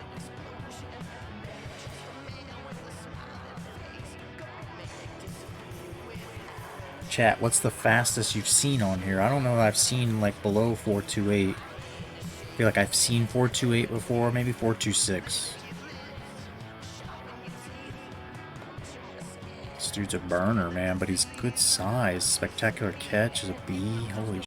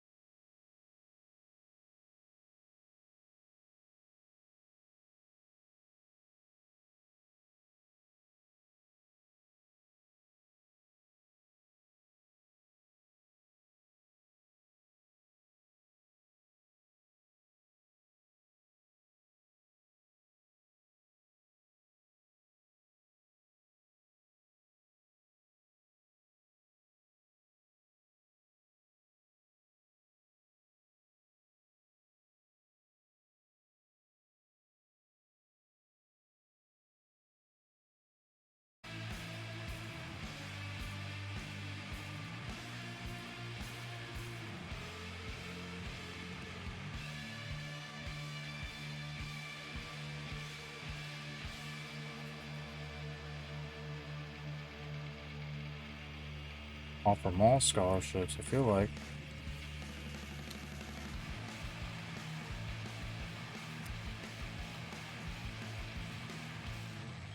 These are not JUCO, right?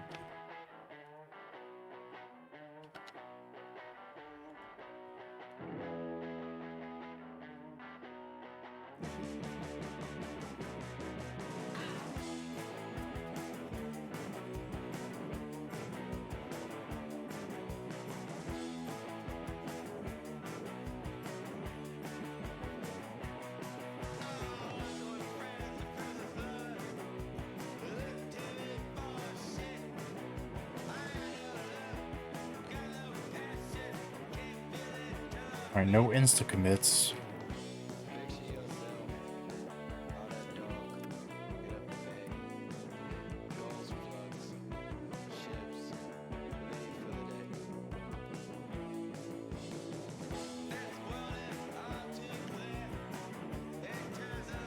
Damn it. I'm gonna add more points on that. I'm just making it, I should have done it with the others. Making it obvious which guy I'm looking for, trying to keep.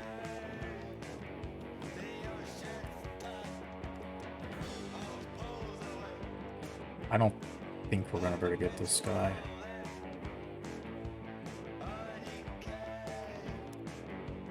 I'm hesitant to give him an offer because I think it'll be just a waste. Give this guy an offer, he's a homer.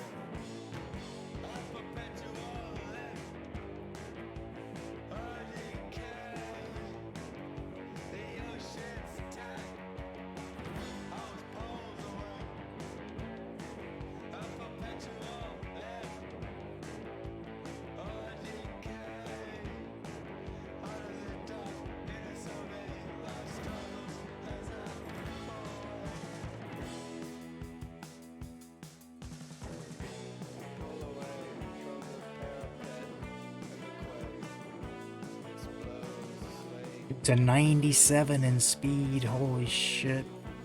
Catching and route running, spectacular catch. Good God. Give him all the points. 6'4" as well. He's a JUCO though, I didn't realize that. Or what year he was. I don't know if we've got a chance of getting him.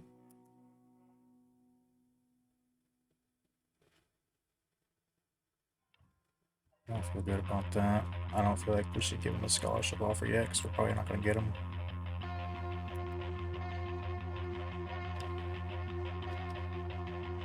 I'll just scout this guy. Nice, he's a diamond. Gem. Good receiver.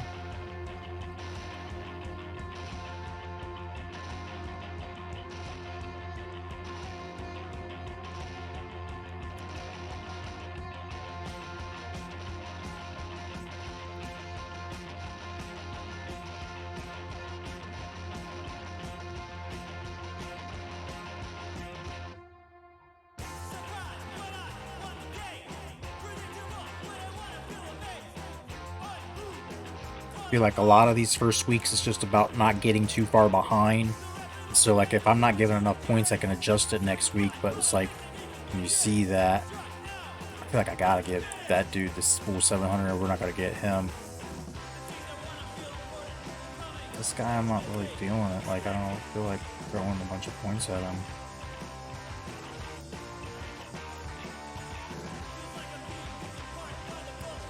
It's 5-star, but is he 5-star?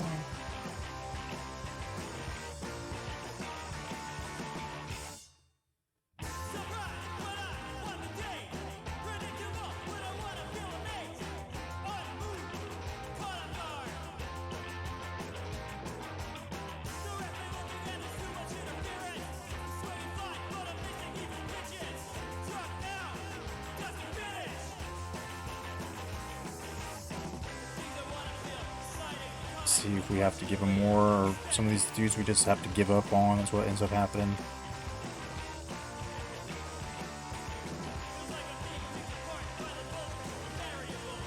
It doesn't look good for that guy. I don't feel like we're going to be able to pull him.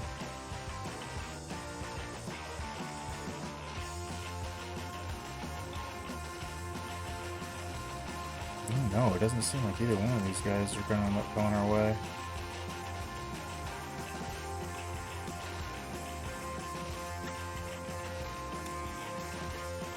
Oof.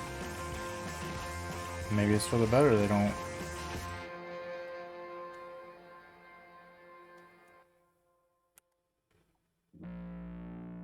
It's not bad still. Run blocks decent. So I guess this is the guy that we're gonna put money on? I don't know. I'll see next week if we're even in the ballpark, or we'll probably end up just cutting that one.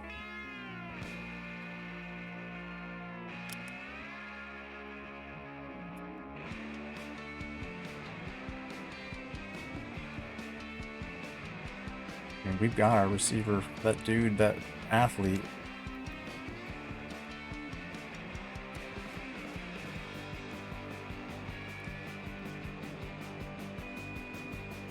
One of these guys we did scout though.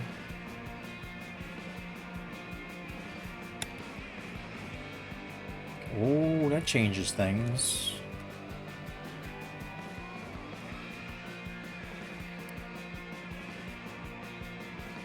Looks like Michael Smith would be great, but it looks like he's fading. We're not going to get him. Too expensive. So, no. Probably too expensive on this one too, and we just found out he's not super. Trim that down quick. Dobzinski. It's got us near. It's not going to be cheap. We'll have to give 600 or 700.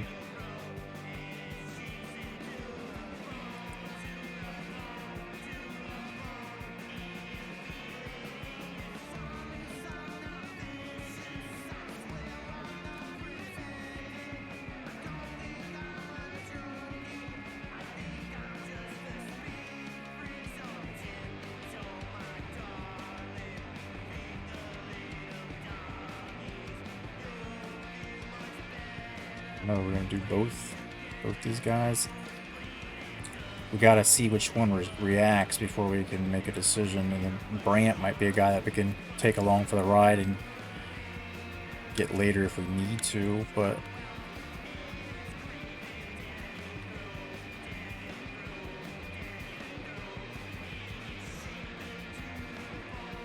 I think he's like, you're gonna go all the way for him.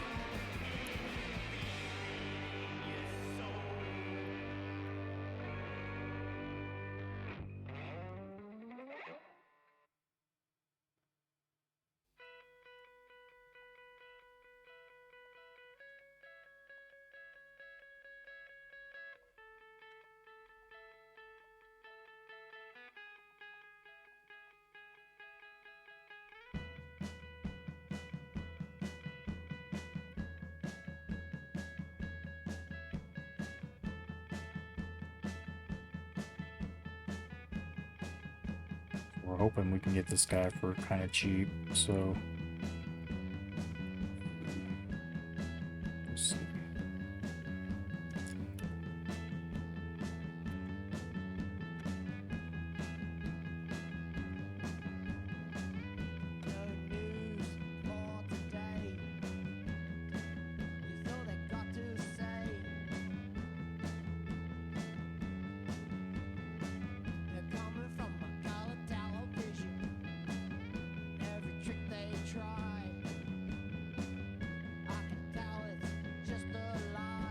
I don't know what we do here.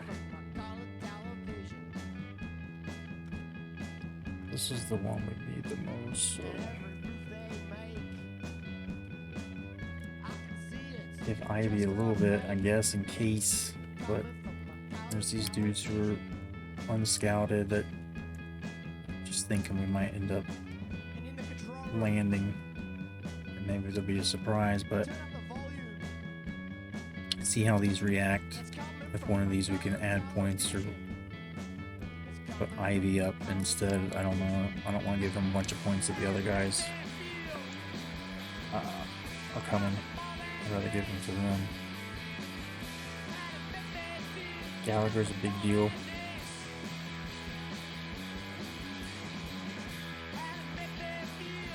So let's split it up before. This guy could be good. I don't really even know.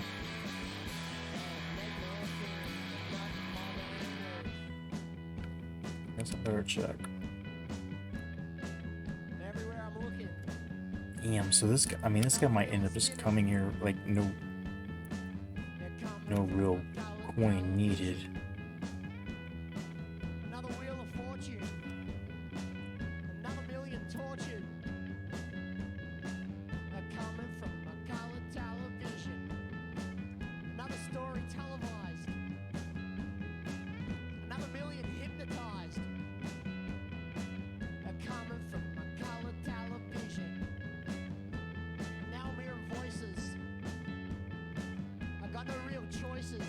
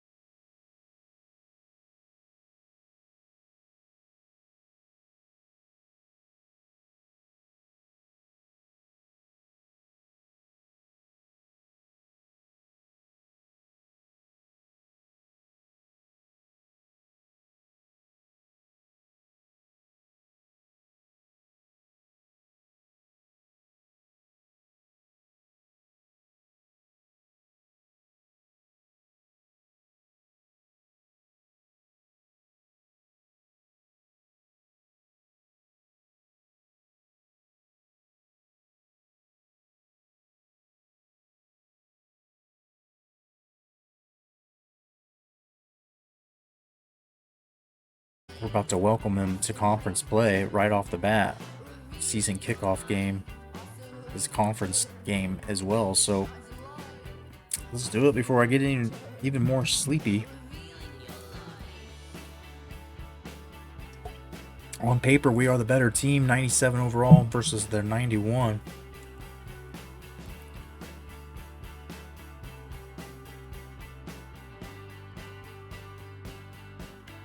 I'll make them look real nice.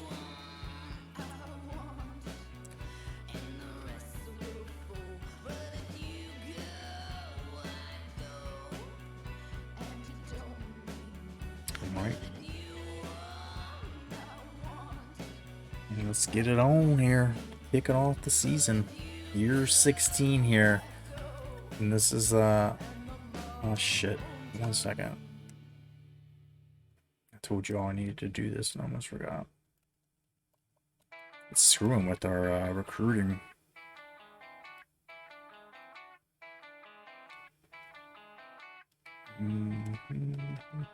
There.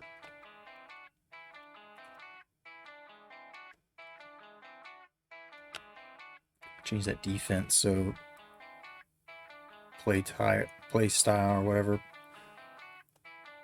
It's like it's been taking us down. Nobody wants to run the 3-3-5, but it was good when we were trying to get all these cornerbacks. They weren't worried about playing time because they're like, oh shit, you play 5 corner, you play 5 safeties or 5 defensive backs, whatever. Doing good. I was just on live, and some people don't know how to recruit.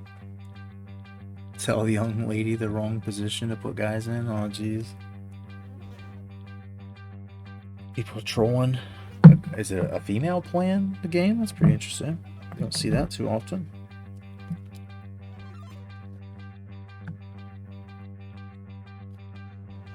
It's expanding its horizons into new.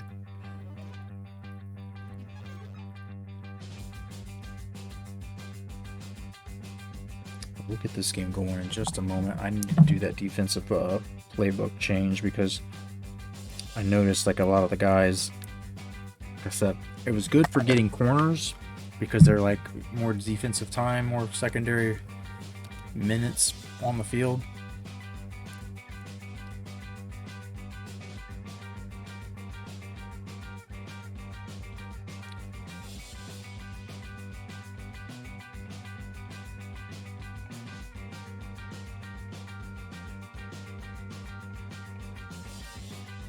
All right, let's go. Let's go. First game of the season, Georgia's first game as they return to the Super 3. There is no love lost between Coach Dickey and Georgia, as the days at App State, there were a couple of run-ins, not to mention Coach Dickey's first national championship where Georgia beat him. His first 2 losses, it took 3 years to get 2 losses for Coach Dickey, but both losses were from Georgia. So I don't know if the schedule makers know what they're doing, like what the game's got some kind of at least like a little bit of a awareness, but this has definitely become a rivalry game that the game doesn't maybe recognize by our school, but Coach Dickey has the rivalry between App State and Indiana. Had a game against Georgia one year. They were on their way to a natty and that derailed them.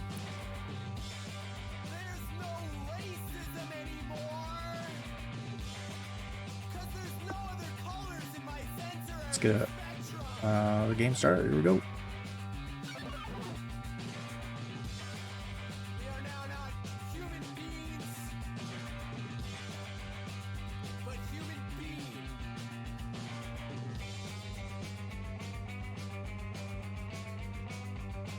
In the offseason, but has a lot of good players, and I was telling her to put her free safety at linebacker. She did one. We could have won it up.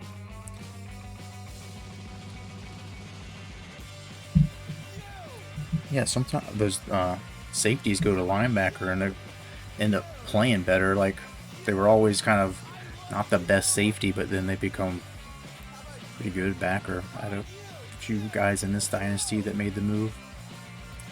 And then back to this screen where we are on paper the better team. Joe Cox, the junior quarterback. Everyone loves Joe Cox. Love to see Joe Cox. Love to come out and play with Joe Cox. But Henry Hall, the senior, finally getting his chance to be the star wide receiver. But this team is pretty deep depth, whatever. Wide receivers are a couple of options for us. And then there's George's D tackle was a stud. McKinney 96, a good punter. And the running back Anderson will be one to keep tabs on. Boys look crazy good. Rebuilding Kansas State. We've been with ULM for 6 seasons now, and we were 1 game away last year. We lost the conference championship, so this team has been here long enough that no more excuses. Been here long enough that 3 number 1 draft picks left us last year. But it has been a grind. We've got promotion, relegation, and we came to this school. Hey, thank you for that follow. Appreciate you being here. And do you stream as well? You're talking about Kansas State, rebuilding them. We came here and they were 0-12.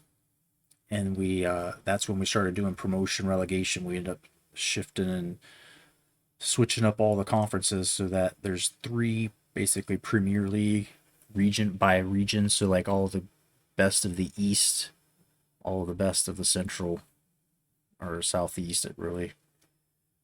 And then the best of Big 12 country west of that. And it's just created insane finishes at the end of the season. Like the top 25, there's always like teams with 2 or 3 losses getting into the Natty because everybody has 2 or 3 losses. We only had 1 last year, and this team is all that. There's just no excuses at this point to not win anymore. As we kick off game 1, year 16. What days do I stream? I just try to stream every day that I can, or like around midnight, so whenever. And in my Discord, I'll usually announce if the days I can't. But we try to do it every day, whenever we can. Be contained. Option defense. Let's try.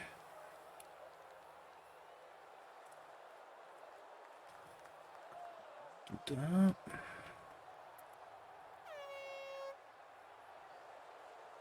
All right.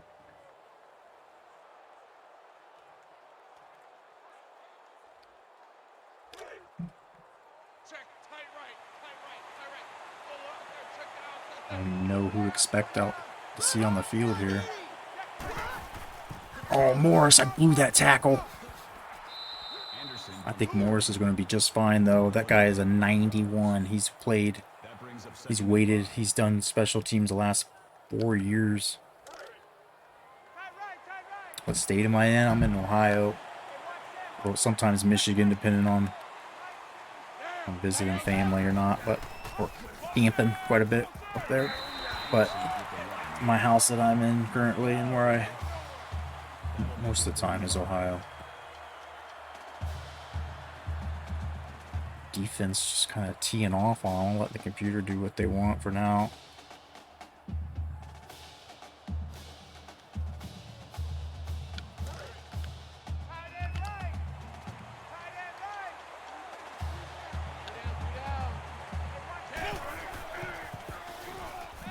Oh, fuck. Torres comes up to make the play, and this defense has got some speed. Put Morris out there on this redshirt senior year with a 91 speed. That first play, I should have blew him up in the backfield, and I didn't. Defense looked good. This defense last year surprised everybody and took a major step forward. And the offense is what ended up letting us down, but then the defense in the conference championship game against South Carolina, I gave up like 48 in the first half. Got bad. Not sure what to expect from this offensive line. There's been some pieces moved around. Guys starting that haven't before.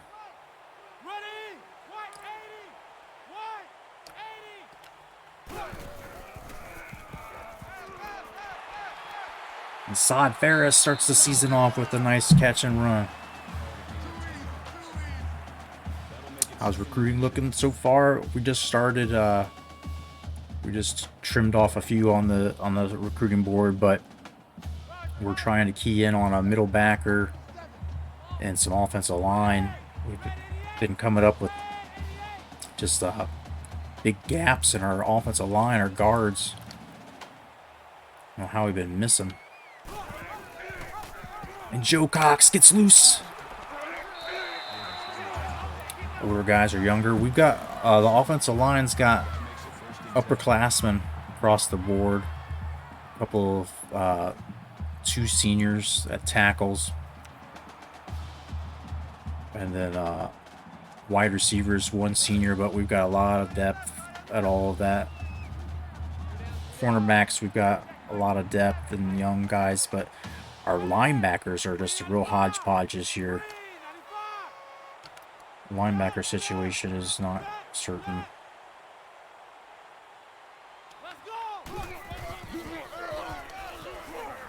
But we also forgot we were gonna do like substitution, like formation substitution. So we have our. We need to make sure I do that. So we got a better guard for run blocking. So like sometimes we almost only run block or only run out of like the eye or the Hulk. Could do some formation substitutions to get him in there. Because neither one is good at run block, but he's terrible at pass block, and then the other is the opposite.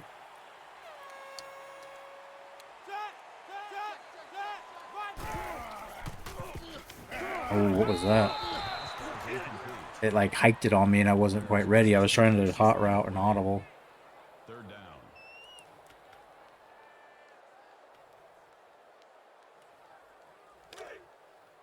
Let's get it together, defense. Let's get it together. 57's the mic. Mark 57. Ready. Black 58. Black 58. Get spread out here a little bit for the. See what Baker can do. This guy's our speed man. He's got speed to burn. There's no one near him.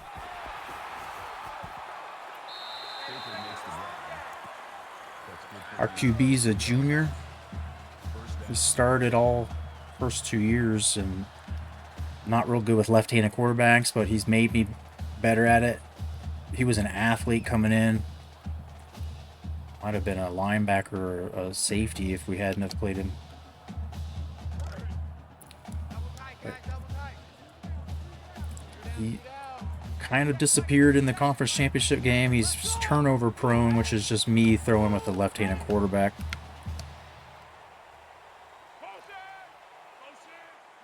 So we try to run the ball a lot. We try to run it a lot, especially in the red zone, to prevent any kind of turnover situation.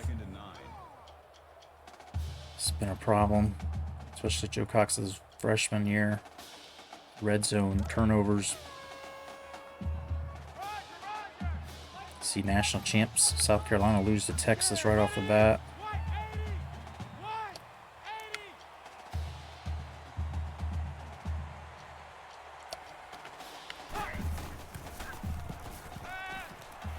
Harris gets a few, but only 4.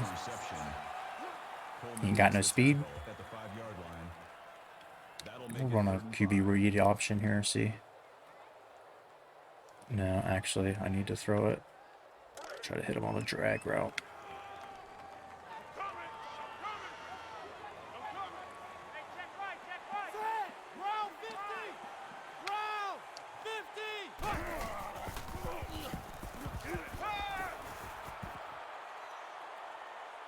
Oh shit, dude. I trying to get to the edge. I couldn't see. Trying to make a move, and we played good coverage there. I ended up running right to him. I'm gonna go for it though. Jeez, a bit.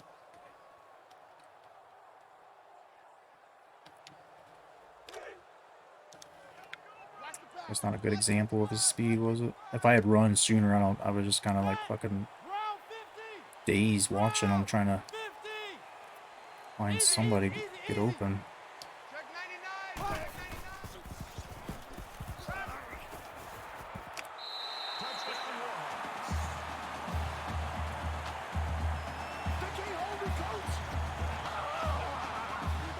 A little bit of speed. Runs to his unnatural side just because of my force of habit. Juke takes an L from Auburn. Unranked, beaten.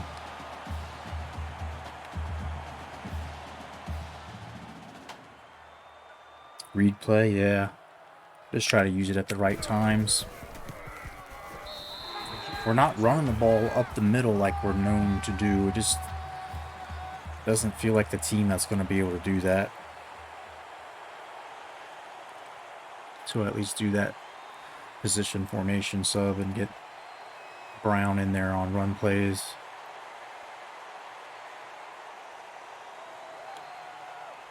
Williams deep to return.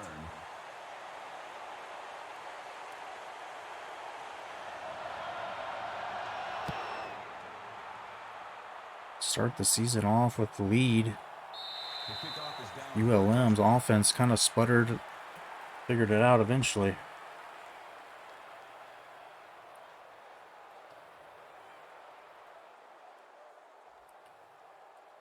Hot day down here in Monroe.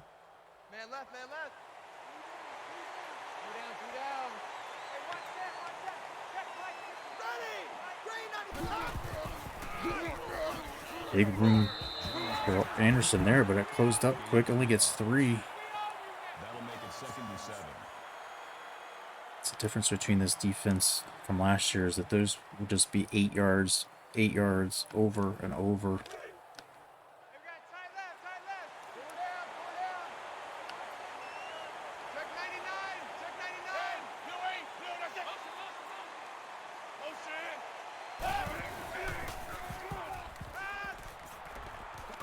Anderson covered up quick there. Just a 2-yard gain. It's a gain of 2 on the play.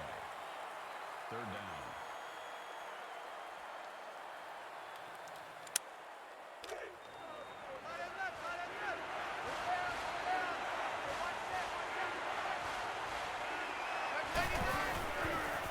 Screen. Oh, look at that. Is that Bailey? Call it a loss of 9. Max Bailey. My goodness. 4th and 14. Oh, if he starts doing that, I don't know. This defense might be dangerous. We knew the D tackle spot was going to be suspect, and then we get a sack from it, which is rarer than shit. Our defensive ends will get sacks, but D tackle's getting some penetration. That's you like to see it.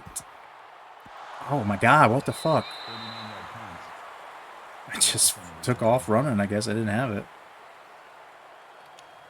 Oops. Defense so far, 2 chances and none to show for it. 3 down. 57's the mic. Mark 57. Let's go. Blue 45. Blue 45. Freshman Gallagher playing his first game. Let's go. Motion. And Cross team up with Ferris on the block, and no one gets that guy. Call it a loss of Tony Romero with a forgotten man who gets right in to stop that one.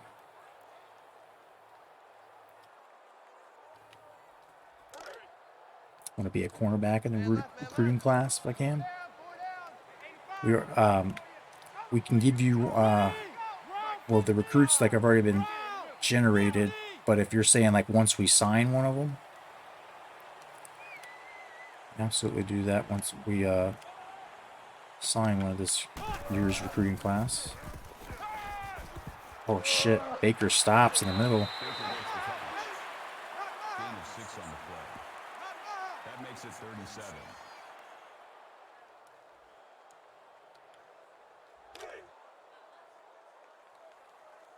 Reset, cut right. Hey, check Mike 57. Mike 57. I think this team's just going to have to be a passing team. Brown, 50. We've got a good cornerback we're looking at right now for next year, Nunez. Would be a good one to take.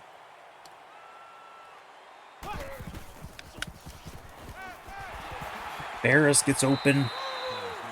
And this, I just think, is a passing team. It doesn't have the same smash mouth mentality it had when Ruswalski was center and our boy Joey Bass was in there laying it down. You pick which one. We only have one on a recruiting board. If we sign more than one, you can have your pick of. But as of right now, we've got last year we had like 3 different athletes that we signed that ended up being corners. Call it a gain of 1 yard. That makes it 2nd and 10. But the guy that was interested, he had us like number 1 on his list, that cornerback. I think his name's Nunez. We recruited, or we scouted him, and he's got a 74. And it looks like he's most likely gonna come to school here, but we literally don't have any other ones on the recruiting board because of last year getting so many through the athletes that converted.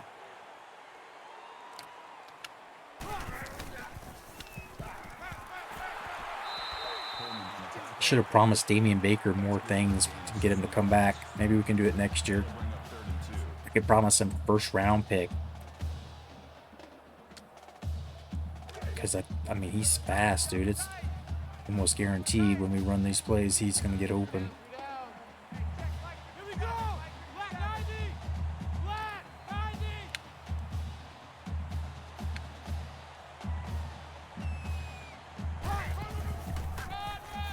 Oh, McKinley just barely gets it.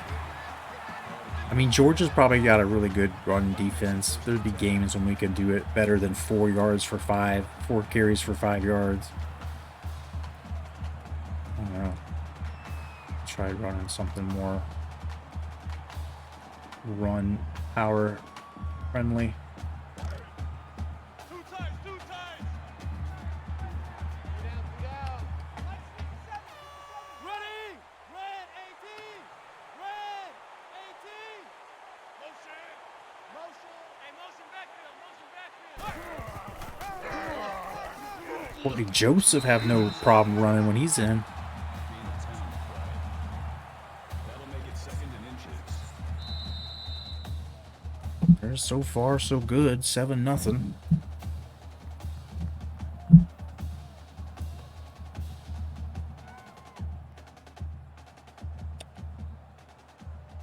Crowd has just kind of been lulled to sleep so far by this one. It's business as usual.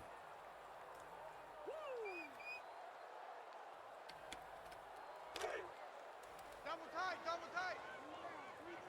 3 down. 57's the mic. Mark 57.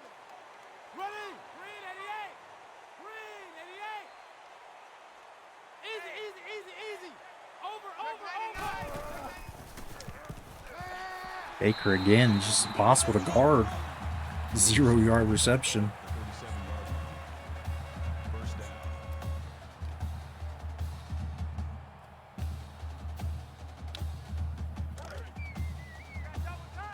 Double tight. 3 down. Hey, check Mike 57. Ready. Brown 50. Brown 50.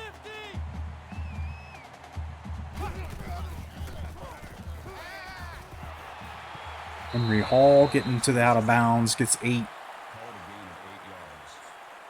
That makes it 2nd and 2.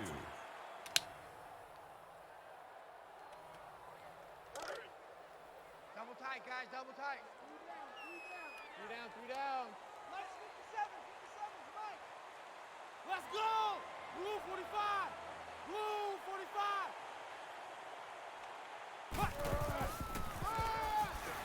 And Joseph just having a little more luck than McKinley. Gain No reason not to ride whoever has the hot hand.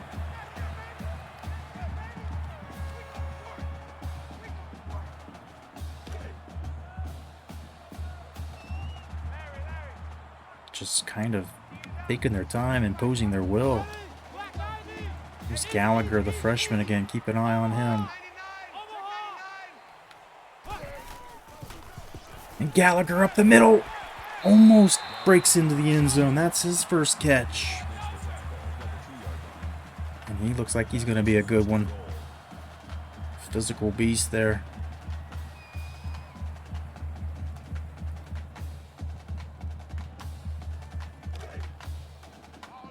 The difference in yardage gained.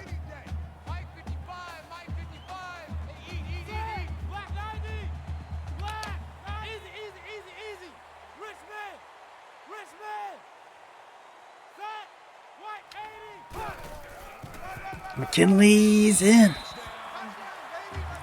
He'll get the hard yards. This man's been undersized his entire playing career here, but he's a 99 in break tackle.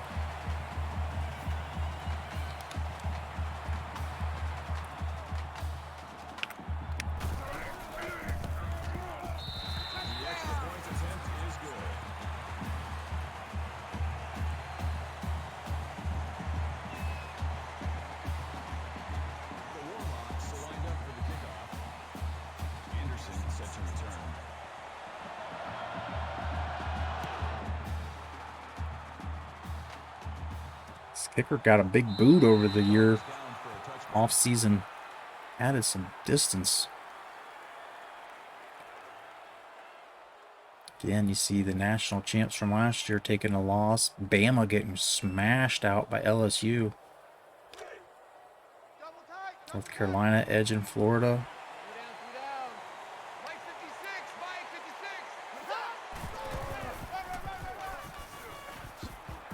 Damn, big run there. That's what we're used to seeing. That's what we're used to seeing. But at this point, can Georgia get back in it? We'll get the ball at the half. And we have a possession lead, so it's just a matter of they're going to have to stop us at some point. We've already stopped them twice.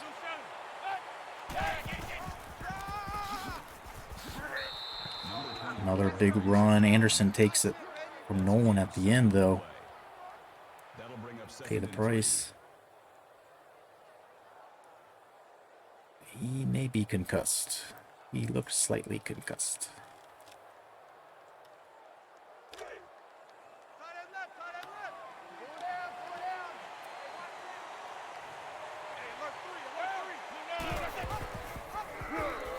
Nolan makes the stop. He gets a yard or two by Jabari Johnson.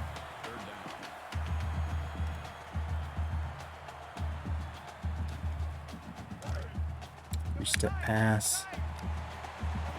Finish the three-step pass.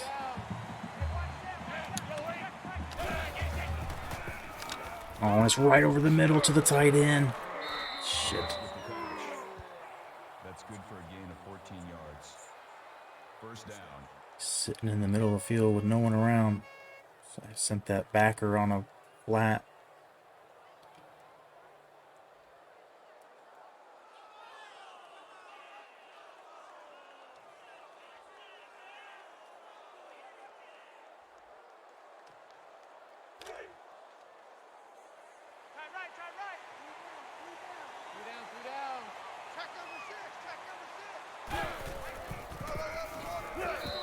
Yeah, they may not want to run when we're in the 3-4 with Sean Nolan.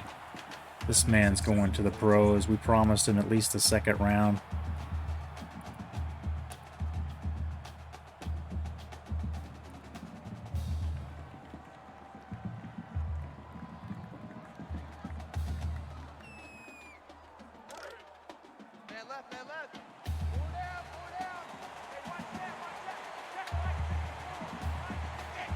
Do I go after all 5 stars or gems? We are still a very low prestige, like it's a D at the school in our program tradition, I should say.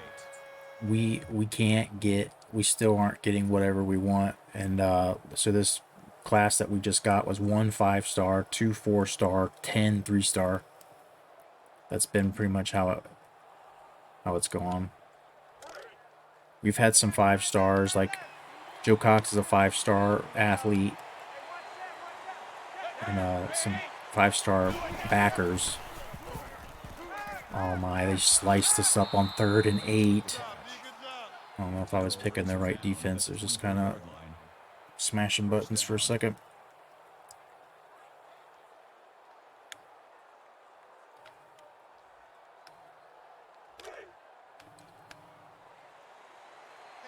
But I love to scout and find like the hidden gems. And oh shit, Jones, but Bailey.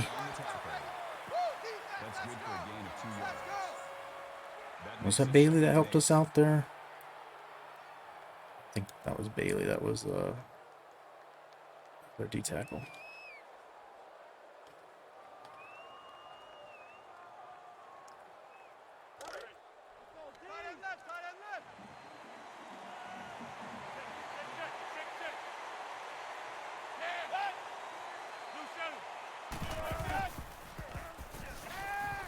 McKnight thought he had a sack, but Jabari Johnson falls forward for 4. Some 5-star, not good at all. Yeah, just look for gems. The other thing I do at this point in recruiting is trying to find people that want to come here without me having to give them all of my bonus points, all of my recruiting points. Because then I can get more guys, you know what I mean? Oh, I saw the screen and I couldn't get out. Dude, we had a couple of spots there to stop them on 3rd, and we... But, yeah, I mean, it's just about trying to find, like, if I need a certain position, like tight end, we've scouted every tight end that was still not locked to somebody else. Like, we've gone through the ringer trying to find, and I love finding those 1 or 2-star JUCO guys that end up being gems that it's like a 78 or something, and you can redshirt them 1 year, then they'll come back as like an 85 or 86, and we've built our program on that here. Because of all the places I've ever played on this game, this has been by far the hardest because of the program prestige, and then changing into these super conferences where every game of the season is was against a team that was better than us, and now it's like there's just you can't take any naps on any of these games. 16-team super conferences, and the conference championship games end up being absolute nightmares trying to get through. Oh, why did Walker go the other way when I try to hit stick and he just watched Jabari Johnson? The QB just waits it out, and look, there's a QB spy. 54 is just spying him, doing nothing. Why are they high-fiving? We got scored on, dudes.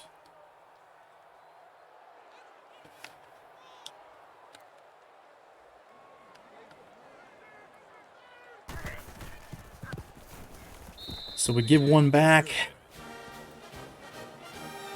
Like I said, we get the ball at halftime, so if we can score here and then they don't get a chance to reply, we'll be going into the half up by 2 touchdowns.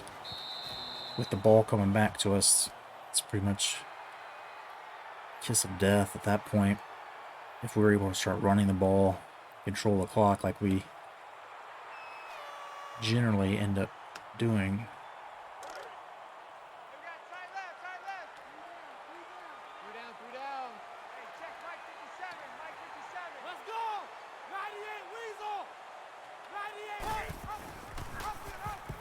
Ben Moore goes straight ahead.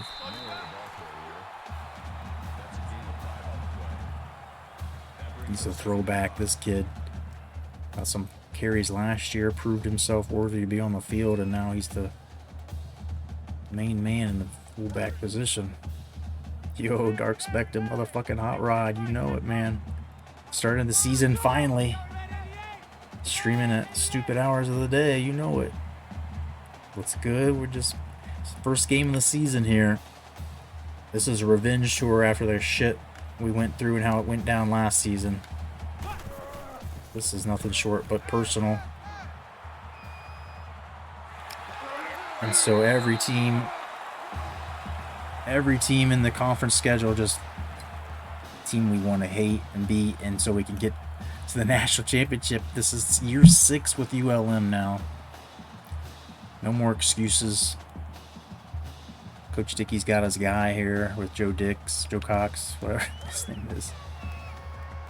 Fell asleep twice during the day, so my sleep's fucked. I know how that is. Same. Yeah, my sleep. I'm constantly just asking myself, should I stay up and work from this point? But yeah, Kansas State was trash 2-star in the last 2 years or 3. They was 2-10 program. When we came here, this school was 0-12. Oh my God, I saw that and I meant to hit A. I saw that guy coming up. This is the Joe Cox that we know. I meant to hit A. Push the wrong button.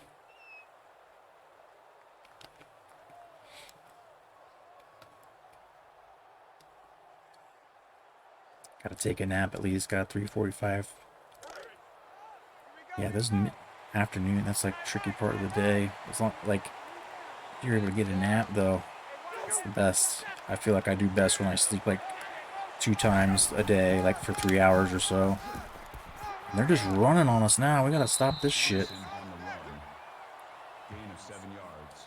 Fucking turnover. Make it 2nd and 4. Let's go. Let's go.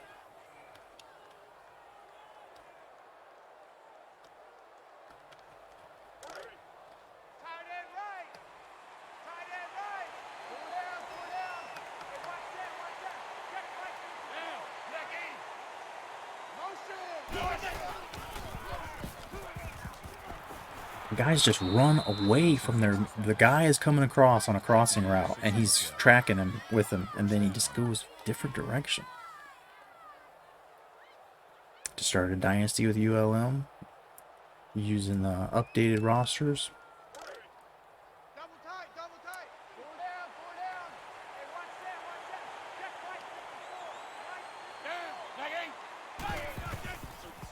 God, dude, I'm just flipping over people. New rosters, 72 overall. Yeah, got Rich Rod's son on the team. Guy was actually ended up starting for him this year. Kind of a big dude. I feel like he was. I don't know. Like ULM was. Who's their coach? Like Bobby Bowden, Terry Bowden. Like ULM was much better this year than previous years, it seemed. They played some tougher schedule, I feel like. Oh, wow. Henry gets turned inside out, but holds on. Gain of 12 yards. Rich Rod, yep. That makes it 1st and 10. But we ended up landing here because they were 0-12 after I won the Natty. And became the obvious choice to come here and try to do something with this team. And something they'd never done in real life. Win at the FBS level.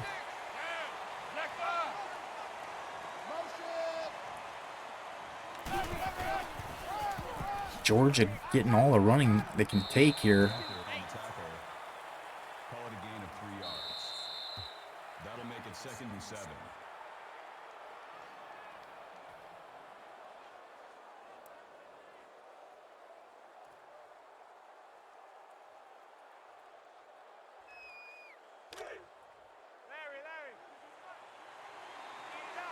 How you feel about Bama losing to the Bulldogs? I didn't believe it. The whole game, it just seemed like That makes it 3rd and 3. settling for field goals and settling for field goals. Like it was building up to that. And then I bet like $30 on Bama, so kind of felt it was coming. But Georgia's defense is pretty decent. Getting after the quarterback all game.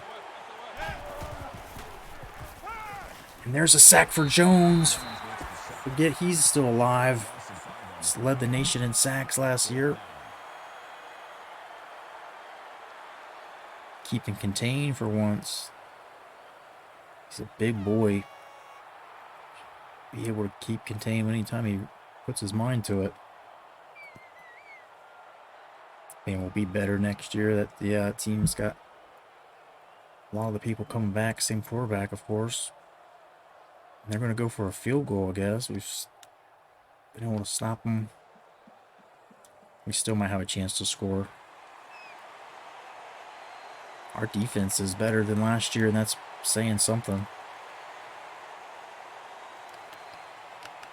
Still not great at stopping the run.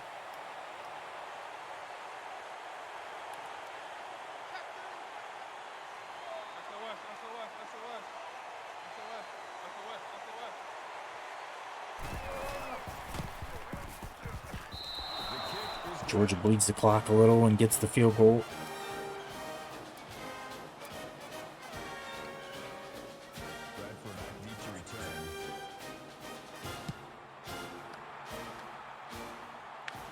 He says, "I'm crazy, motherfuckers." Should not have returned that, but then he makes it worth it. I promised him he would be top 1 or 2 first round or second round pick, so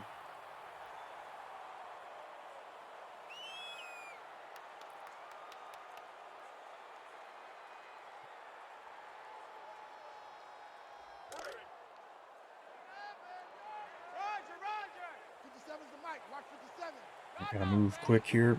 Let's go! Red 18! Red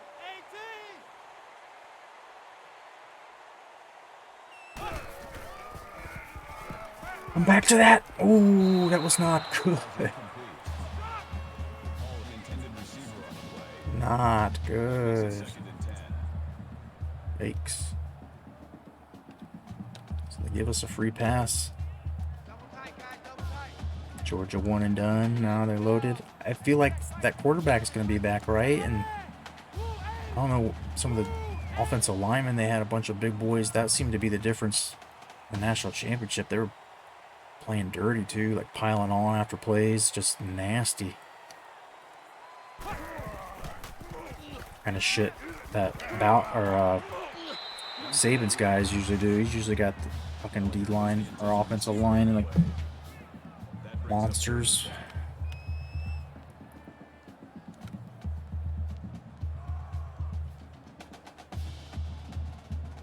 I'm gonna keep running verts. I don't like running verts over and over.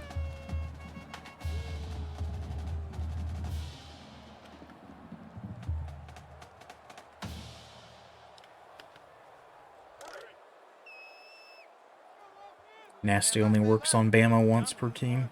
Watch 85, ball's going 85. Ready, red 18, set, lock in 94. Send that baby! Oh my god, Ferris just got turbo jets! What?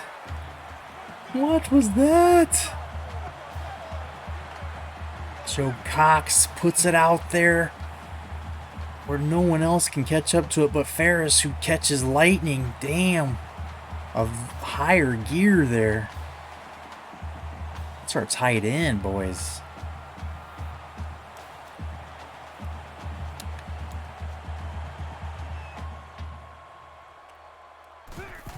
We're in business again. 21.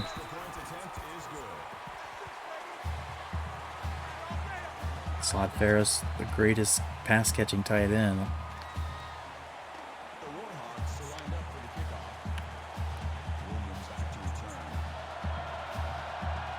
Bad as our defense has been at times, this may be too much. We may have left him with too much on the clock. Oh, he gets erased. Gary Williams.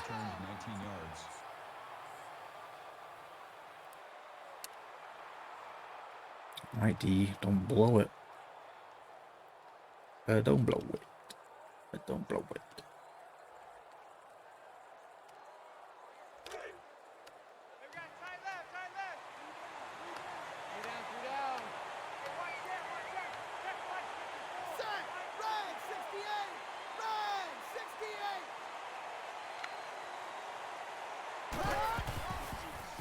We're going to keep it on the ground.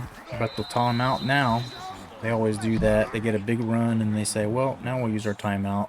First down. One pass could be enough to get them in field goal position, but we're running extra cautionary defense here. Tight end left, tight end left. Three down, three down. Hey, watch that, watch that. Yeah, right, get on.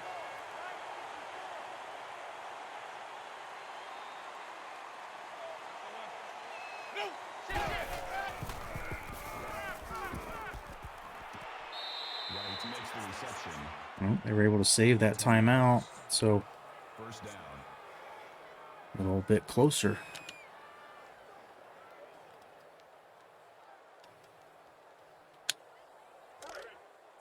tight right, tight right. Shift, shift.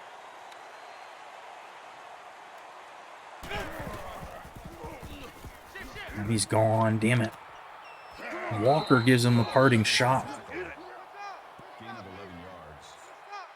That makes it first and 10. Kill, red none. Check 31, check 31. Yeah, next motion, motion. Check. He's gone again, somebody. Jesus, into field goal range easily. Now it's a chance that they throw one in the end zone. Kill, red none. Perfect. This is going to fuck them up time-wise. Watch this. If I get a sack or something, this play just has to go long enough that they can't get a timeout for field goal. Run it, buddy. Run it. There you go. No points for you. Not over here. Not over here. Not over here. Computer AI time management glitch.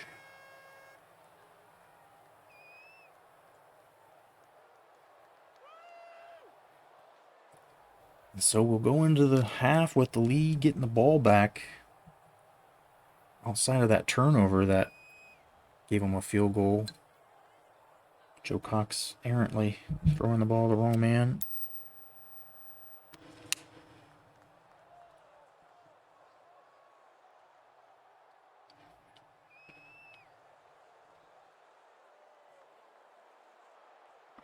I'd like to use our halftime to re-up on our subs, get our supplements, strength of body and mind, as we prepare for the final stretch. Time of possession fairly even. This is not common for our Coach Dickey team.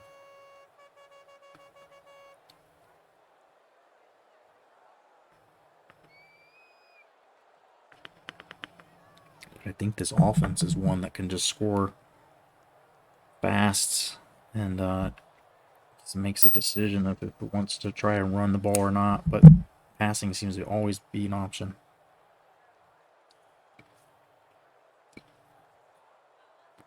Outside of the interceptions.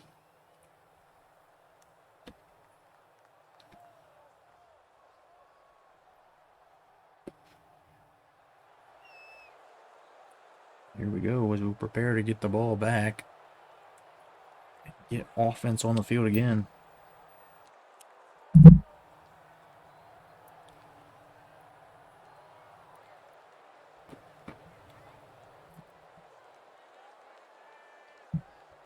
The Bulldogs are lined up for the kickoff. Baker set to return.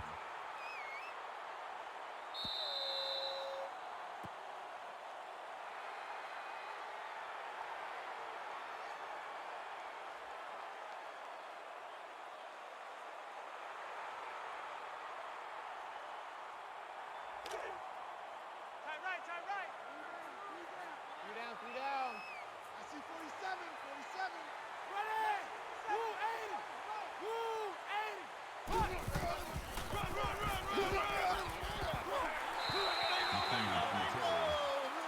Gain of 9 on the play. That brings up second and 1.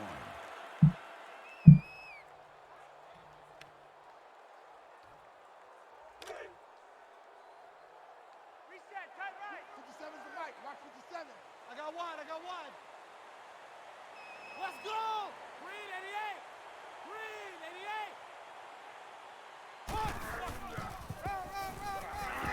88. McKinley, get behind 62. He's just going downfield, laying people out.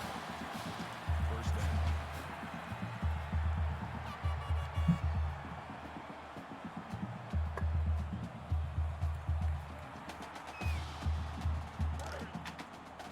Time right, time right.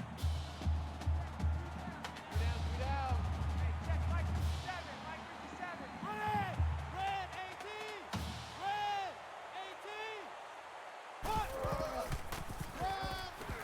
18. McKinley's got it going now here the second half. Even on his worst run, he still gets 4. Falling forward for hard yards. Tight down. There you go. Ready? Green 88. Green 88. Shot. Delta. Shot.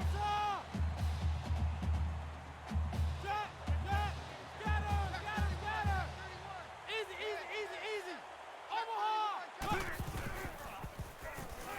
Oh my God, I thought he was open. The defense had 2 guys on our 3. I ran them. It's too close together. They were able to defend them all at the same time.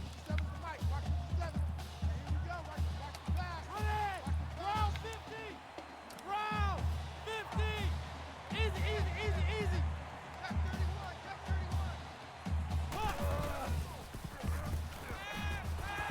Who else but Baker? He's been getting open all night. Anderson brings him down. 37-yard line. Settles there in the middle of the field. Was camouflage in the middle center logo. Tight. Three down. Hey, check Mike 57. Blue 45.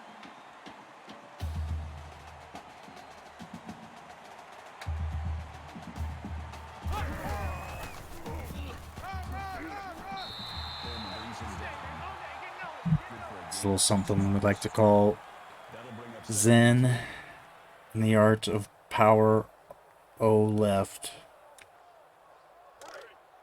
Last year with Joey Base at left guard, it was just guaranteed. At times you could just keep running it. I didn't have to think. Just had to watch. Just let it do its thing.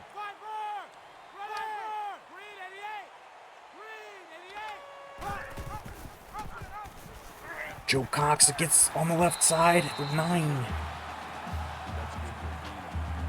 He's had a nice game running. A little added dynamic that the team didn't really take advantage of in previous seasons too much. Does cough the ball up a little more often than I'm comfortable with.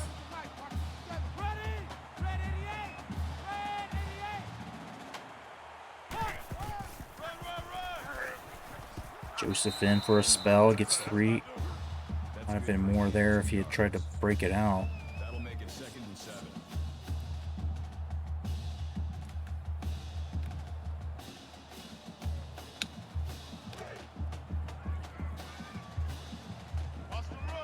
Take a shot at it here with either Bradford or Ferris.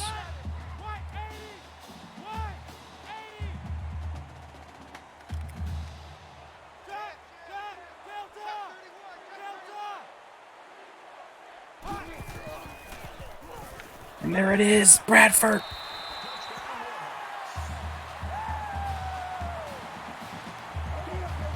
Joe Cox with a pretty ball there. And it comes out quick. He just turns his body and whips it. Joe Cox whips out.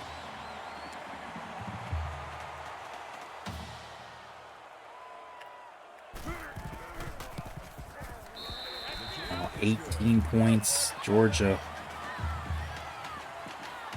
in a little hole. Williams to return.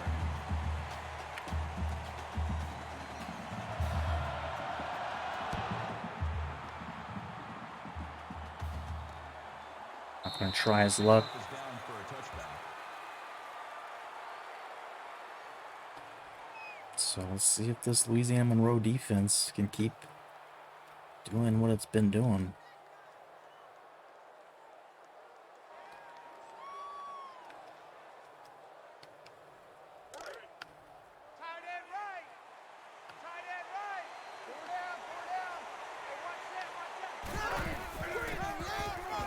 Look at the defense read that one. Isaac Morris's first start in 5 years here. Everybody calls him congestion on that side.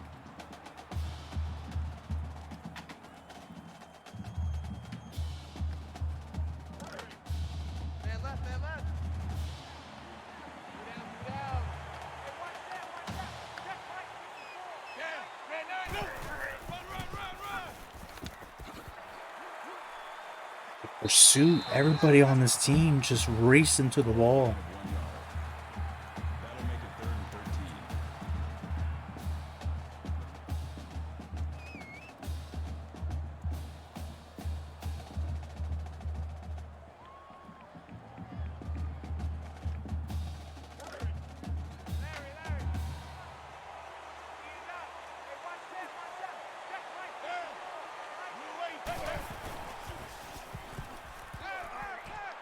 Oh, again, the third down cheese. Fucking just enough for the first. I've got 3 guys camping around the middle and none of them try to make a play.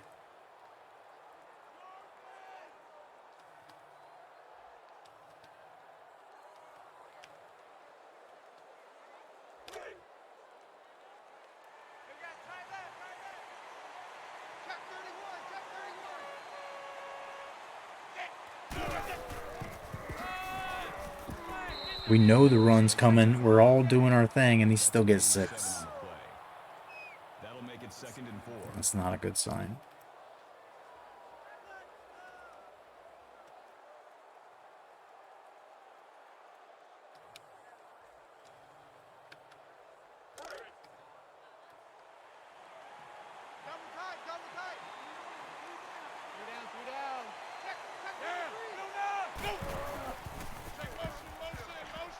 Oh, he's able to break it up.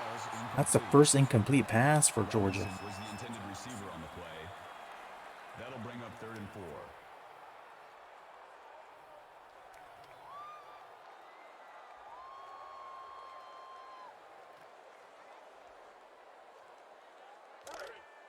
Two times. Check 31, check 31.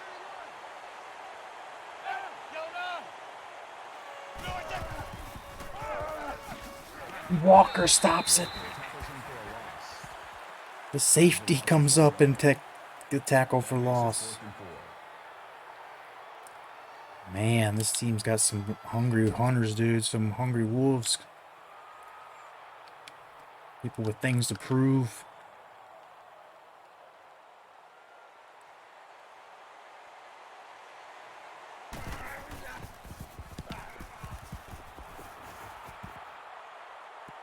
Damn.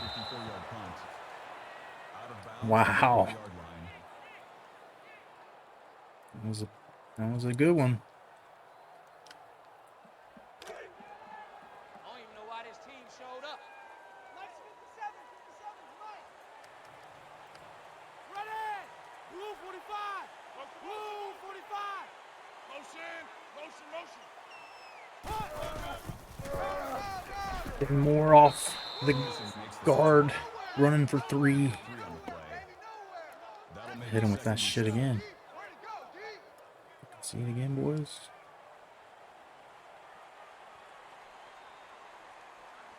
Ready! Green 88. Green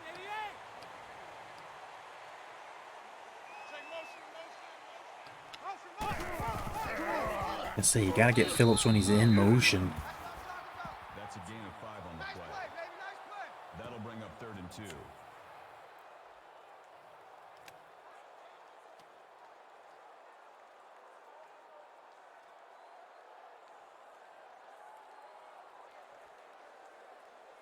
I don't know why we wouldn't run it again.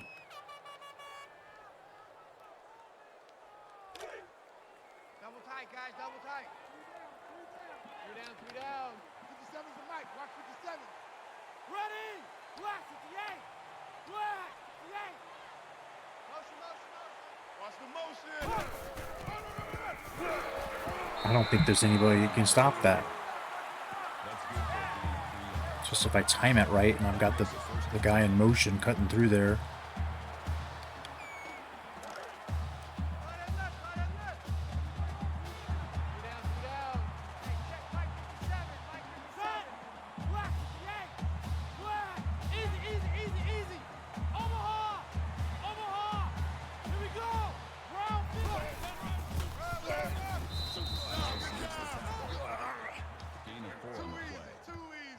That'll make it 2nd and 7.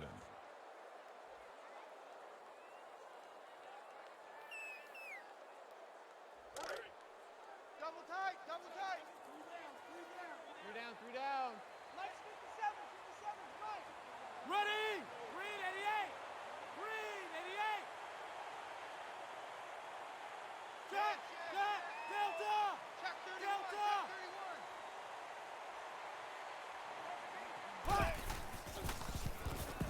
Oh, good lord. No time to think about that. 3rd down.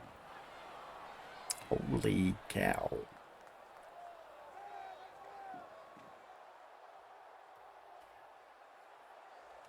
Alright, a little tricky now. 3rd and 15. Roger, Roger. 57's the mic. Mark 57. Hey, pick your game up. Ready? Round 50. Round 50. Easy, easy, easy, easy. Eagle. Oh, we almost had it. Damn. It's a bad pass. The intended receiver on the play. Got it to his hands. 15.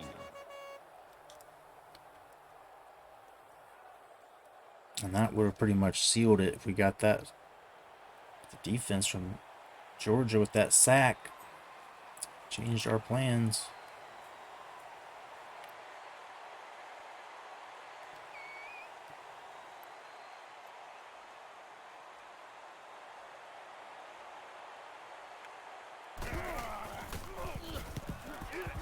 That bounce, baby. Get that bounce. There it is. 56-yard punt. Out of bounds. 56-yarder, baby. No return.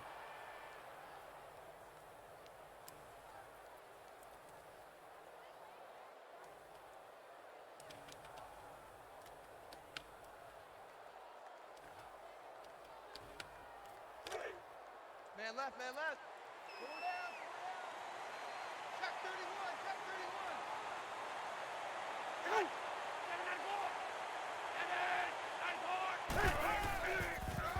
Oh, it goes right up the middle. Dude, the run defense just disappeared somewhere. That'll make it 2nd and inches.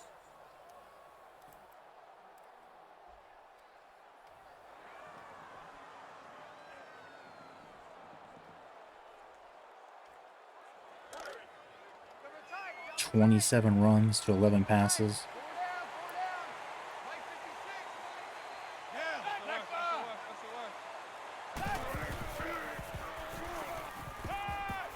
And no one's going to cover.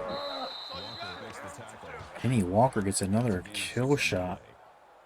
1st down.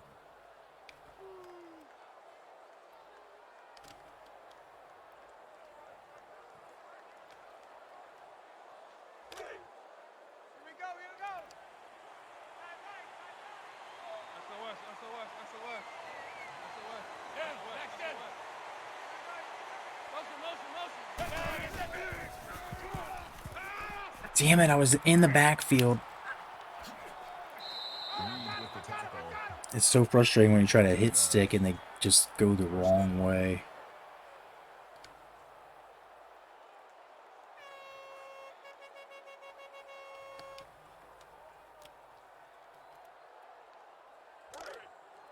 Hey, we got tight right, tight right. 3 down. Hey, watch that, watch that. Check that. You gonna run it again? Oh, he gets free. How does Torres get burned? He's a 97 speed. That's a gain of 14 yards on the play. That makes it 1st and 10.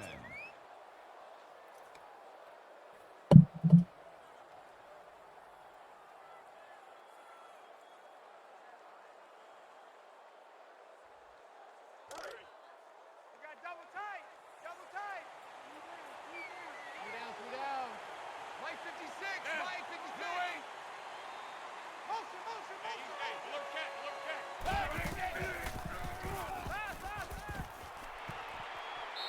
Ryan takes the catch. Damn. Reed brings him down at the 6-yard line. That makes it 1st and goal.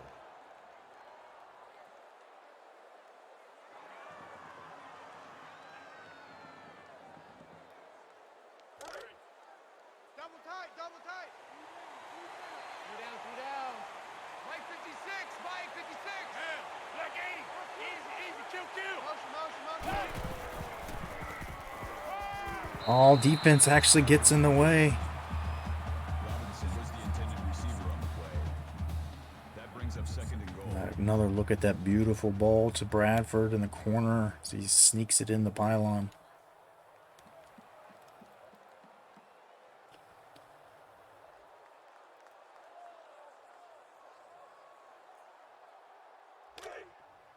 Two tights. Three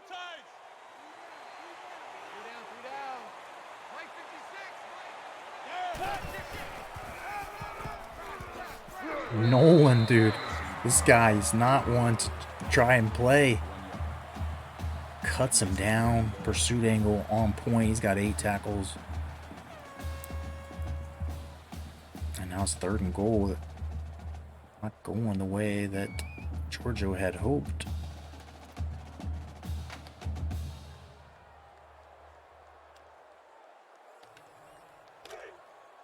Double tight, guys, double tight. Three down. Shift.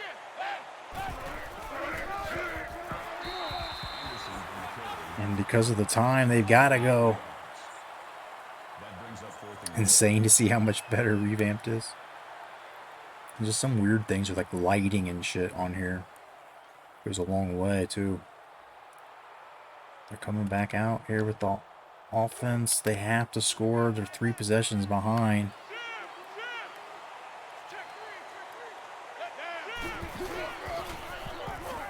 And there it is. This defensive line seems to be improved from last year. Like there's just better getting off blocks, it seems. Revamped has all the bells and whistles, yep. We've got 9 minutes and 14 between us and a victory here. Three down. Hey, check Mike 57. Easy. Raider. Yellow 90. Get up. And it's been more again in these short yard situations. Getting some distance between the goal line. 2nd and 4. It's just like shot out of a cannon.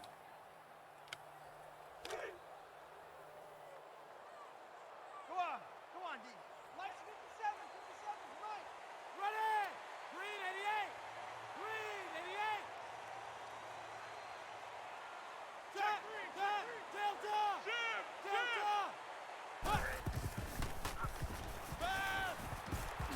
Oh, McKinley, it's a nifty spin.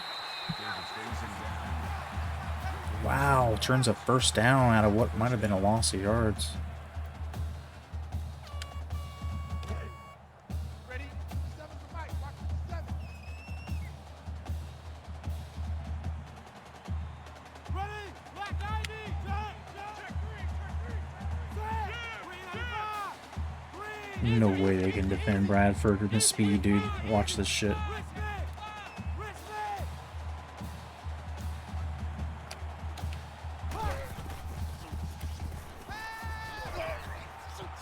Oh, you can't. No way they can defend his speed as they take it away from us. It was just a little short. If he had put that over, I think Bradford was able to get... He had a little separation, but the coverages converged. The defense was playing the cushion, waiting for the deep one, maybe. God damn. Another interception for Joe Cox. That's his specialty.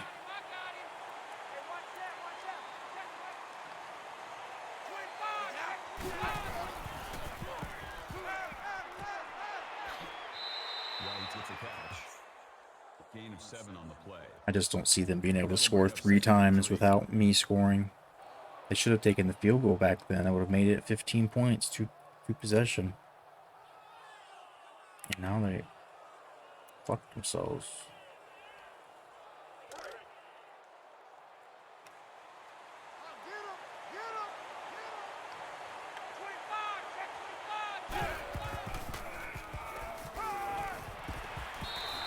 Kenny Walker shuts him down before he gets the first. And it's just taking Georgia a long time, too. It's not helping them. Because they know we're not going to let the clock stop. We're going to run.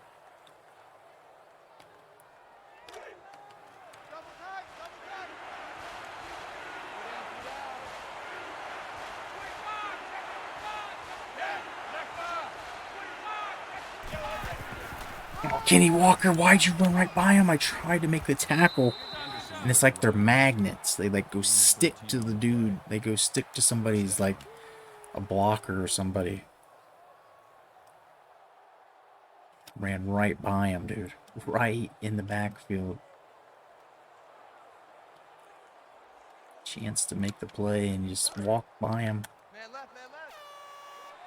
Check 43.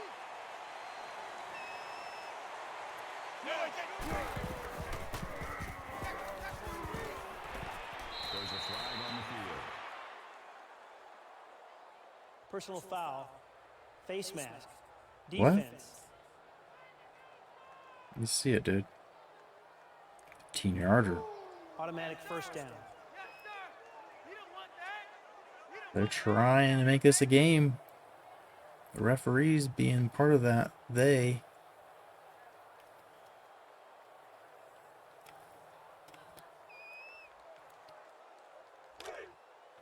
Tight right, tight right.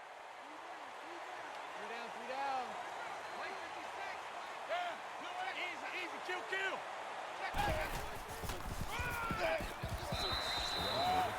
Damn, Kenny Walker's a tackling machine.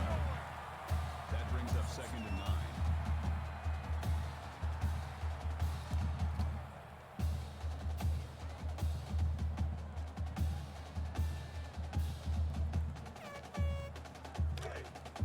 Tight right. Check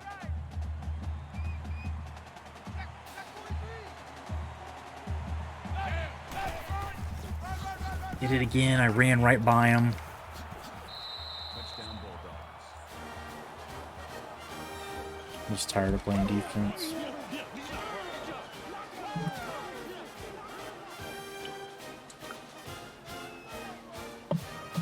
They have seemed to have had the ball a lot more than a normal opponent does.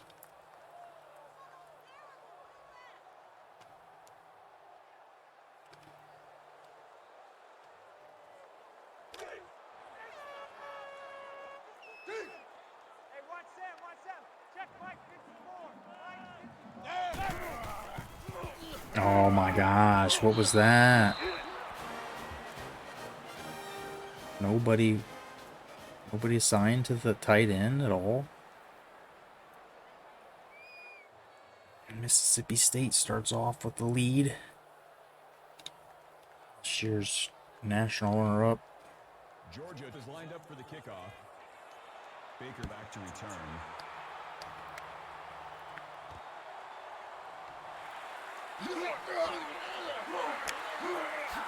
Baker with another solid return.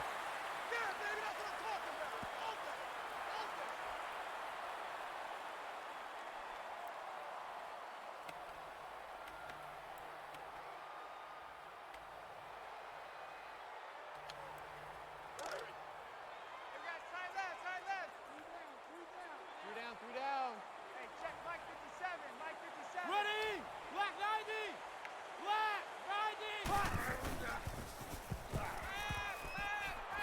Just get rid of it. Pass is incomplete. the intended receiver. All right, we got to run the ball. That makes it second Get the and 10. clock running. Watch the pass. Watch the pass. Here we go. Here we go. Ready. 98 Weasel.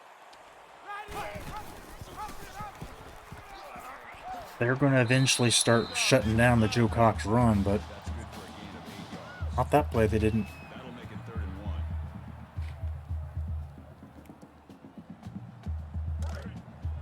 Check. Tight right. Tight right. Tight right.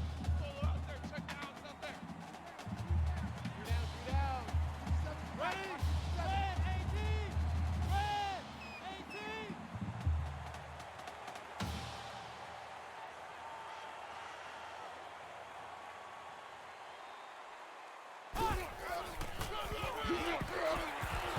You're not stopping McKinley for one, and then he gets all the way out. Anderson makes the tackle. Contained him all game, and then he gets a big, big one.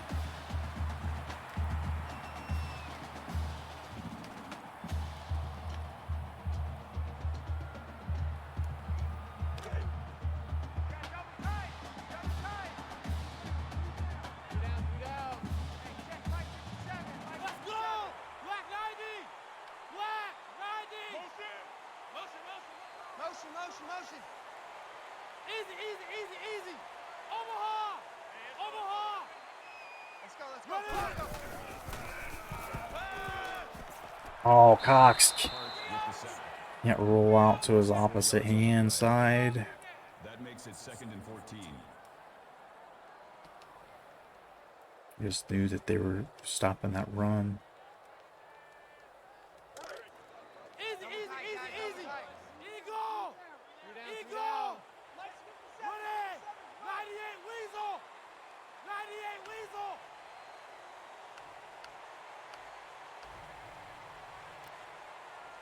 Watch the motion.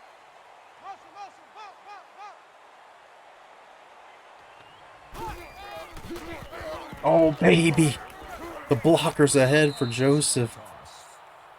Defense just able to catch him before he can get out. Damn. Just watching guys get tossed in front of him.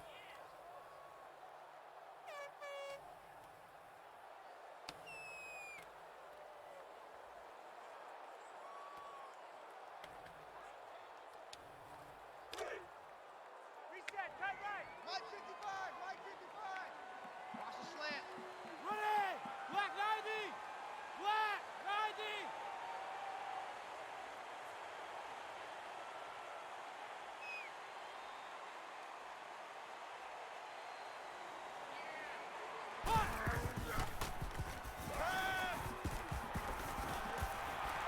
McKinley gets 6. Should we just kick a field goal? That'll make it 4th and 2. I mean, it's still 2 possession if we get a field goal. Jesus, he gets clocked at the end of it. 2 yards short.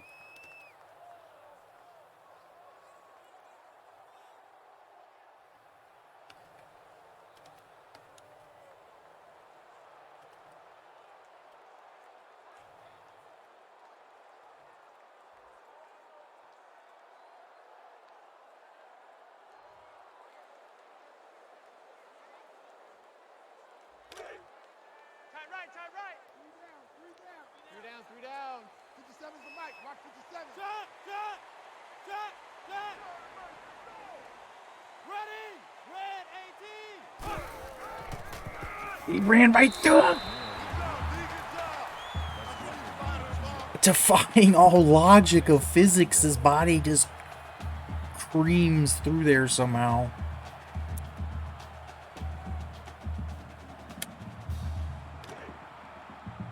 Game over for Georgia. We'll just take more time off, and if we get points, this is donezo. It's already donezo.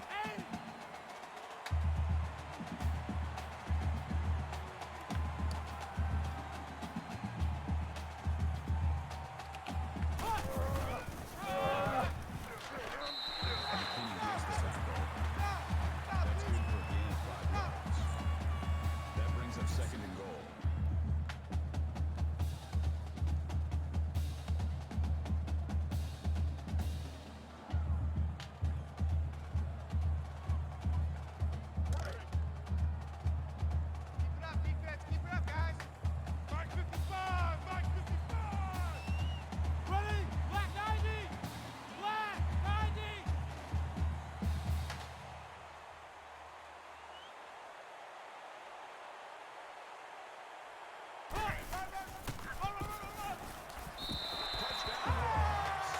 Henley's second touchdown of the day.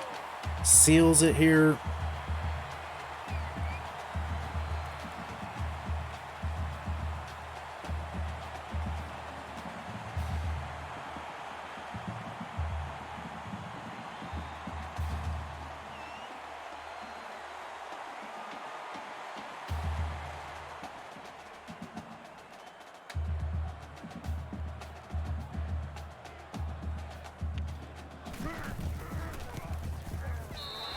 Extra point attempt is good.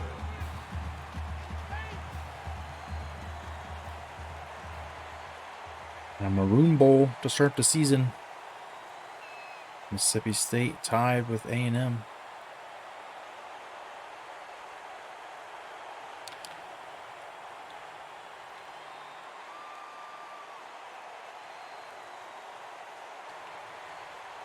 Williams set to return.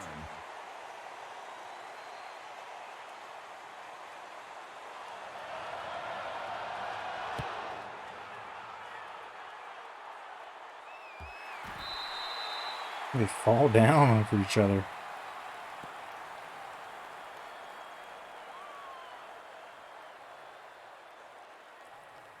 All right, here we go. Pretty much last chances.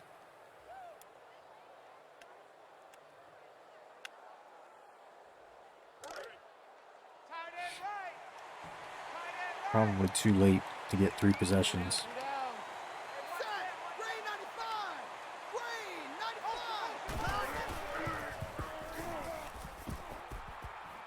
Oh, how did I not pick that? Try to run through there, hitting wide to hawk it. First down.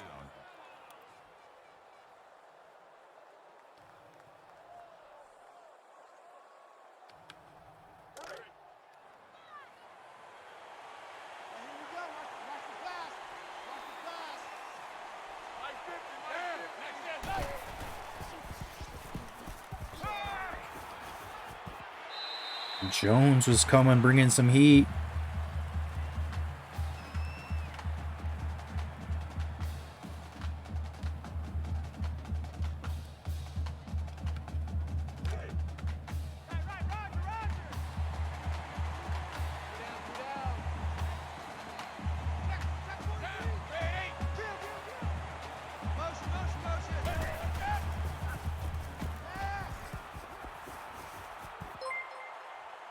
Oh shit, it's Evie coming in. 36 viewers, my god, look at all these dudes. What is up, Raiders? Coming in to see a completion of our first game, year 16. We were on a revenge tour. We have been complacent too long and didn't get into the Natty last year, and so now we have come back with a team that's even better. And yo, how are we doing? How are we doing? Let's give a shout out to Evie. How was the Sticks tonight? Still with Louisville?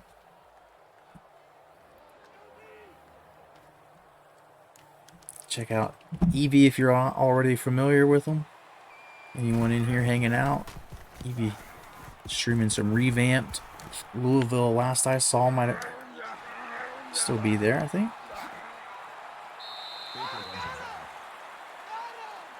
Appreciate you coming in here, hanging out, sending the raid train. Here's people start to get up for work. Looking at the clock, thinking, should I stay up for work or go to sleep for 3-4 hours? Got a bunch I gotta get done tomorrow, but hope you have a great stream. I was showing love with the big raid. Yes, sir. Number 1, 11-0, third year. Hell yeah. Definitely appreciate you bringing the crew through here. Anybody and everybody that's not already familiar, I do this every day that I can. And if I can't, I use my Discord to say no stream. But most of the time, it's same super late time slot. And we've got a team here. We've been with ULM for 6 years. This is the 6th season, and it's time. We got to win. Last year should have been the year. And we've got Super 3 promotion relegation. So there's like Premier League, and then there's kind of a third tier now too, but there's definitely tier A and tier B, and we love to do this. We play a little bit of college hoops as well. College hoops 2K8, and we been preparing to export rosters with the NBA 2K8, where we're using the Blazers and trying to bring our college people forward to keep using them. But yeah, this is the first game of this new season, and this team is built to do it all this year. Everybody's a little bit wiser than last year, and the running game right now is getting some boosts from our fullback and the option keepers. But I just want to toss one downfield. Be a poor sport. Work at 6 p.m. Was not planning on playing another game, but was rated and had to play. Yeah. Last game in ACC, Saturday, 11 p.m. Nice. Hope to get third natty in 3 years. Absolutely wish you luck. Hopefully get it. Natties have been a little harder to come by here. I stop playing and stop and start playing the game. Sometimes I make that my excuse for kind of losing my rhythm. Like I'll come back into it and then lose a game and then not make it to the natty that year. That's the end of the game. The final score is Have we lost a natty that we've been in? We did get McKinley over 100 for the day, 2 tutties. He was a slow start, but then he had that big one he ripped off to pretty much put the dent in this. And then Joe Cox's turnover has been really the only thing to improve on. You see this one to Saad Ferris, a freaking laser. He hit the Jets, and that tight end is running away from everybody. And there's one to Bradford, pretty ball to the corner of the end zone. Enough to get the win here as Georgia makes their reappearance in the Super 3 and starting the season off with a conference game. Taking an L. Been streaming Wednesday and one day on weekend. Just been working a lot, so hard to get time. Yep. Love to stream though. NCAA revamp so nice. Yeah, I'm kind of stuck because like it's a little tricky for Xbox to get the revamp, and then because I've started this Dynasty, I'm not sure how that works, right? Like I think revamp is based on save files, isn't it? Like I don't know if I can bring a Dynasty from here. Could I? I don't know how that works, and so I've kind of just not done it. We've been through this Dynasty since 2018, before revamp was even a glimmer in our eye, but just enjoy this game in general when it's not cheesing me bad like it did in the conference championship game. It put South Carolina 48 points in the first half. Never had that happen. This is the same defense that I had. It's actually the defense last year was maybe a little better, but in theory last year's defense was better, but when we're seeing it play out this year, it looks good. The defense doesn't seem to be the problem, except giving up some big runs at times, disappearing over the middle. We just gotta, I think, call a different defense. 2 safeties instead of having 1 safety high, and it all spread out a little. McKinley ends up getting 2 tutties after that 41-yarder he broke. Fullback had a couple of nice runs. Before the sacks, Joe Cox had 40-plus yards rushing, but he lost them all there. Corey Joseph had a couple good runs as he popped in. Damian Baker was clutch when we needed him. He made a couple of first down catches. Ferris with the big one. And that 68-yarder. Bradford catches one, but made it a good one. And the true freshman Marcus Gallagher gets his first catch of his young career. Boys are pancaking people. Gallagher, the freshman, and Ferris, both three pancakes. Morris Phillips comes in on that running play and gets a pancake. It's a little bit cheese, sending him into motion as a third tight end in one of our jumbo packages. Ken Walker, the tackling machine, him and Nolan both leading the way.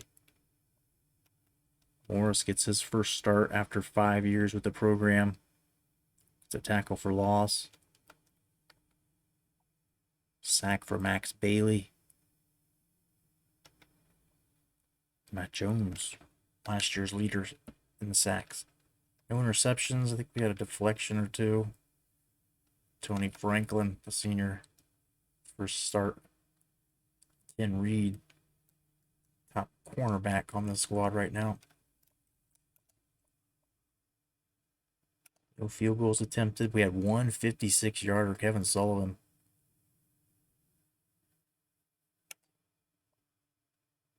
Couple of nice returns from Baker. Couple of nice punt returns from Baker. And that'll do it, man. I hate to send this raid down the dead end. Let's see if there's somebody else we can bring you all to. I've just got to get up in like 4 hours. 3 hours, really. But always appreciate you all stopping in, especially bringing in all your friends here. Just opened up all my old save files on Revamped. On PS3. Okay, I'll look into it because that would definitely be a thing that, knowing that's not an issue, would make me say, all right, let me figure out how to get this modded. I have a friend who had a modded Xbox, and I suspect he may know how to do it if I ask him, but he'll be like, dude, why are you playing an Xbox 360? That was like 12 years ago when I told you I had a modded Xbox. Yep. I'm on PC, so it's easy to update. Yeah, I've thought about doing it because, like, I've got a gaming PC and I've only used it to stream Xbox, basically. Like, I have like a 1080 GPU, and like I bought a bunch of RAM in this thing, and I don't play games on it. So I gotta get this monitor situation figured out so I can do some racing, because I've got a really nice setup, nice Thrustmaster force feedback wheel, and I've got like a car like cockpit shit. I just don't have the monitor situation figured out, how to not unhook everything that I have to right now set up. So one of those things to look forward to. I always promise I get around to it, but let's look at these. We already looked at the stats, right? Trying to find somebody to send this raid down to. Who might be out here? But if you haven't already followed me, please do. If you want to just get into the Discord, I always try to announce if I won't stream. Otherwise, count on me. Usually around 11, 12, sometime going live. And we've got, like I said, College Hoops 2K. We've been doing a series where we go export them to NBA 2K, and I'm about done updating rosters of people so that when we draft export, a lot of the names of the players are right, like Stephen Curry and some of those players. They may not come out. They might stay in there longer. They may not graduate, or they may graduate instead of come out early. Things could happen, but if they do get drafted, I at least want to have the real players' names, so it's not a bunch of made up shit. And so I gotta get that done, and we'll finish the playoffs. But we got one more season of this after losing the Natty. Not even get to the Natty over the weekend. We lost the conference championship. This is a revenge tour now, so this is personal now. We got to get this dub. We got to get to the Natty. And so let me see. Is there people to raid out to? I just definitely appreciate you coming in. Anybody and everybody that's watching still. Much love to you. Hit that follow button if you want. Let's see here. Fuck, I completely forgot about Sumo being on.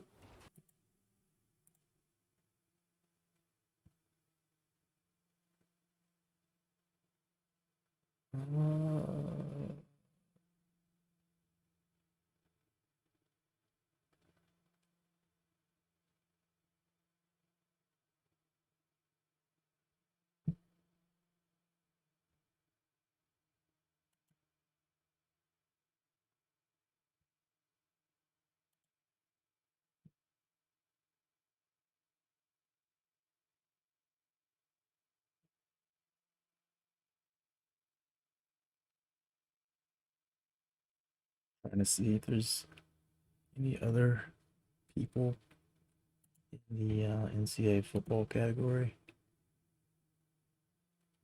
Nah, just me. Well, y'all want to go see Tight Spot, see what he's up to. I'll send you on there. I know you'll be safe there. Thank you again to Evie for sending on the Cool Kid train or something. Make sure I'm not spelling that wrong. My eyes. Alright, let's raid out, and I'll see you all soon. We'll do this again real soon. Thanks so much.